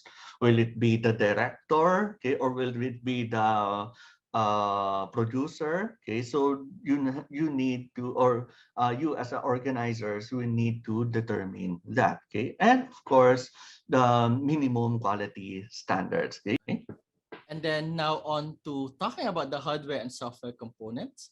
And of course, when we are talking about the hardware and software, that will be the different computers you use during an event, the additional gadgets like cameras, microphones, tablets, and so on. You have, if you are recording, what particular type of recording you are using. If you are streaming, what type of streaming software or video conferencing software are you using? And of course, if you are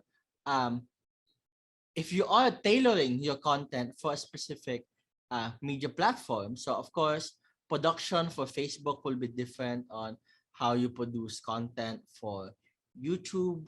The way you design content made to be consumed in Twitter will be different to how you will design content meant to be used on a website. And of course, it doesn't matter how good your technology is if you end up getting disconnected while you're in the middle of an event. So it's also really important to consider your network. And I know it's become really popular during the pandemic to have multiple internet connections. And unfortunately, it has become a reality that you need those multiple internet connections. And of course, you need to have a way of connecting between those connections. So you need to have some sort of automated failover and load balancing. And of course, another common problem for your network is if you lose electricity in the middle of an event. So again, it's a question of having uninterruptible power supplies, of having generators, of having even redundant electrical supplies for your devices. That's for the pre-event. Now, moving on to the event itself.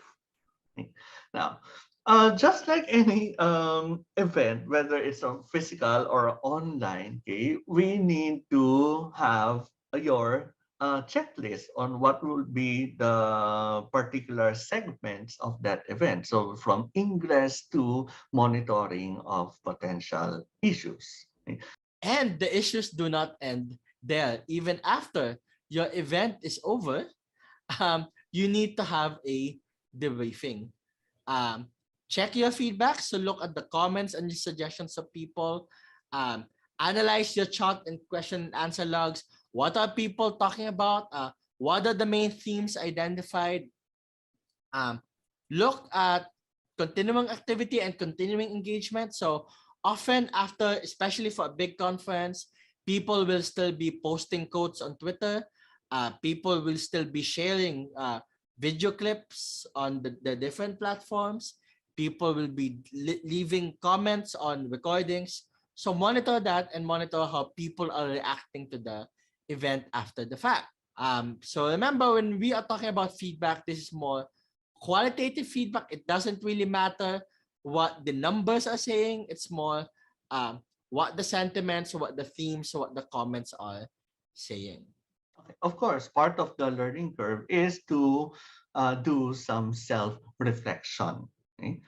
Ah, parang, sa pag-aaral lang 'yan or sa pagkatapos ng isang gawain, okay? If you have, done it for the first time, okay, you would expect that, things, were not done perfectly as you have planned, okay?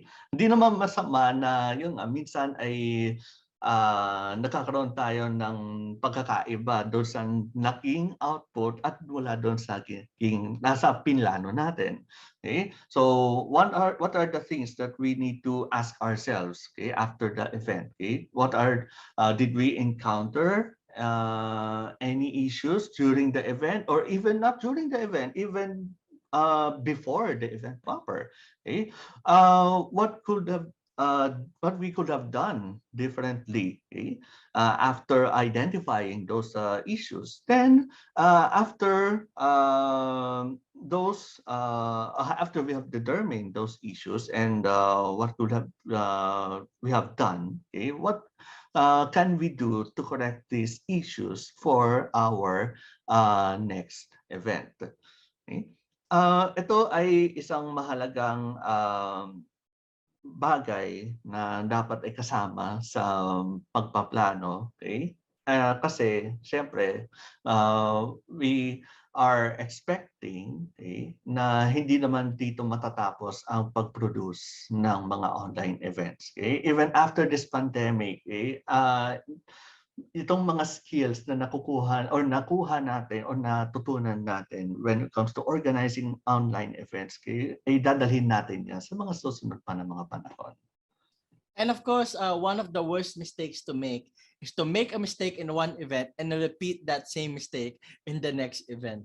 So, all right, you've identified your issues. You need to solve it before your next event. Because after all, practice and experience makes for better. Take note, not best.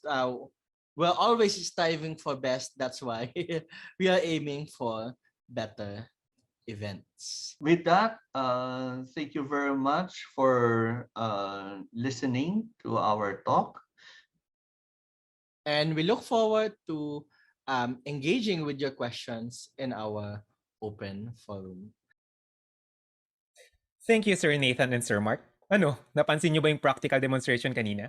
So we will find out more later what usually causes such errors, how to prevent it, and how to recover from it. So that's a glimpse of what's happening behind the scenes right now. I have had the privilege to work with their team in several events, and I can truly say that I've learned so much from them and said experience. And I've also had the privilege of learning from and working with our next speaker, Professor Paul Jason Perez. Sir PJ is a full-time faculty member of the UP School of Library and Information Studies, where he teaches introductory courses on LIS, ICT, and programming. Before joining the school, he worked as a senior technical associate for UP Information Technology Development Center, or the UP ITDC, where he was involved in implementing a university-wide information system. He finished his Bachelor of Library and Information Science from the same school.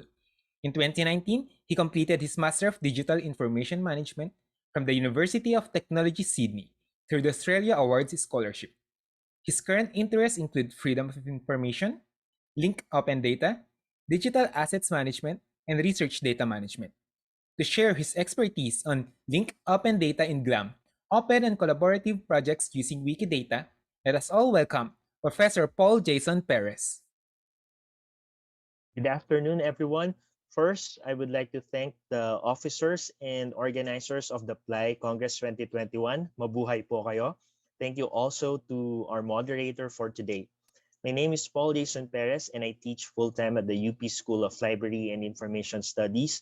My presentation is about open and collaborative projects in Wikidata, which is an application of the linked open data principles in GLAM institutions. Wikipedia and other things wiki have been some of my interests for a long time. Last year, while looking at the Wikidata projects on the Wikidata website, I noticed that there's only one project that is registered from the Philippines, and it is not even from the LAS community. What I hope to achieve in this presentation is to raise awareness and interest in the potential of Wikidata in developing and promoting the Philippine cultural heritage. I will begin my discussion with a short background on the semantic web and linked open data. Then I will talk about Wikidata and why it is being used by GLAM institutions, mostly in Western countries, along with some example projects. And finally, I will end my discussion how we can take advantage of Wikidata here in the Philippines. It has been 20 years since Tim Berners-Lee and company published an article in the Scientific American. The title of the article is The Semantic Web, a new form of web content that is meaningful to computers and will unleash a revolution of new possibilities. During the early days of the World Wide Web, Berners-Lee described it as flat and devoid of meaning. This means that when computers look at web pages or web resources, they can only identify the structure, like the headings and links, but they cannot actually know or understand the meaning of the content. For example, when someone is searching for and type in the string Rizal, the computer cannot distinguish between Rizal the province, Rizal the national hero, or Rizal as a name of avenue, street or bridge. For that, human comprehension is required. Tim Berners-Lee envisioned that the web will become a web of data where computers can exchange information that is embedded on the web pages, allowing software agents to do a lot of things. Like, for example, looking at flight schedules and booking a hotel. Today, much of the semantic web has been made possible through linked data or linked open data. Linked data are a set of best practices or principles for publishing and connecting structured data on the web. One of the well-known best practices is the 5-star linked open data principles by Tim Berners-Lee, which states the following. Number 1, the data should be available on the web. Number 2, it must be accessible or readable by a computer. Number 3, it is published in an open or non-proprietary format. Number 4, it uses the RDF or the Resource Description Framework as its data model. RDF is a way of describing things or entities on the web using the triples, the subject, predicate, and object. And finally, it must be linked with other linked data so that users and computers can discover them. These principles in publishing and connecting data is now happening in some parts of the web. For example, the Linked Open Data Project, maintained by the team of John McCrae of the Insight Center for Data Analytics, now shows that as of May of last year, there's a total of 1,301 linked open data sets visualized through this LOD cloud or Linked Open Data Cloud. A lot of these data sets are from the life sciences such as biology, chemistry, medicine, but there are also many from the field of library and information science, like bibliographic data, cultural heritage data, and many others. Perhaps a more familiar implementation of the semantic web or linked data is the knowledge graph released by Google in their Google search engine in 2012. When someone is searching through Google, there's now a panel on the side which allows user to explore related concepts, data, and information about the thing that someone is searching for. As what Google have mentioned when they released this feature, people are usually searching for things, not strings. Given that linked open data in the semantic web has been around for 20 years, some people say that it hasn't reached its full potential. Number one, because it is considered to be too academic. The technology stack needed to implement the semantic web and linked open data such as RDF, RDFS, Sparkle, and many other frameworks are difficult to implement for web developers. And even if they are being implemented now, linked open data is heavily dominated by countries in Europe, North America, and Australia. So given that there is so much potential in making your data available in the semantic web, how can we now leverage this potential? Well, one way is through Wikidata. Wikidata is a project of the Wikimedia Deutschland and was started in 2012 with the main goal of becoming the central storage of structured data for all Wikimedia projects and third-party institutions or individuals. Currently, there are more than 95 million data items stored in Wikidata. Wikidata is essentially a triple store. It is a database for triple statements. As mentioned earlier, a triple is composed of a subject, a predicate, and object. And each of these has their own URI or universal resource identifier. So for example, the subject, Paul Jason Perez, has the predicate employer, which is the UP School of Library and Information Studies, the object. These entities and properties have unique identifiers like the one you see below them. Entities starts with the letter Q, while properties starts with the letter P. If you visit the Wikidata page for Paul Jason Perez, you will see this. You will see that there is a URL containing the unique identifier. There's also a label with a description. The description can be made available in multiple languages. And then below that are the statements. The statements are made up of predicates and subjects, or also known as properties and values. So if you further scroll down, you will see that on that page, there is a statement that my employer is the UP SLIS. And then if you click on the employer link, you will see that it is a property and it has its own page with its unique identifier. In this case, it is P108 and has a description, which is a person or organization for which the subject works or worked. Same goes for the object, which is the University of the Philippines School of Library and Information Studies, which can also act as a subject. It has its own identifier, description, and set of statements. According to the statistics made in February of last year, some of the items or things in Wikidata are humans, places, events, occurrences, chemical compound, and many others. The biggest portion of items, which accounts to more than 30%, are scholarly articles.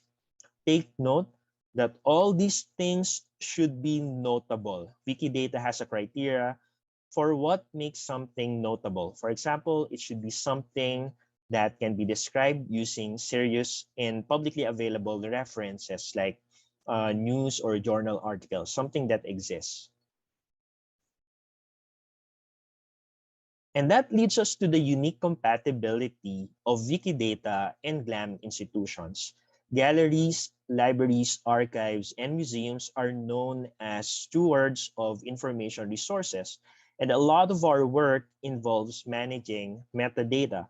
Across the Western countries, multiple initiatives have been implemented to leverage the power of Wikidata in promoting and developing their cultural heritage institutions. For example, there have been collaborative cataloging of cultural materials. Such projects are the Sum of All Paintings, the Wikidata books, the Wikidata journals. A notable example is the Sum of All Paintings, which was led by one of its leaders, Martin Dammers. The Sum of All Paintings recruit volunteers, and it gives them instructions on what metadata needs to be recorded for each painting located in cultural heritage institutions. Some of the catalogs or some institutions have completed uploading all their catalogs in the Sum of All Paintings, like the Finnish National Gallery and the Art Gallery of New South Wales in Australia. All of their paintings are already cataloged in the project. The project even won the 2019 WikiDataCon Awards. As can be seen through this Wikidata query, out of the hundreds of thousands of paintings, only 7 are included from the Philippines. There are 7 paintings from the Lopez Museum, which is included in the project.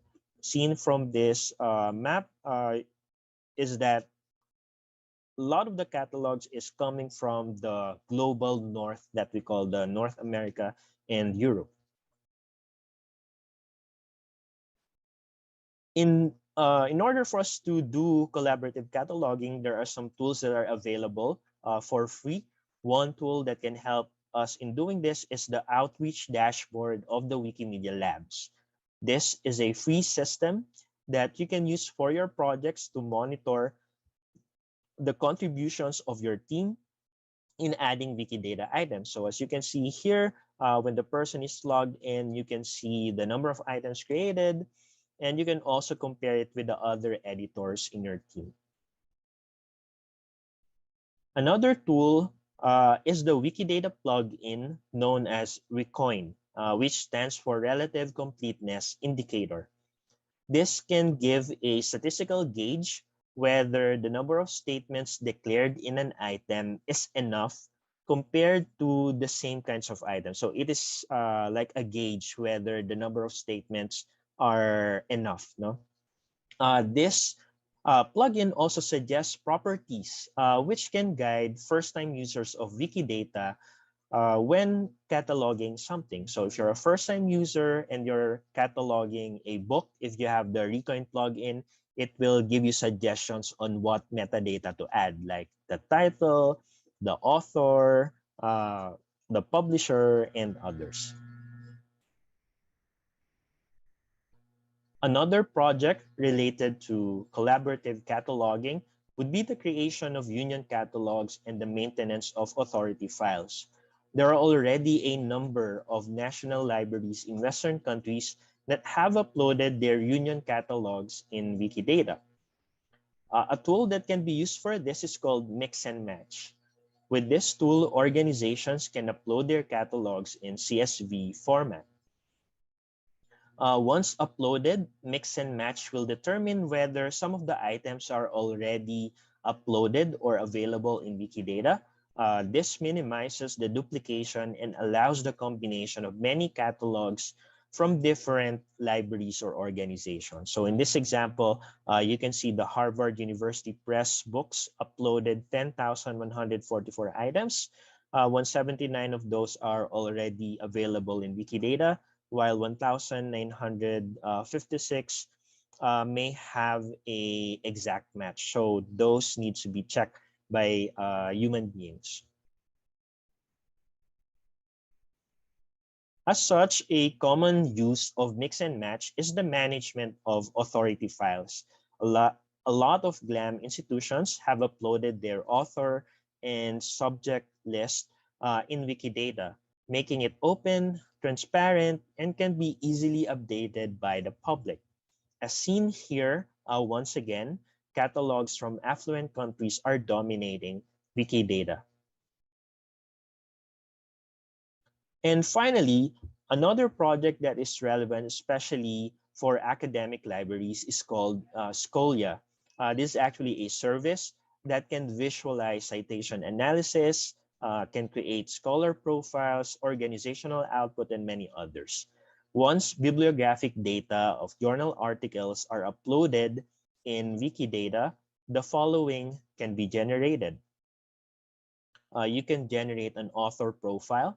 In this example, the person named Denny Verandechik's scholarly output can be visualized, such as citations per year, number of publications per year, their research topics, and co-author graphs, among others. Aside from that, you can also generate an organizational level output, such as the case for the Technical University of Denmark. Here you can see the topics that the employees from that organization publish on, the page production per year, the awards received by the employees, as well as the gender distribution. You can also generate a topic analysis. In this example, for the topic of COVID-19, you can see the top authors who published in this topic, the co-author graphs, where the authors are located, and which are the co-occurring topics.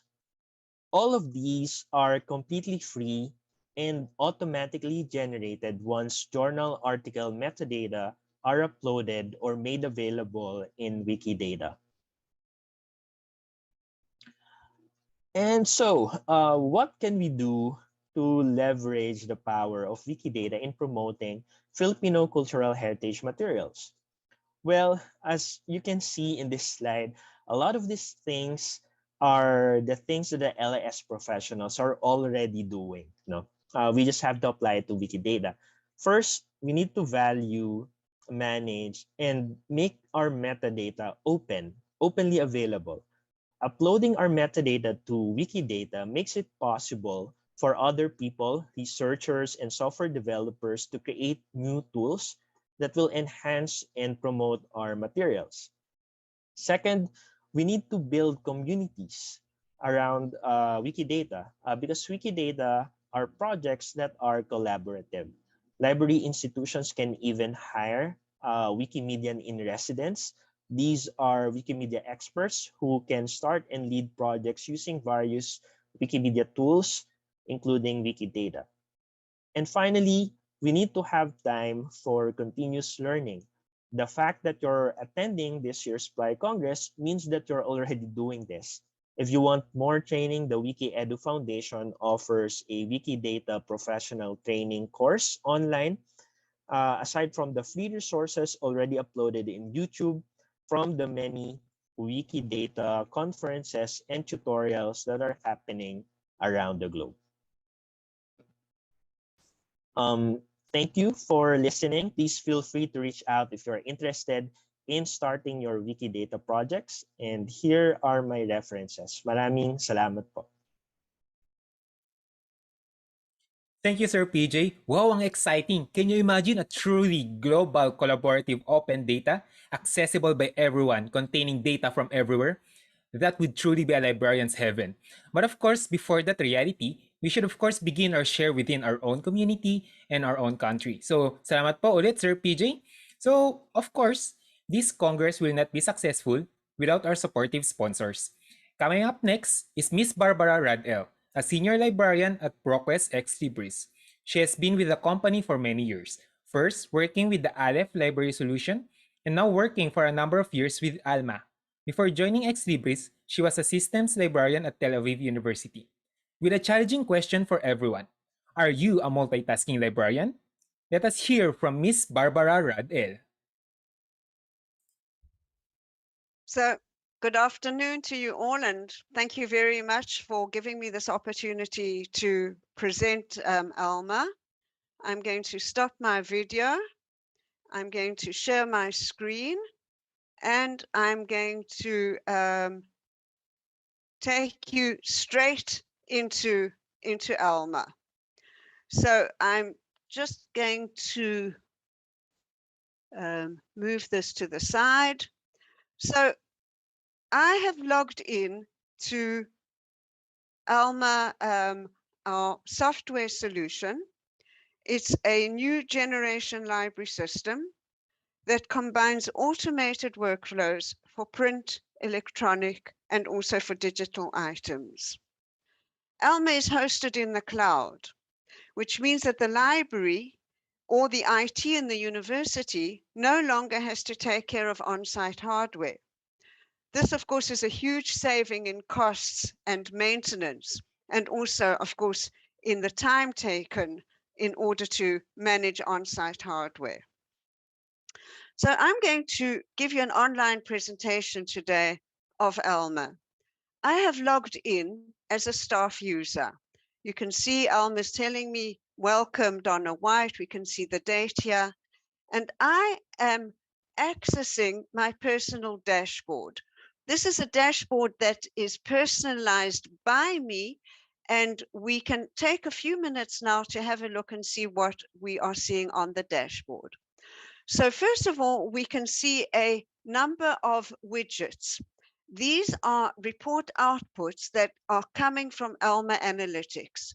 We have an analytic tool, a very robust, sophisticated tool that is part of the Alma subscription. It is not an add-on, there is no extra cost to it. I'm interested in information about my patrons. So we can see here, I've got a widget about number of patrons by groups. I'm also interested in e-resources by classification numbers.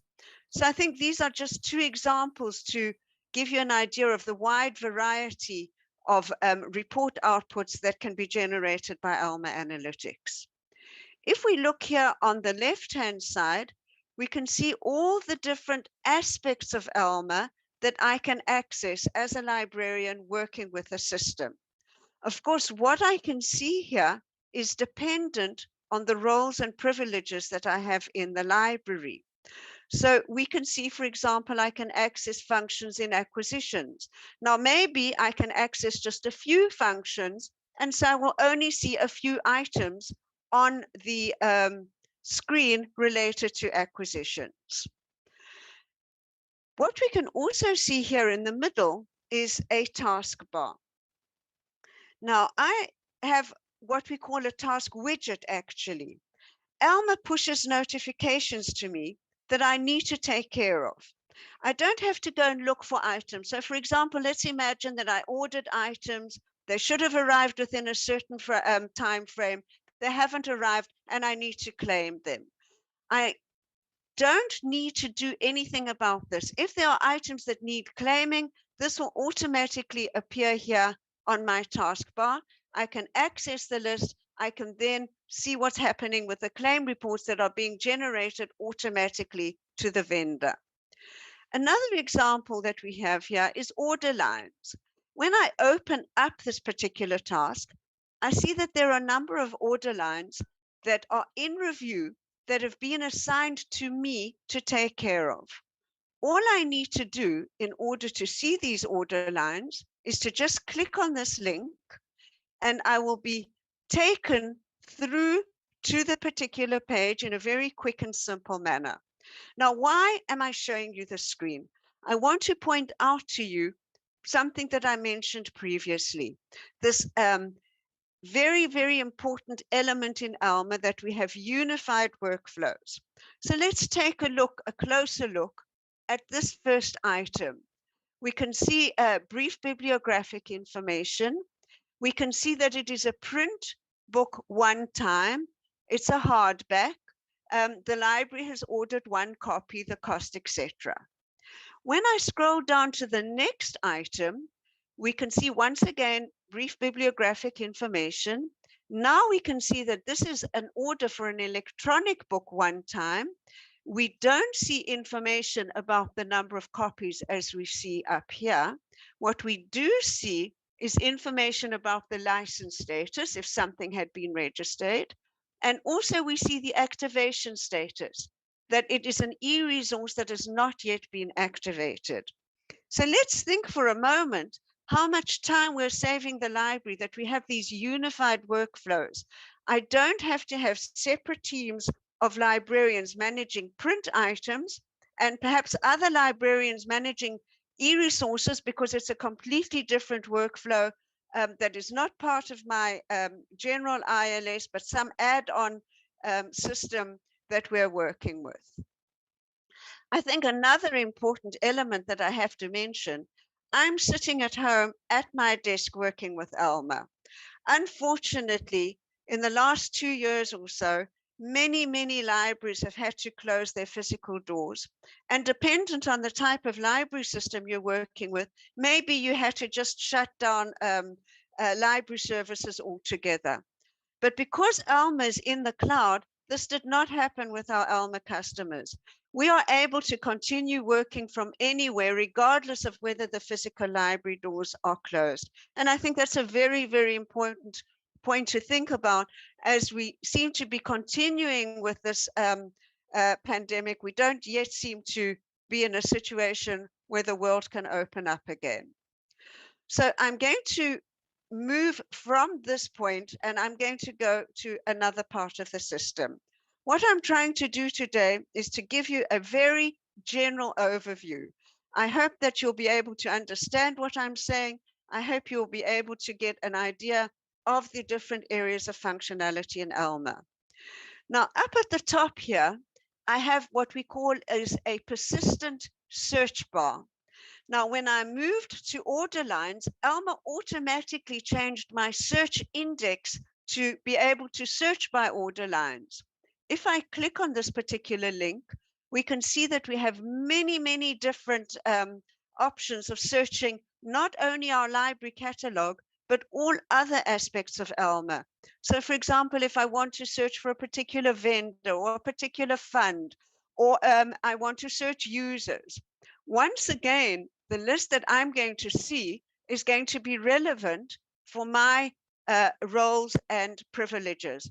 So if I'm a circulation librarian with limited roles and privileges, I'm definitely not going to see options of being able to search for order lines or funds or vendors and so on.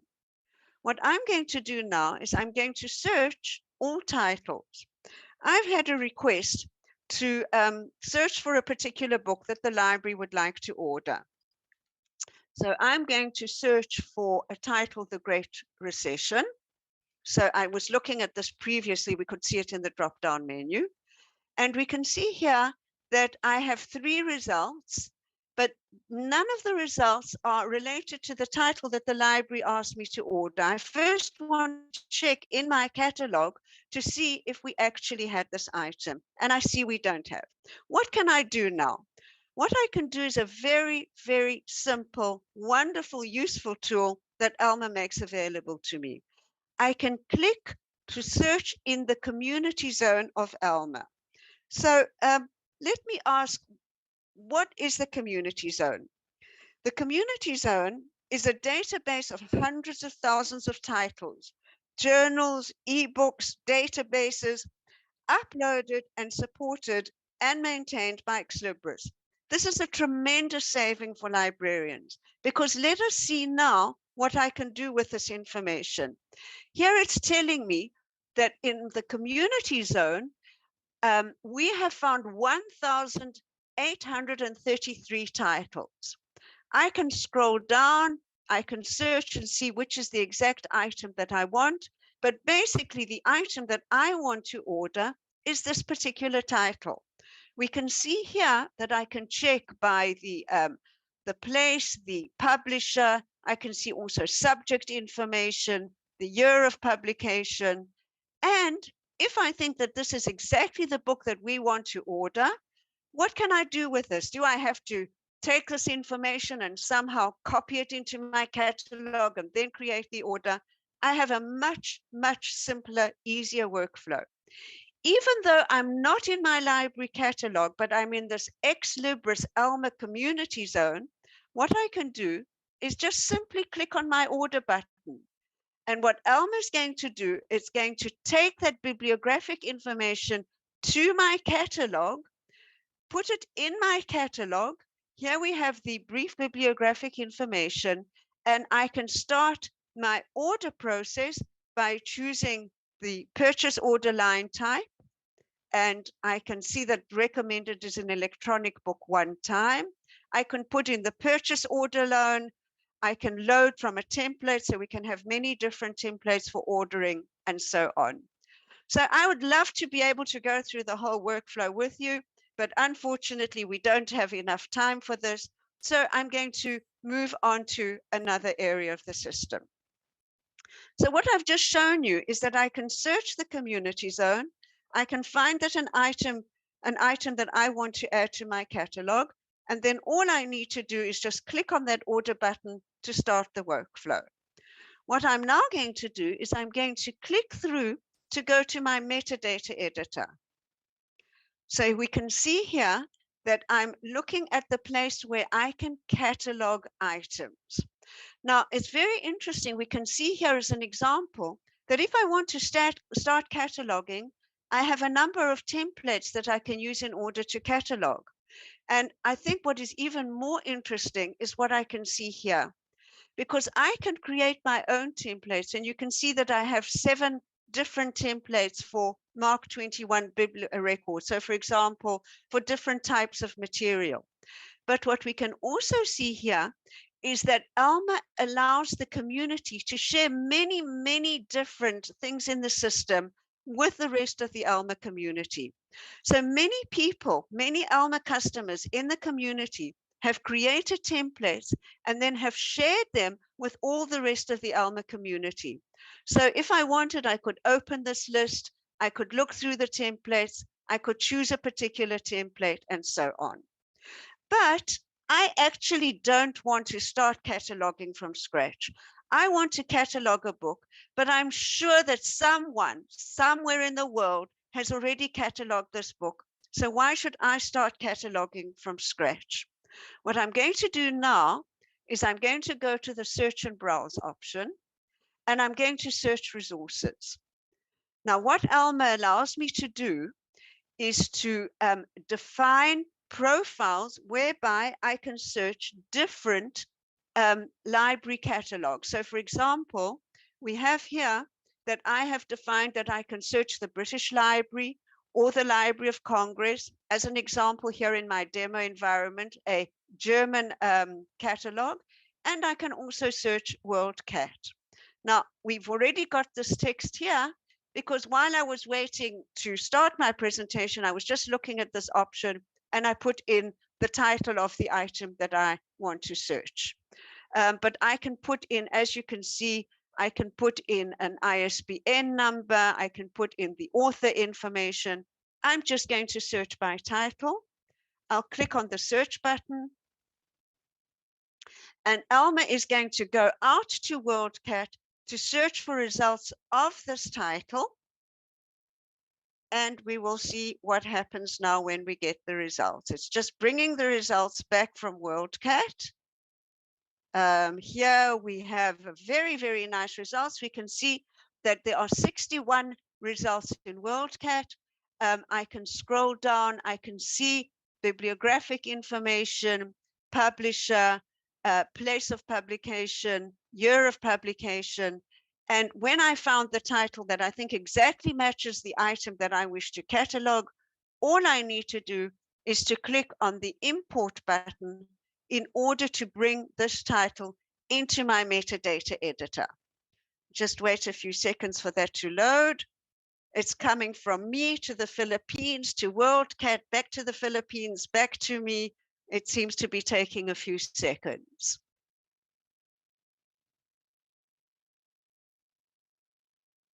Here we have it. Here I have a full bibliographic, a beautiful bibliographic record in my metadata editor. I can scroll down, I can see wonderful, wonderful subject headings, 520 field and so on. I've got a lot of fields that I'm not interested in. So one of the options that I'm going to briefly show you is an editing action. I have the option of enhancing the record, and I can define different types of enhancements and different rules. So for example, I'm not interested in having the 029 fields in my record, and I can have Alma just automatically delete them for me.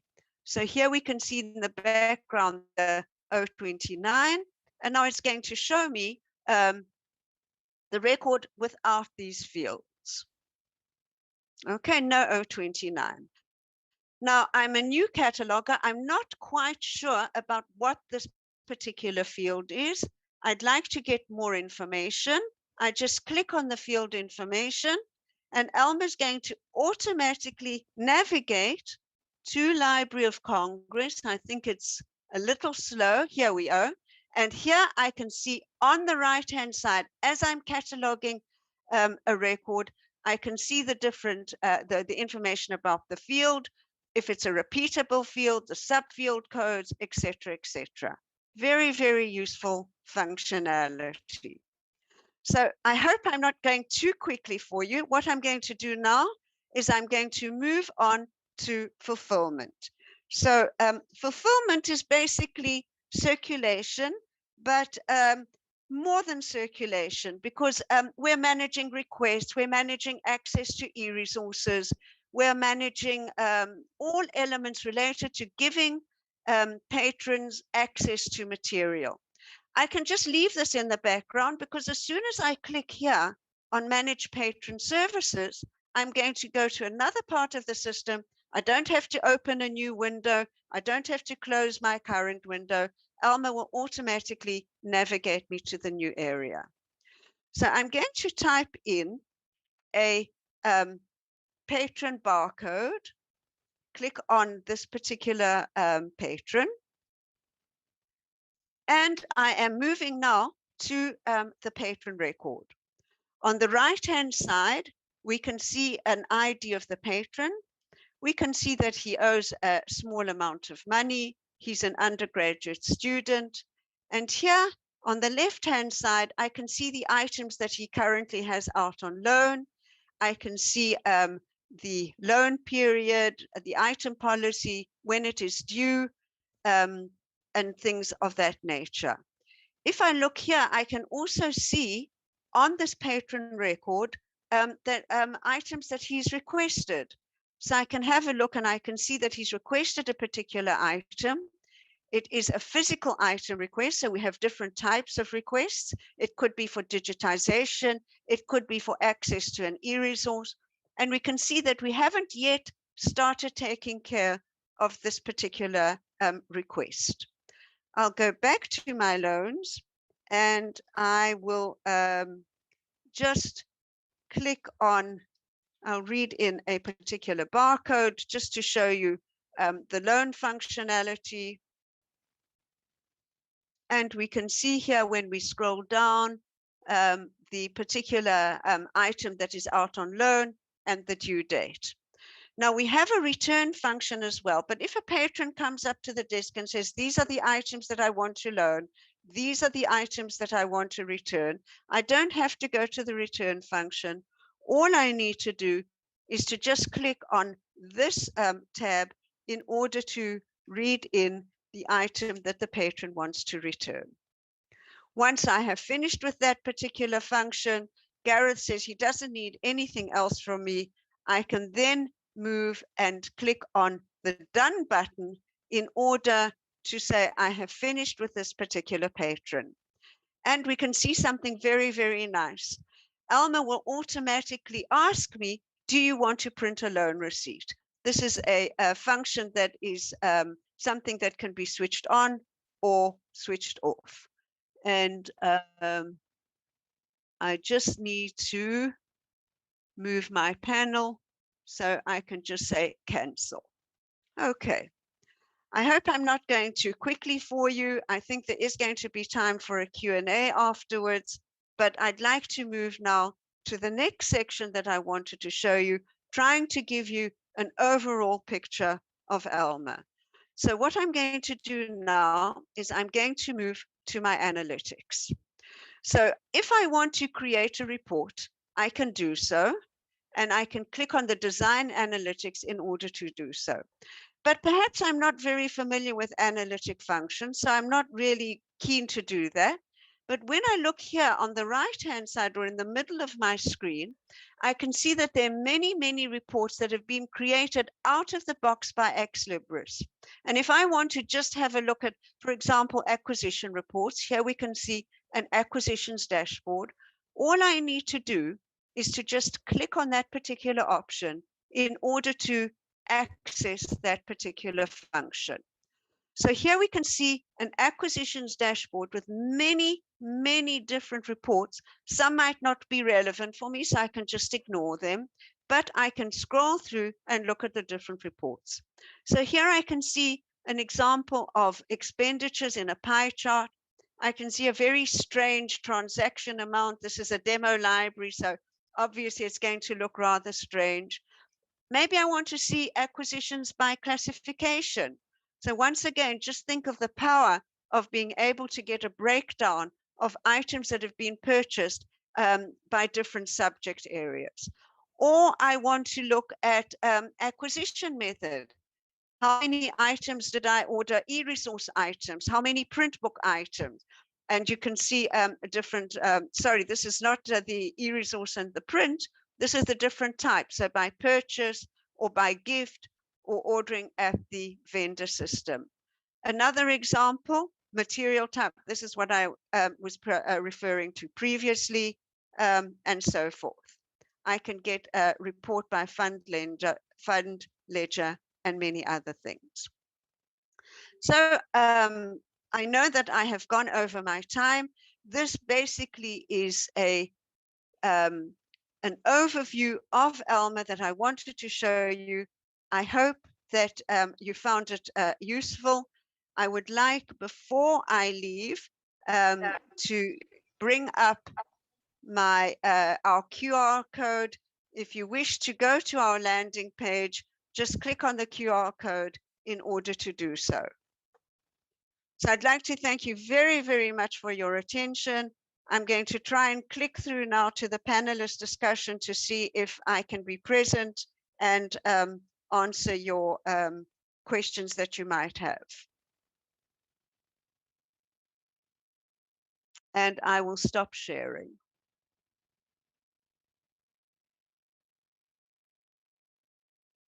Thank you, Miss Barbara, and to ProQuest X Libris for being our platinum sponsor. Again, this event will not be successful without your help. Again, that was Alma, a very useful program that you may consider subscribing to assist your library processes. If you are interested to contact our sponsors to inquire or consult about their products and services, just go to our Moodle website at webinars.plai.org.ph. The program and other Congress materials and also contact details of our sponsors are accessible there. That's webinars.plai.org.ph. If you receive a 508 error, you can try again later. So that's another 4 presentations down once more. I know many of you are burning to ask questions to our speakers. May we please ask our speakers, Ma'am Dia, Ma'am Manny, Sir Kelvin, Sir Nathan, Sir Mark, Sir PJ, and Miss Barbara to open their cameras again for our participants to see and to proceed with our open forum. Again, to our participants, please submit your questions to our Slido by going to slido.com/plai2021. That's all caps PLAI 2021. Ayan. Welcome po ulit sa lahat. Welcome back to our speakers. So let's check out what are the questions that have been upvoted by our participants. So, unang-una, a concern for Ma'am Dia at Ma'am Manny, Sir Kelvin, about online library instructions. Hi, Ma'am Dia and the team. Do you have internet connection subsidies or gadget subsidies provided to your librarians? And i-connect ko na din po, how do we address the issues that students cannot participate in online learning if the internet and gadget is the number one issue? Okay, good afternoon, everyone. So to answer the first question po, in our institution po, we don't have subsidy for internet. So what we are providing for the library, for the teachers, are equipments to use laptops. We lend them laptops during the start of the online classes. So that's what we give them, provide them, no, yung equipments lang po. In terms of the internet connection, that's sa teacher side na po yun. So sila na po yung nagbabayad ng internet nila. So that's what we are lobbying din po. No? The teachers were lobbying and also the non-teaching faculties were lobbying na the institution could give us an internet subsidy po since we are doing online classes din. So yun, but unfortunately, we are not yet granted by that. So yun po. Yeah. Thank you very much po, ma'am. This next question is for Sir Nathan and Sir Mark. Actually, several questions is pareho yung tinatanong. So, paano mag-solve ng technical glitch during presentations? How do we prevent them? How do we prepare for them? So, I guess ibabalik ko yung curiosity ng mga tao earlier. Ano pong nangyari doon sa presentation earlier? What are the possible causes and how do we prevent those from happening? And any insights sa potential na pangyayaring mga ganun? All right, so that's actually a very interesting dilemma and one of the key decisions you have to make when deciding whether or not to hold a live online event. So what happened earlier was that's a recorded video that we prepared in time because we are doing the tech for PLAI, so we cannot present our presentation live. What happened there was that when we were editing the video, the audio tracks overlaid, and um, it's a demonstration of the principle of least effort. Uh, the problem with recorded events and the problem with producing online content outside of a live event is that it's actually more difficult than conducting a live event. Live events are a lot more stressful, and there are a lot more issues that can come from losing your internet connection, losing electricity, and so on. But if you produce online content, so things like uploading in YouTube, putting it on a social media platform, and so on, you need to spend the time not just to record the content, but also to edit it. And it actually takes way longer. So think of recording a 1 hour conversation series. It will actually take you 3 to 5 hours to edit that thing, and then another hour to watch the final edit. So on one hand, yes, you can spend that time. You can watch and rewatch. You can pass it on to your editors. You can pass it on to your quality control. But then you could just upload it, and then now there's a tech problem. But what if it's a live event? One of the best things to do, and one of the things we've observed, is that often when there's a tech issue, people within the live event are quick to speak up. Um, and one of the worst things you can do is for the host to tell off the person encountering the technical difficulty. Sometimes the best option might be not to acknowledge it at all, and then work behind the scenes. So if you if you've only seen some of the behind the scenes of our live events, I will be cursing on the phone and saying, "What in the world is happening? Someone fix this." But then the host is not saying a thing while the tech team is working. That's why you have different responsibilities. That's why you have assigned roles within your production team. Let the people who can fix the problem fix it, and then don't acknowledge it in public. Your goal is to make the speakers look good. And then if the problem is something unavoidable like power outage or so on, have a backup. So have something like So thankfully, we haven't had to use that yet for this conference. Hopefully, we won't need to use it in practice. But yeah, be prepared for it. And of course, experience is the best teacher. The best tip you can have is that if you've experienced the problem before, you would immediately know how to address the problem. And it's a matter of just quickly responding and again, making the speakers look good. And thank you very much, Sir Nathan. So during this event, Sir Nathan is my conscience. I'm listening to him over with my ear right now, giving me cues on what to do next. So anyway, Sir PJ, the next question is for you on link open data. Our participant asked, how do we use semantic web in order to improve our services, and how do we protect this data in Wikidata?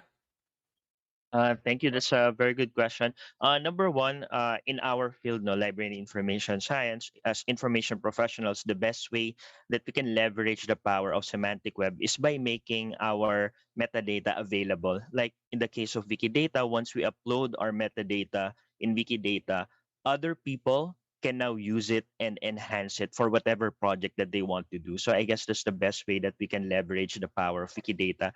And in terms of protecting our data, that has been the number one criticism, not just of Wikidata, but also of all other wiki projects, di ba? Kasi there's been vandalism happening on Wikipedia, but it has been 20 years, no? And Wikipedia is still there. Wikipedia is actually very successful.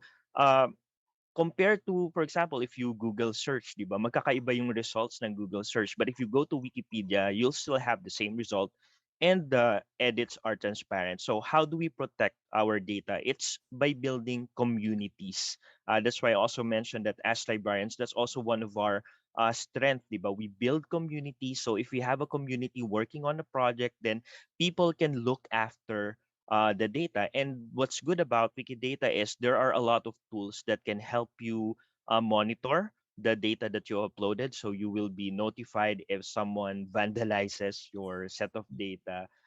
But yun, building communities around the project, that's the best way for us to protect our data in Wikidata. Thank you very much, Sir PJ. Our next question is for Miss Barbara. So actually, quite a lot of participants are interested about our ALMA program. So they are wondering if how do we proceed on the possibility of acquiring ALMA, and is it possible to request for a trial or a sandbox version of the program? So thanks very much for your interest. And of course, we'd be very happy to oblige. I think you need to contact our office in the Philippines, in Manila. Trials are possible in certain instances. And I think that he will send his details forward to the conference in case you wish to contact him. But we'd love to have more customers in the Philippines. We've had great experience with the customers that we already have. Thank you very much, Miss Barbara. And also to remind our participants, the contact details of our sponsors are available at our model website at webinars.plai.org.ph. So thank you very much.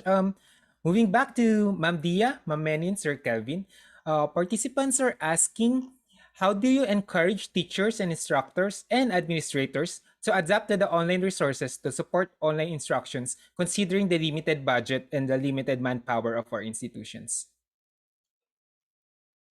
Hello po, good afternoon po ulit. So sa amin po, very limited po talaga yung budget, especially po dahil nga sa private institution, decreasing po talaga yung ating enrollees. So what we did, no, we just subscribe again to the e-resources that we have before pandemic.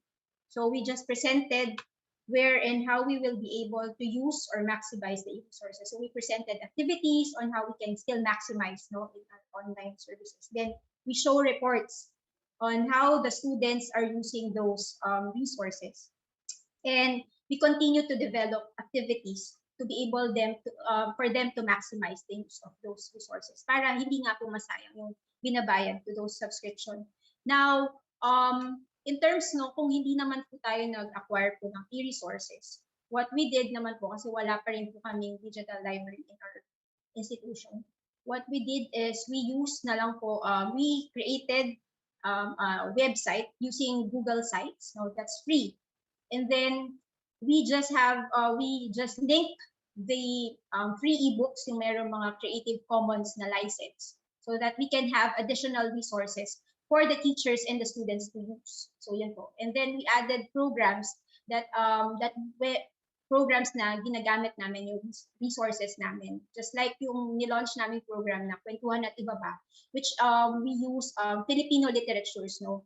And then we added additional information about that literature. So that's what we did, no, to maximize our resources, no, the limited resources that we have. Thank you very much po, Ma'am Dia. And again, for Sir Nathan and Sir Mark, for the tech team, people are asking, how do we increase student engagement in our online events? And what are your suggested hardware specs or net provider and softwares for this kind of event organizations?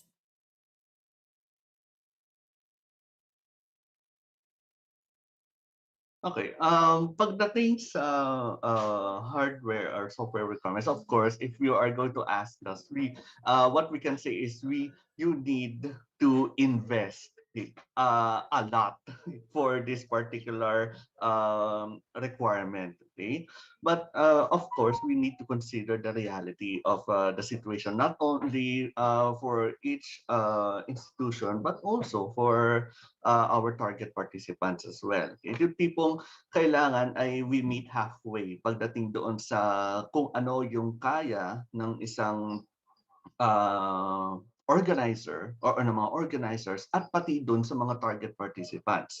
It's like you want to provide something that is seamless when it comes to production quality, but when it comes to access naman ay yung tipong okay, ang gusto natin ay 1080p, but your participants are not able to consume a 1080p quality video. Okay? So, yun po, ang sabi po namin ay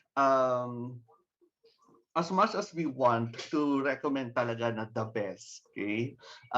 We can work naman na kung ano yung available base doon sa kung ano yung mga resources na una ay at hand, okay? At pangalawa ay kung ano yung pwede pa natin ma-acquire base sa kung anong budget na pwedeng ibigay po sa atin ng ating mga institutions, okay?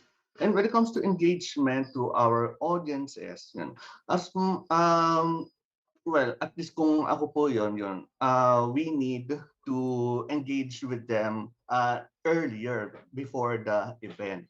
Tipong we need to market, we need to announce early at tipong mga at least months or weeks. Okay? Tapos, and as part of the planning process, we need to understand the target participants as well. Saan sila manggagaling? Ano yung mga software requirements or hardware requirements na kailangan natin i-assemble or i-set up para doon sa kung ano yung meron na gagamitin nila. Okay? It's like we need to determine our participants are mobile users or majority of them are mobile users, or are there are mostly using desktop or laptop computers. So kailangan na i-adjust din natin yun na tipong okay, if we want to cater both mobile users and desktop or laptop users, we need to ensure that what we are going to produce is readable or at least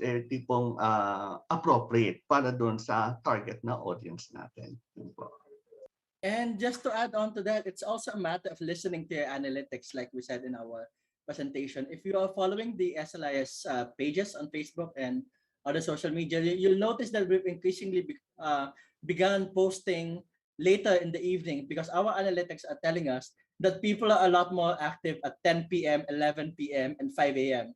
We have no idea why, but that's when people are active. So that's when we are now posting our content. So listen to those analytics. Be where your audience are so that you're able to engage with them better. Thank you very much, Sir Nathan, Sir Mark. Okay, so because we're running out of time, we're going to our last two questions. Second to the last question, Sir PJ. People are asking what sets this Wikidata or this open data separate from the OCLC, the onion, what they call this, the Union catalogs and other WorldCat LC catalogs. Ano daw po yung pinagkaiba nito? And also, how do we go ahead on contributing and using this Wikidata? Kailangan daw po ba ng software or pupunta lang po online? Those are very good questions. Again, the difference with Wikidata is anything that you upload in Wikidata is under the license of CC0, meaning anyone can use it and enhance it, which is actually very good for metadata, diba? Because we make it open. And the advantage of that is once you upload it in Wikidata, there are actually the tools that I presented earlier is just a tip of the iceberg because it's open source. A lot of people are still developing different apps, mobile apps to enhance the data that's being uploaded in metadata in Wikidata. So that's the advantage of Wikidata compared to other metadata repositories. And the second question, how can we add? You just need to sign up for an account. It's free for a Wikipedia account. So you go to wikidata.org and then sign up for an account and you can start contributing. And you can also take courses. Merong mga courses na ino-offer yung Wiki Edu Foundation so that you can know how to take advantage of the different tools to contribute to Wikidata. Yeah, thank you very much, Sir PJ. And now our final question for Miss Barbara. For Ma'am Barbara, people are asking, is Alma only available via the web? Is it internet dependent? Or can we use it offline in case there's internet connectivity problems? And a small curiosity from our participants, why is it named Alma? Well, first of all, Alma is available via the web. We don't have an offline version, so I understand sometimes the connectivity problems. The upside is that you can use it anywhere. You can use it with any an iPhone, a tablet, your computer, and I think finally the question is, why is it called ALMA? We actually, many years ago, when we started with ALMA, we had a competition in-house, and we asked our colleagues to suggest a name. Somebody came up with the word ALMA. I think it means soul in many languages, and we really thought that this was a good name for a great product. Yeah. Thank you very much, Miss Barbara. So Thank that's all of you. our time for this particular junction. So once again, thank you so much, Ma'am Dia, Sir Kelvin. Thank you, Ma'am Yani, Ma'am Manny. Thank you, Sir Nathan, Sir Mark, and Sir PJ. And of course, thank you, Miss Barbara. So, okay, that's it. That was quite an educational segment. So, our dear participants, nagpipicture-picture ba kayo during our event? Do you think you got the best picture while watching our PLAI Online Congress 2021? I-post na yan sa inyong Facebook page and use the hashtag PLAI Congress 2021. Remember, walang spaces yun. It's hashtag PLAI Congress 2021. Share your photos, use the hashtag, and malay nyo, kayo ang manalo sa ating online raffle and win cash prizes. So mga wala pang entry, this is your chance to post. Let's take another 15-minute break to stretch, grab a snack, or do whatever errands you might need. So we'll resume our event in 15 minutes. See you in 15 minutes. Maraming salamat po.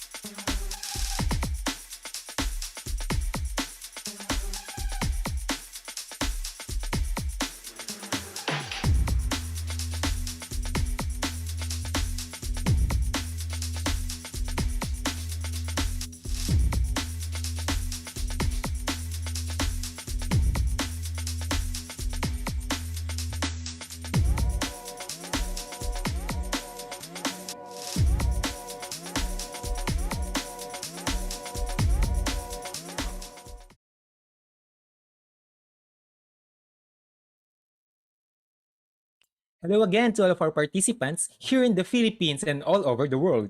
We are also live via the PLAI YouTube channel. Welcome back everyone. Good afternoon again. Sana di nyo ako na-miss masyado. I am Dritch Paul Reyes, a faculty member of the University of the Philippines School of Library and Information Studies, your host and moderator this afternoon.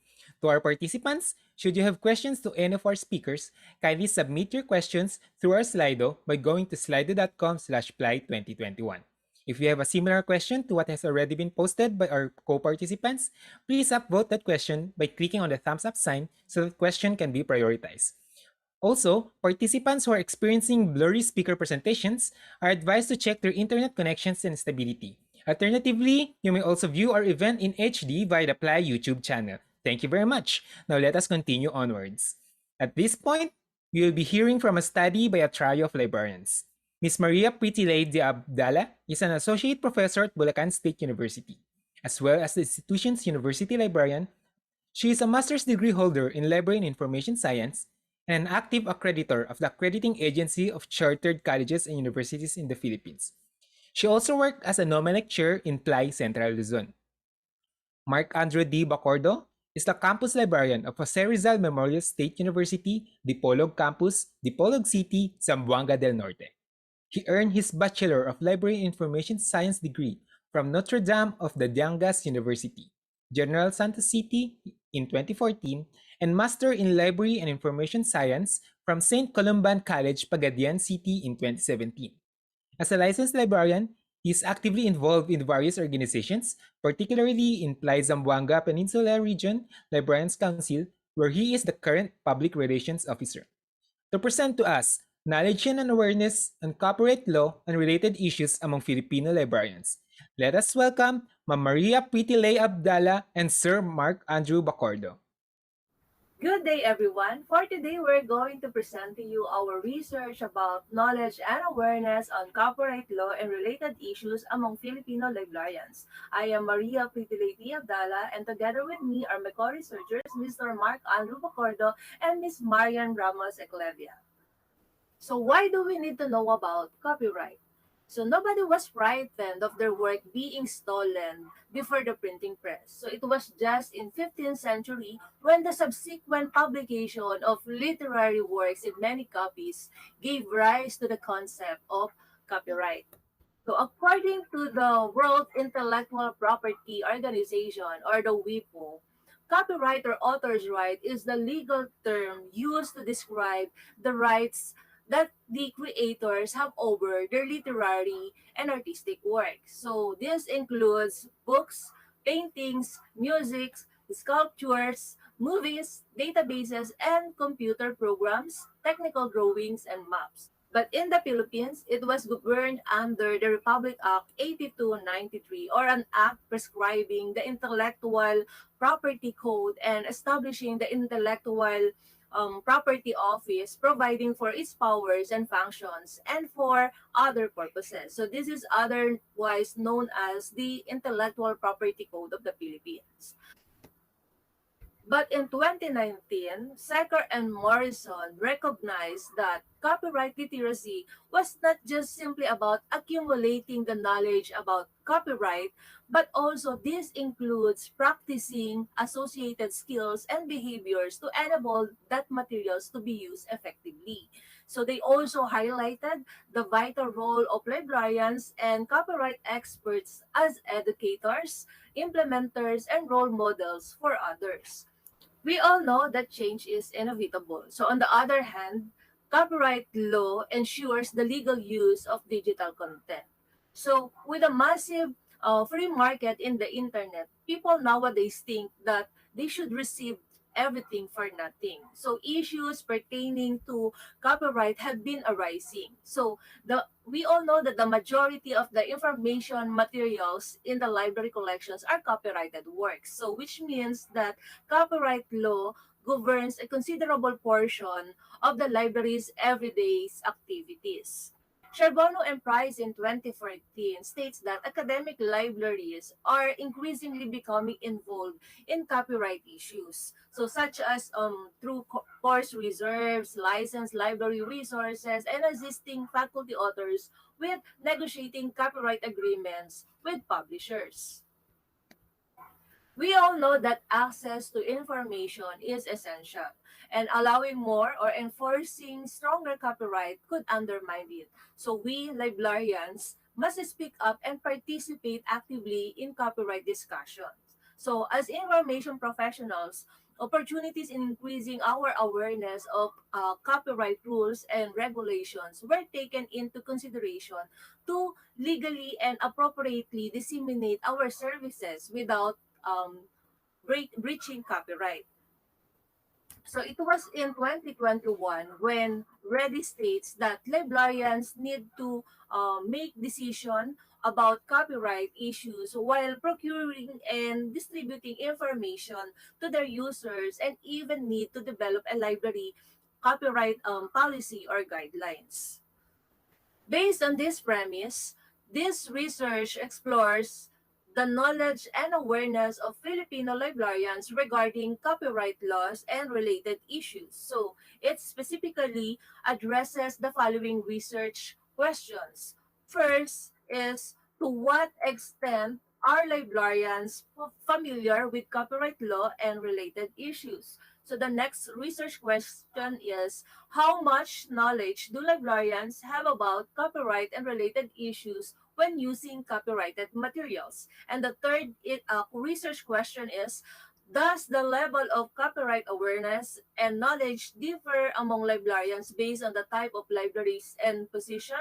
And the last question is, what question do librarians frequently ask on copyright law and related issues? For our research methodology, this is an exploratory in nature where we use a survey method to measure librarians' awareness of copyright laws and related issues. The questionnaire was created using Google Forms, so it was pure online, and the questionnaire was distributed to registered participants of the Regalo Touching Lives webinar on surviving online instruction, copyright and fair use for online education and research on May 28, 2021. We use survey questionnaire as the main instrument of our study. The questionnaire was divided into two parts. So the first part contains copyright awareness scale, which was adapted from the study of Todorova et al. 2017. In this section, respondents were asked to rate their familiarity with 13 fundamental concepts of copyright law and related issues using a 5-point Likert scale. 1, not at all aware, to 5, which is extremely aware. The Kronzbach alpha for the copyright awareness scale is 0.955, indicating that there is a high level of consistency. For the second part of our questionnaire, it includes the copyright knowledge test consisting of 22 items to measure librarians' knowledge about copyright and related issues. Some of the items was adopted from the study of Fernandez Molina et al. 2017, and there were modifications made in order to suit for the current study. Using convenient sampling, a total of 205 respondents were included in the analysis. Respondents were informed that by completing the online survey form, they impliedly agreed that their personal information would be used for personal or research purposes. The data were analyzed using SPSS, and it was found that majority of the respondents are working in an academic library, and more than 50% of the respondents held a non-supervisory position. Frequency distribution and descriptive analysis statistics rather were used to describe respondents' level of knowledge and awareness. Additionally, the Mann-Whitney Yule were employed to determine if statistical differences exist in the distribution of two groups or differences in the medians of two groups. For our results and discussion, for the research question number 1, to what extent are librarians familiar with copyright and related issues? So the data indicates a moderate awareness of copyright and related issues among respondents. So the distribution of their awareness level is negatively skewed, and the low standard deviation indicates awareness scores are clustered around the mean, therefore not broadly distributed. So according to Todarava et al. In 2017, so librarians' desired knowledge and awareness level lies between moderately familiar level and extremely familiar level with copyright and um, awareness. So, therefore, academic and school librarians in this study have attained the desired level of knowledge and awareness as shown in Figure 1.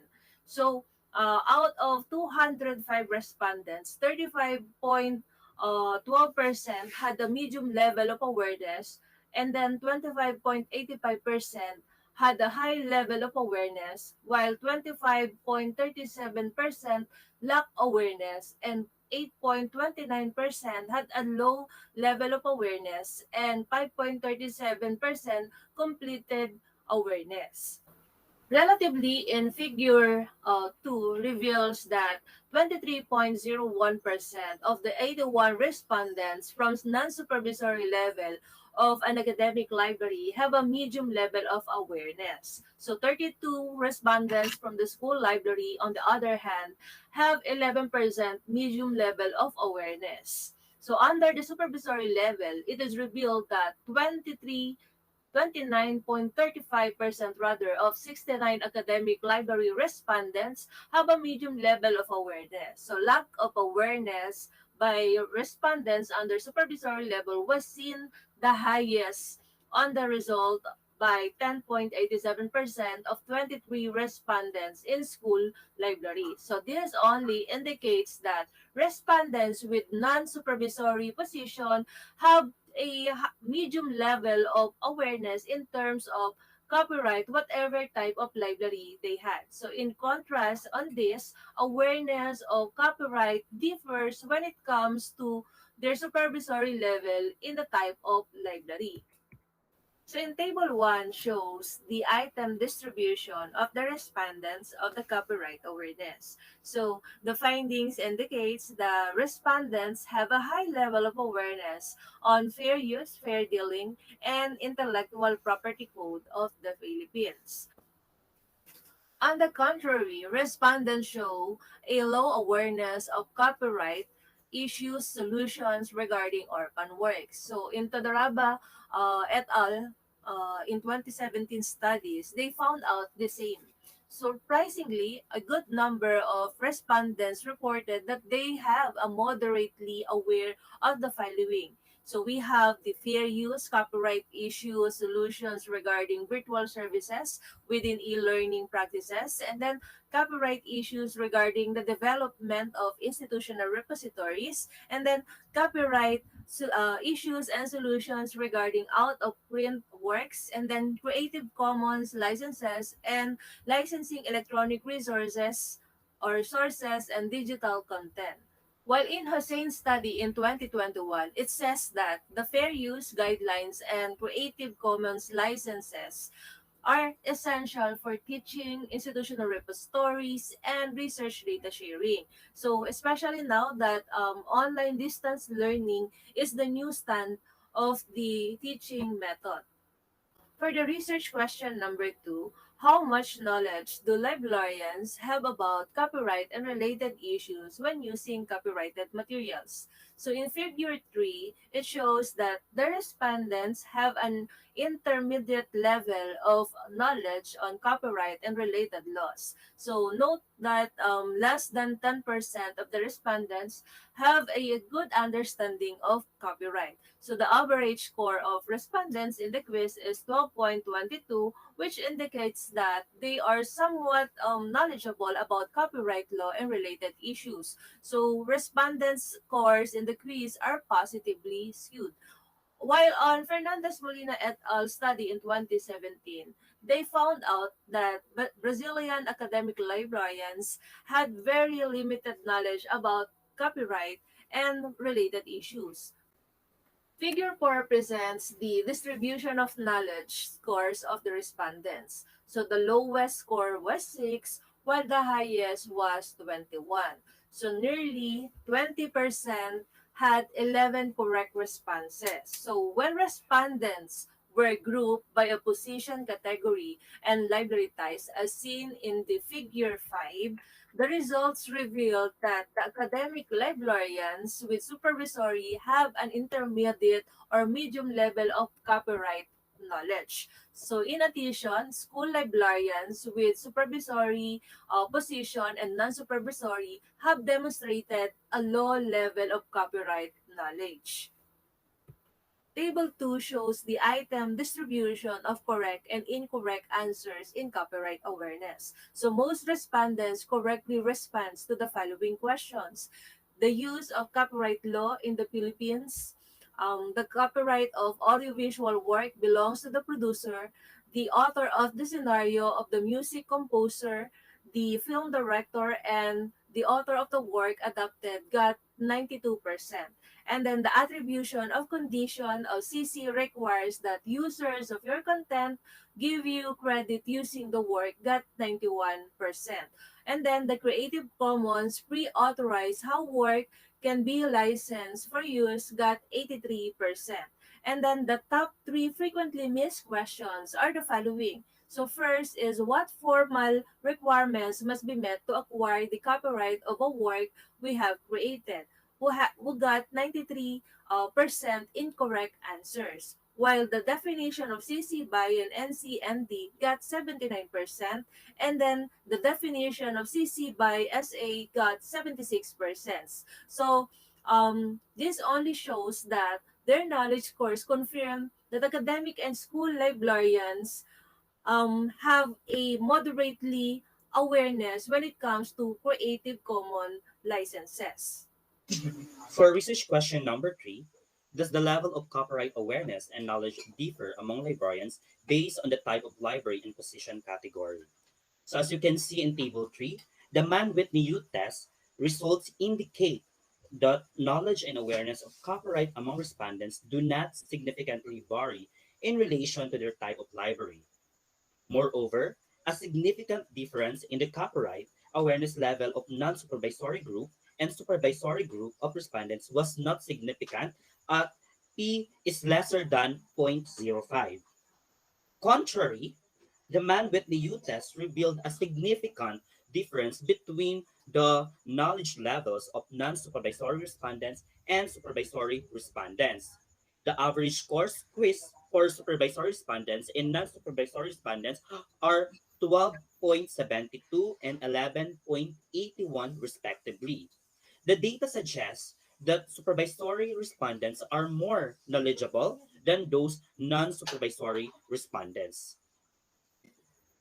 By visually examining the graph in figure 6, it was revealed that non-supervisory respondents scored lower on the copyright awareness test compared to the supervisory level. For research question number 4, what questions do librarians frequently ask on copyright law and related issues? As shown in table 4, the results indicate that the frequently asked questions by librarians are related to fair use or fair dealing, with 9 questions, followed by copyright and related law at the international level and Creative Commons licenses with 6 questions. So some of the questions asked during the webinar were, are we allowed to photocopy a single book if the book is no longer available in the market? How many is the maximum number of pages allowed to be scanned or photocopied for a student who will use the material? And who permits to use materials offered under Creative Commons licenses? And does Creative Commons cover the narration of intangible culture and to what extent? So these questions are related to fair use or fair dealing and Creative Commons licenses. These questions were addressed by Attorney Cruz, who, who was the speaker of the said webinar. As shown in Table 4, results also revealed that respondents asked one question for copyright issues regarding the development of institutional repositories and copyright issues or solution regarding materials from the public domain.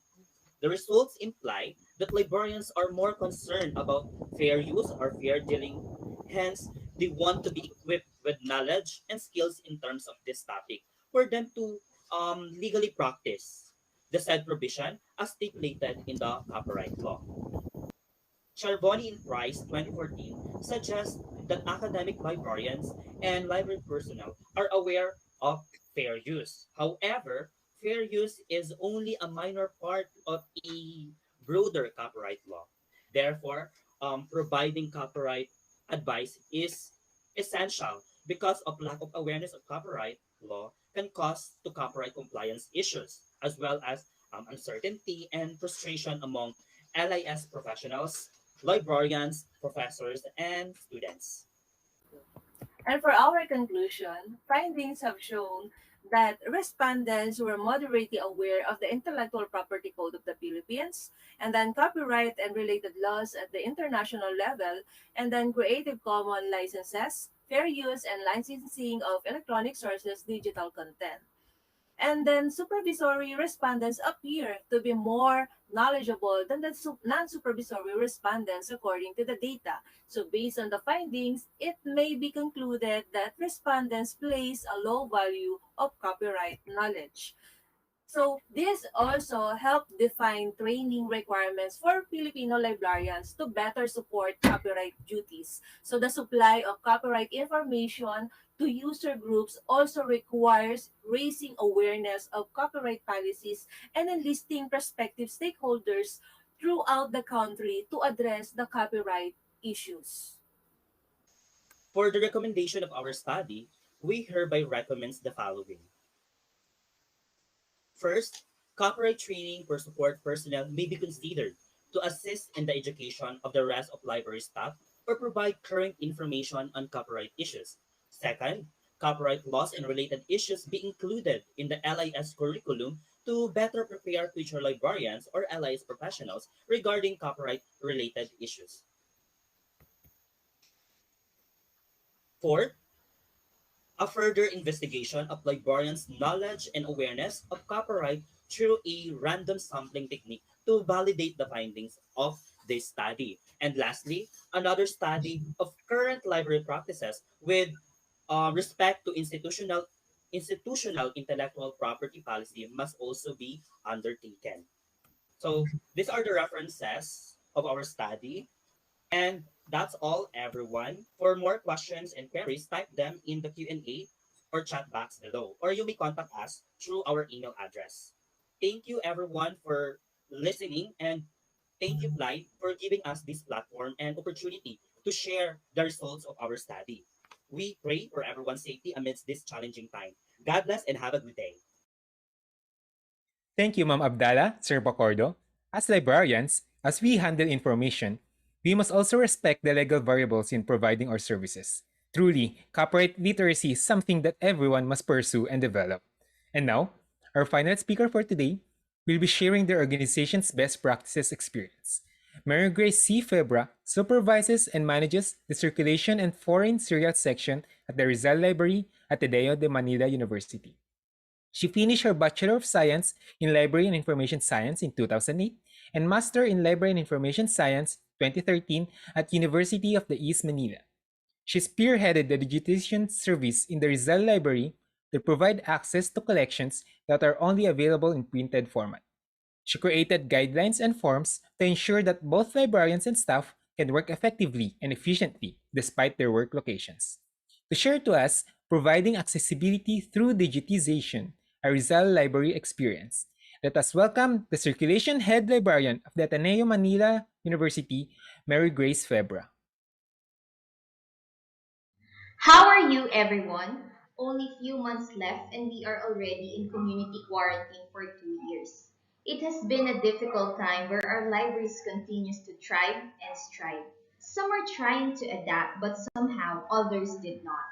The physical closure of libraries around the world due to the pandemic has caused librarians to re-evaluate the accessibility of their collections. This concern has not exempted the Rizal Library of Ateneo de Manila University, where access to print collections that are not available in digital format are also equally needed by its academic community. To meet the demands, the Rizal Library offered digitization services to its print collection. In this presentation, allow me to show you how the Rizal Library provides accessibility through digitization. As COVID-19 strikes in the Philippines, Luzon, including the National Capital Region, was put under enhanced community quarantine. Immediate closure was ordered to all establishments except for sectors that provide basic necessities. Works were shifted to work from home setup. Long-time closure of libraries caused severe impediments to its services, as it is not included in sectors that provide essential services. However, in the part of academic libraries where they are under the educational sector, provision of remote learning alternatives where classes are done online are deemed to be essential. As an academic support, librarians are then compelled to provide information services. Pre-pandemic library services were re-examined to adjust and adapt with the current library setup. Availability of online resources such as e-journals and e-books become very useful. However, this collection was never enough for our information-hungry patrons. Rizal Library needs to provide an option to the academic community on a new way to access materials that are only available in physical format. Though there is a lot of hesitancy, careful considerations of different factors help us to figure out what we can do to balance the needs of our patrons as well as our responsibility to protect the copyright of printed materials. Digitization is perceived as one of the essential tasks provided during this challenging time. According to Oxford, digitization is conversion of text, pictures, or sound into digital form.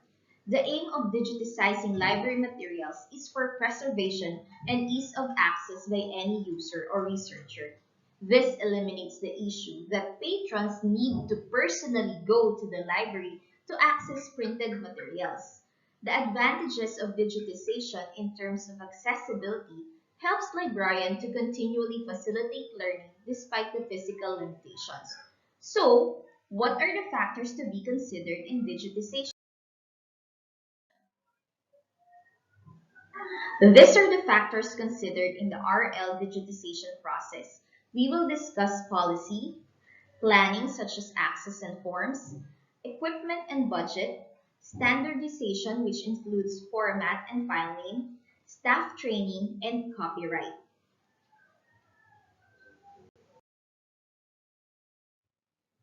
Let's start with the policy. A policy is a guiding statement. Librarians must seek advice to the administrators or other offices that can guide them in drafting the policy. On the side of the Rizal Library, constant consultations are being held with the Ateneo Legal Office and Ateneo Intellectual Property Office. These policies will serve as your reference guide in implementing your digitization services. So what should you include in your policy? First is know your customer. You should know who are eligible to request for this service. For example, will this service will only be offered to faculty or also to students? Will you require the faculty to have a current teaching load? Or for students, is it necessary that they are currently enrolled? Number two, materials to be digitized. Identify the collection that you will digitize. Do you want to limit it to reserved materials only or for Filipiniana materials only? Number three, copyright limitation. Will you digitize copyright materials? Or will you only process materials that are out of copyright? If you will allow digitization of copyrighted materials, how will you evaluate requests that are still within the bounds of fair use? Number four, access to digitized file. If you already have a digitized file, how will your patrons access the file? Will you send it through email or upload it to a restricted server? Will you allow downloading of files or Will it only be for restricted viewing? Number 5, storage of digitized file. How will you store your files? Do you have a server to keep your files? Or you will upload it in a cloud? Number 6, staff involvement. You need to determine who are the people involved in the plan. You should know if there will be available staff who can process digitization for you on site, or who are the person that will process the request. Librarians who are drafting policy must at least answer these questions. If you already have a written policy with you, you may now create your plan. So what's the plan? Planning is a very essential stage in any service. It is important to create workflows and identify staff that will handle each work task. Since the Rizal Library has existing equipment for digitization, and some staff are already trained to do scanning work, roles were just adapted and realigned for this service. Clear workflow and understanding of each task also helps the Rizal Library staff and librarians to streamline our process and ensure that we can work in unison regardless of our location. Let me show you the Rizal Library digitization process. Materials will only be digitized upon request. The digitization process starts as soon as the requesting faculty or student fills out and submits the request. This form will then be reflected in the Google Sheet, monitored by librarians and staff. The librarians who are assigned in each school team will then check if the material is already available online. They will evaluate the request if it's acceptable within the bounds of fair use. Some requests will require further approval by higher authorities. Once approved, books will be assigned to a scanning team and will be pulled out for digitization. The scanning team will then scan the material and observe proper format and file name before uploading the materials in the RL Common Drive. Once the material is ready, the librarian will then send the link to the requestor or request for the file to be uploaded in the e-reserve. Let us discuss each step mentioned above in the next slide. Let us start with the form. The Rizal Library current integrated library system doesn't have a feature for digitization. We use available programs such as Google Forms, Google Drive, Google Sheets, and Adobe Photoshop. These online programs can also be used by other libraries since it's free to use. To collect information from our patrons, we created a forum that have questions that will help us process their requests. This includes basic information of our requestor. What is the purpose of their request? Course information, what material they want us to digitize, and most importantly, their agreement to copyright. I will now show you the sample forms used by the Rizal Library. Librarians can make use of Google Forms to collect data.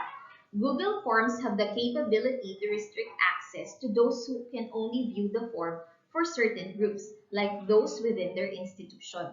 Using the data collected, eligibility of the requester to request for this service as well as information of his request will be used as a basis for the approval to digitize his request or not. Here's the section for the purpose of the request, as well as their course information. This is the section for the material information, as well as the copyright agreement. We include this so they will be informed of their responsibility regarding copyright infringement. Data collected in the Google form can be viewed in a Google Sheet. We track each request using this form to know the updated status of each request. Here is the sample filled out sheet with the requester's information, purpose of their request, course information, and the materials they need.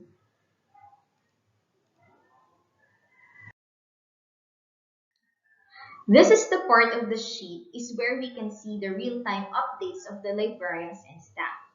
It shows here the librarian's approval column, the scanning status, and who are assigned to scan a specific material. You will notice that they are already in done status, but there are other status available such as for pull out, scanning, and editing. For this section, you will see the file status. It may be sent through a link or uploaded in our e-reserve. The team that will notify the requester is also shown here. Let me discuss to you how this dual access differs. To be able to save the time of our patrons, access must be provided with decent user experience. Scanned materials can be accessed in two ways. First is by sending a link for a request that are for personal use. And second is by uploading it to eReserve for classroom instruction request. Only faculty can request for his file to be uploaded in eReserve. The eReserve team will also notify the faculty requester for the availability of the materials. I recommend that when we send links to our patrons, we must disable downloading and printing option of digitized material to avoid illegal dissemination. Google Drive has a function to set files in the viewing option only, and access to these files can also be restricted.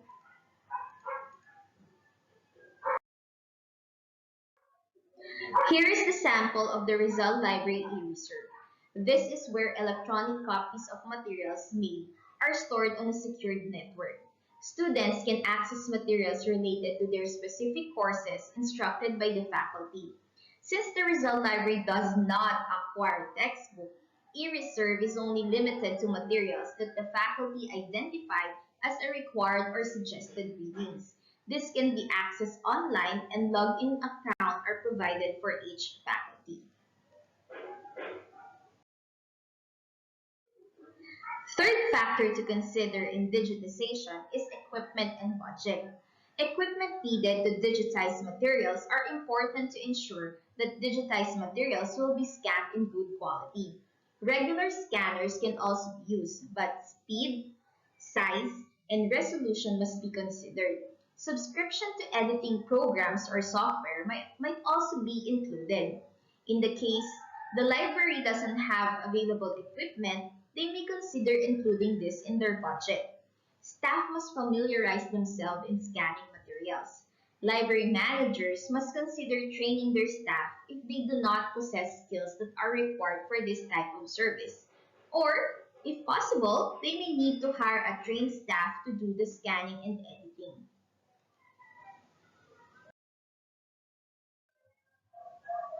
We must also include standard in digitizing materials.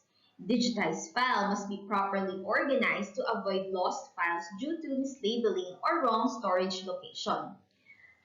The result library follows the following scanning format. All digitized files will be in PDF format.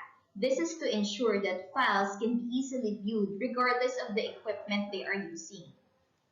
To make the file readable, even if the characters are magnified, materials are scanned in 300 dpi resolution. Files must include a logo for distinction and footnote for institution's copyright statement. Logo and footnote must be irremovable, so it is best that we encrypt our files with password to avoid illegal dissemination of files.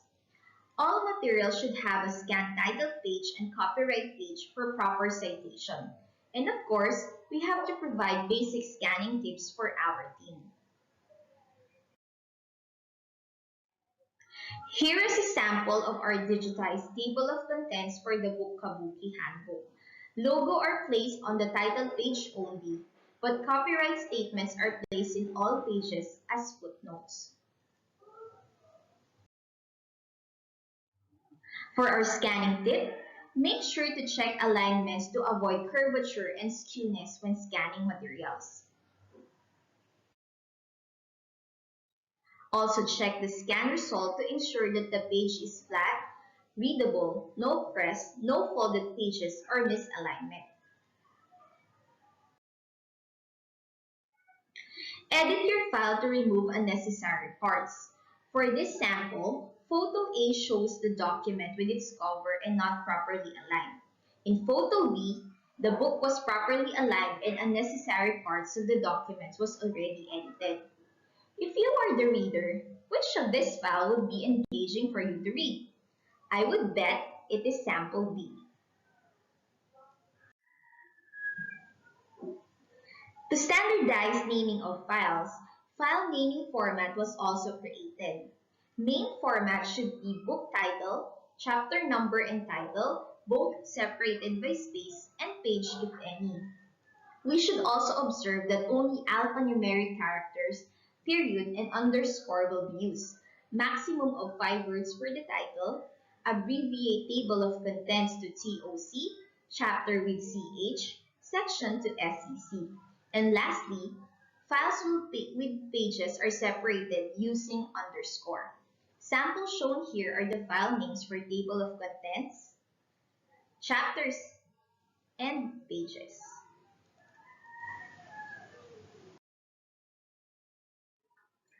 Personnel are the most important digital library's resource, not only during its initial creation and setup, but also for its operation, maintenance, and provision of service.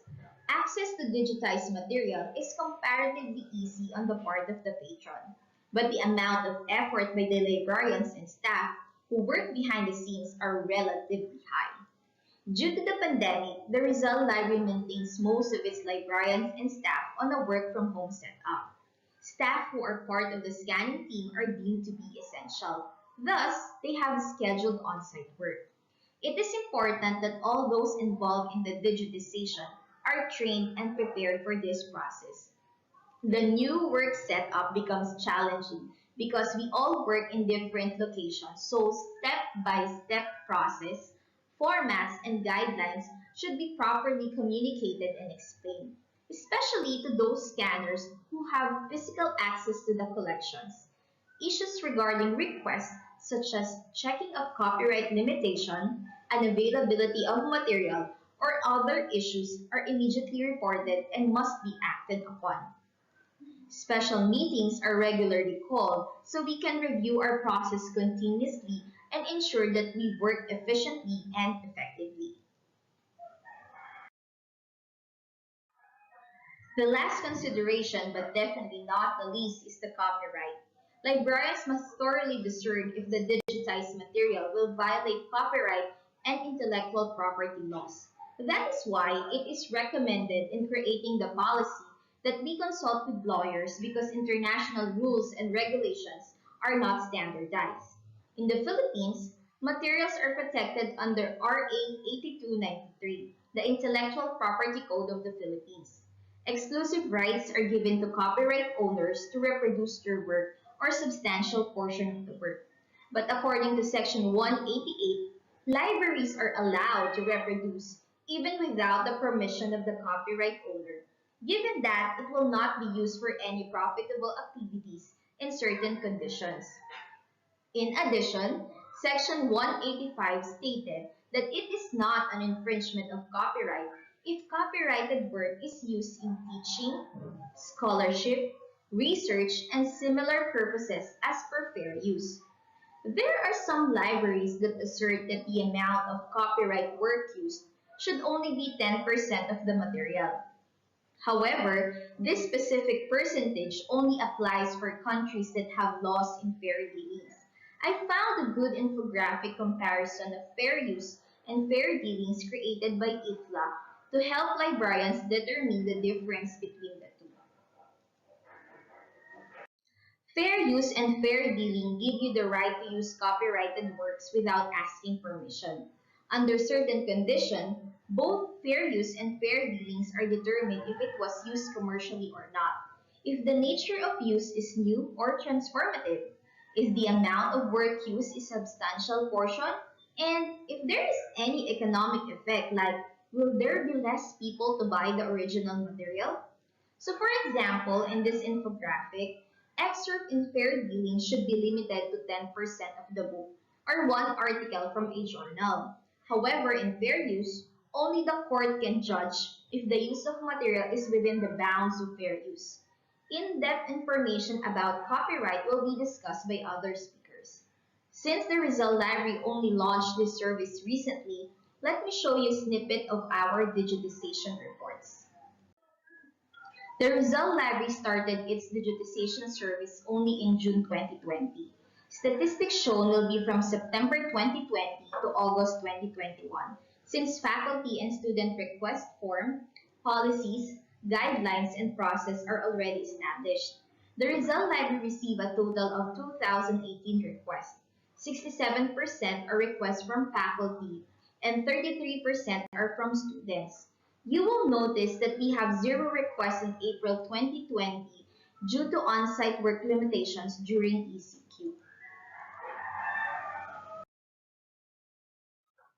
From this request, 4.4% are available online, 86% were digitized, and 8.7% were disregarded due to copyright, incomplete request details, and request unavailability.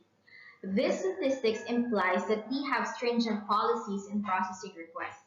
Pending requests are for materials that are currently checked out and under book recall.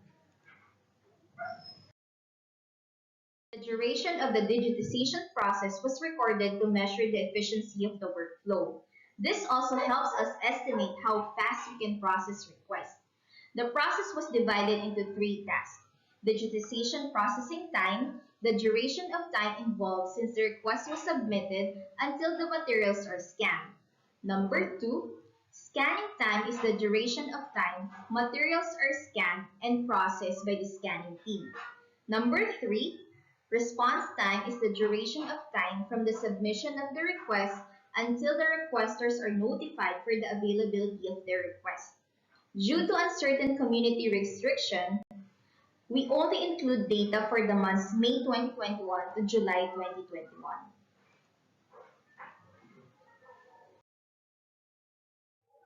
With our current setup, we can deliver digitization requests within 3 days.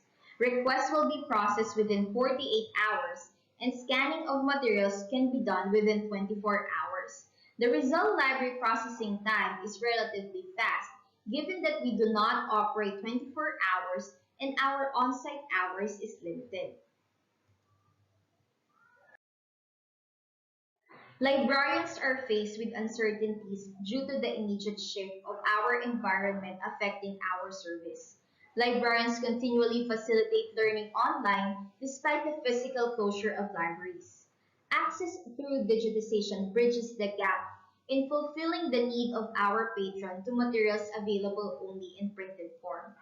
Though there are a lot of factors to consider in digitization, it is recommended that careful planning must be done before embarking on this service. Remember that librarians' role is not only to render information needs to our patrons, but also to take responsibility in protecting the copyright of materials. We recognize and understand that every institution has different practices, policy, or guidelines regarding digitization.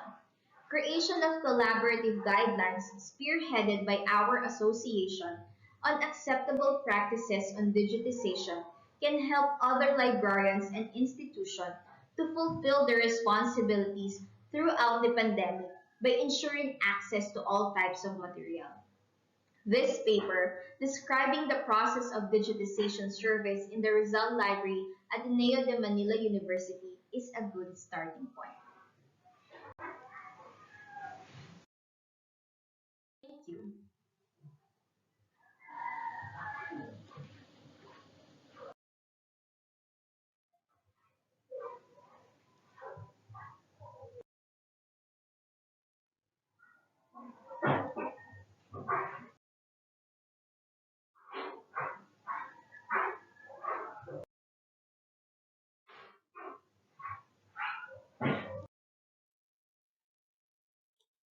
Thank you, Ma'am Febra, for sharing your experiences. Despite the pandemic easing up, it will always be to our and our patrons' benefit to be able to provide alternative access for our patrons wherever they may be. I hope everyone was inspired to pursue their own digitization and online accessibility efforts. And that's it. That's all of our speakers this afternoon. But of course, we will not let them go yet without answering our question for them. To our participants, please submit your questions through our Slido by going to slido.com/PLAI2021. So that's all caps PLAI 2021. Once again, this is PLAI Online Congress 2021. This year's theme is Outcome Outreach Outstanding. This is brought to you by the Philippine Librarians Association Incorporated in partnership with the National Commission for Culture and the Arts through the National Committee on Libraries and Information Service and the National Library of the Philippines. Again, to our participants, please submit your questions through our Slido by going to slido.com/play2021. Let us all welcome back Ma'am Abdallah, Sir Bacordo, and Ma'am Febra. Now, yeah, so let's look at their questions. Ano yung mga tinums up ng mga participants natin? So unang-una, this is for Ma'am Febra on digitization. Ma'am Febra, what are the most frequently requested materials for digitization? And what's your policy on digitizing copyrighted materials? For example daw po yung mga portions of a textbook. Um, Actually, there's no particular title that is frequently requested, but most titles are Filipiniana materials and student theses. And for copyrighted materials, we don't have a particular percentage to digitize a request. It is actually case by case basis. We actually depend on the request because first we need to know the purpose of the request. What is the type of the material? Is it a book or just an article? And what are the chapters or pages they need? These are some of the factors to consider before we can answer if we can request or digitize or not. As well as the Rizal Library doesn't acquire textbooks, so we don't have experience on digitizing textbooks for students. And thank you very much, Ma'am Febra. Speaking of copyright, this is a question for Ma'am Abdallah and Sir Bacordo. So participants po are asking, what should librarians do to safeguard the copyright law? And by extension, what level of copyright law awareness should librarians possess? Good afternoon, everyone. Thank you for that question. Copyright knowledge would help librarians to develop policies and procedures on how to access and use copyright materials legally and ethically. Hence, it is essential for us librarians and library personnel to have knowledge on copyright to avoid misconceptions and illegal practices, especially that most of the library resources are copyrighted materials. Further, it is important that institutional policy on intellectual property must be established. That's why there should be a coordination with your legal team or legal department in your institutions on this matter so that um, we librarians or you as librarians will be guided with the policies in creating with the policies in the creation of this institutional policy. Since we are not lawyers by professions, we are librarians. We are the one who facilitate access to information and copyright with regards to copyright materials. And lastly, user education must intensify to educate library patrons concerning on copyright. With in doing all of this, then you can secure to safeguard your collections and to properly observe what is stipulated in the copyright law. Since if you have that knowledge on copyright, then it is a vital role. It is a vital in a good librarianship. I think that's all. And thank you very much, Ayan. Sir Bacordo. So in addition Um, to Sir Marky, no, nasabi naman na lahat ni Sir Marky, but in addition for that, copyright knowledge also lead to increase no workplace innovation and productivity. So with that, with a better understanding of copyright, we can minimize the concerns pertaining to fair use and fair dealing. So that we can increase librarians' confidence no in dealing with copyright services. Ayan. Thank you. Ayan. Thank you very much po, Ma'am Abdallah, Sir Bacordo. Again, another question for Ma'am Febra. What are the most frequently requested materials for digitization? And what's your policy on digitizing copyrighted materials? I think, sir, I already Oh, answered right. that. Sorry. Yes. Okay, that was My bad. Right. Yung question po is let me see ano yung nakataas. Is it okay to provide teachers scanned copies of short story books for their online class use? And how do you handle requests daw po on digitization that are not available on your library? I think for a short story book, it is best that you ask that. It's best that you allow them to just borrow the books, because I don't think that you should digitize literature, because that is one of the factors in fair use where Mhm. you can be actually in I mean you that would be part of the you can be sued for infringement, because you're already taking an economic there will be an economic effect when you actually digitize even a short story book. Mm. How about po yun, ma'am? Ano daw po yung ginagawa natin when there are requests for digitization for materials na wala po tayo sa library? We don't digitize materials that is not in our collection. So if that would be the case, I would suggest that you ask your partner institution. Like for us, you utilize their interlibrary loan. So for sure, Mhm. other libraries can provide that material for you. Ayan. Thank you very much po, Ma'am Febra. Another question po for Ma'am Febra. What hardware and software do you recommend for initial efforts on digitization? Actually, for us, we are only using or utilizing the Google Form, Google Sheets, and Google Drive. For starters, I think that it would be best that you utilize free programs first, because it will be easier for you to use. Thank you very much po, Ma'am Febra. For Ma'am Abdala and Sir Bacardo, may nagtatanong po, paano daw po yung mga nagbebenta ng e-books at low cost and even sell the whole collections at a lower price? As a buyer daw po ba, will we be sued for copyright infringement? Um, for me, there is no copyright issues involved. Mhm. If the vendors sell the at a lowest price, 'di ba? It's parang beneficial in our part as the librarian sa library kasi low cost ang pagbenta ng mga books ng vendors. But make sure that the vendors are legally selling the e-books, hindi yung illegal practice. Kasi dyan tayo magkaka-problema when it comes to illegal practice.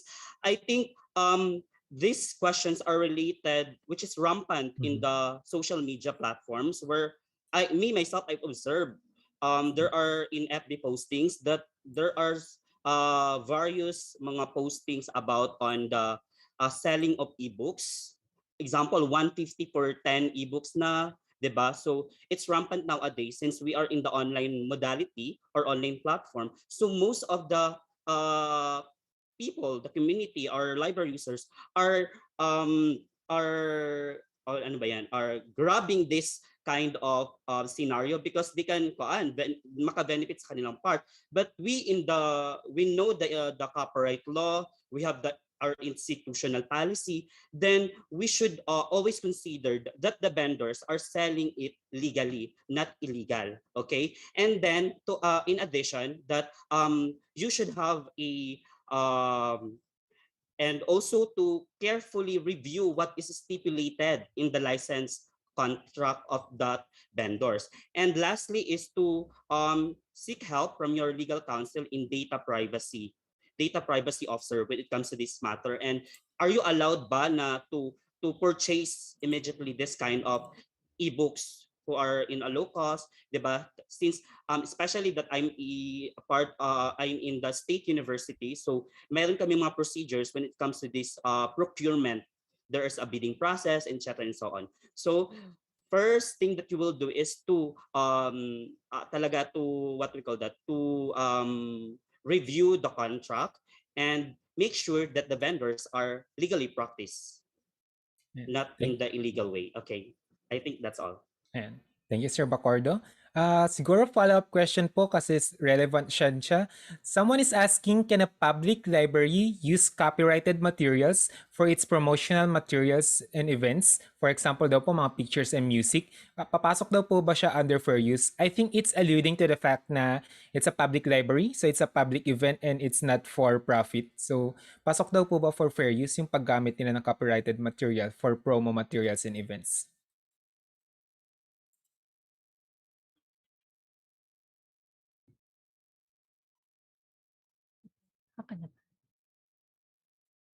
Okay. So, we all know naman that copyright protects the original works na including yung mga photographs, yung mga paintings and writings. So that is why lagi nating titignan yung aspeto na if we are not uh, kumbaga okay o confident no dun sa mga i-share natin, lagi tayo magko-consult dun sa mga legal officers natin. Same with if we are going to, for example, want to determine if yung work natin, yung particular work natin qualifies for a copyright protection. So we may consult our legal officers or a copyright attorney for that. Kasi minsan talaga, meron tayong mga instance na parang we are not talagang aware pa talaga, no? Dun sa mga copyright laws and issues, ganyan. So, mas better talaga na i-empower natin yung bawat isa sa atin para nang sa gano'n, magkaroon talaga tayo ng boses pertaining to issues regarding copyright. So, ayan. Ayan, thank you po, Ma'am Abdala. So this next question is for Ma'am Febra naman po. So participants are asking po, do we consider the ebook subscriptions and our digitized materials as part of our collection? So part daw po ba siya ng inventory natin kapag under accreditation tayo? Yes, I think ebooks are a part of our collection, a subscription database. But I think if the material is already available online, you don't need to digitize it. Just provide them the link because that is the most legal way for you to provide service to your client. So if there's already available online, there's no need for you to digitize. Ayan. Salamat po, Ma'am Febra. So as much as I want to continue picking their minds, we only have enough time for one last question. And this is for Ma'am Febra. So medyo pagsamahin ko na po yung ibang questions para masagot natin sila. So nabanggit po kasi nila kanina na nabanggit daw po kanina na nagpo-provide po kayo ng mga materials natin through Google Drive na naka-view only mode. So the question is, do you set access period limit daw po ba sa digitized materials? For example, 1 days, 2 days lang? Mawawala daw po ba yung material after that? And yung ating Google Drive daw po ba ay nakakabit sa ating library system? Actually, I'll answer the first question. Yes po. For the Google Drive, yes, we only provide them links for a specific time, most probably only for a few months. And then for the other question, no, it is not included in our integrated library system. That is separate. We are actually using our school team drive. We have a designated Gmail accounts for each school in Ateneo, and that is where we put the files and send to the requestors. And thank you very much po, Ma'am Febra. So meron ding humabol na question na can we include ebooks with a Creative Commons license in our OPAC? I think nasagot na rin po na same po siya na nabanggit ni Ma'am Febra kanina. Kung available na po siya online, Creative Commons na po siya, i-link na lang po natin siya at wag nang isama sa inventory natin. So ayun, as much as I want to continue this, we're running out of time. So once again, thank you so much, Ma'am Abdala, Sir Bacordo, and Ma'am Febra. Dear participants, if you have further questions, you can always check our Moodle. Nandun po yung ating mga contact details ng ating speakers and sponsors. So again, thank you very much to all of our speakers and participants. And thus, that concludes Day 2 of the PLAI Online Congress 2021. Thank you so much to all our participants from the Philippines and all over the world who joined us today. We appreciate your support and participation. Mabuhay po kayo. So, dear participants, certificates of participation will be sent to all participants after you have filled out the evaluation form and answered the questions. Ang eval form po ay ipro-provide sa final day ng Congress. The eval form will also include assessment questions, so we encourage you to attend all of our sessions and rewatch all their sessions through our model or through the PLAI YouTube page.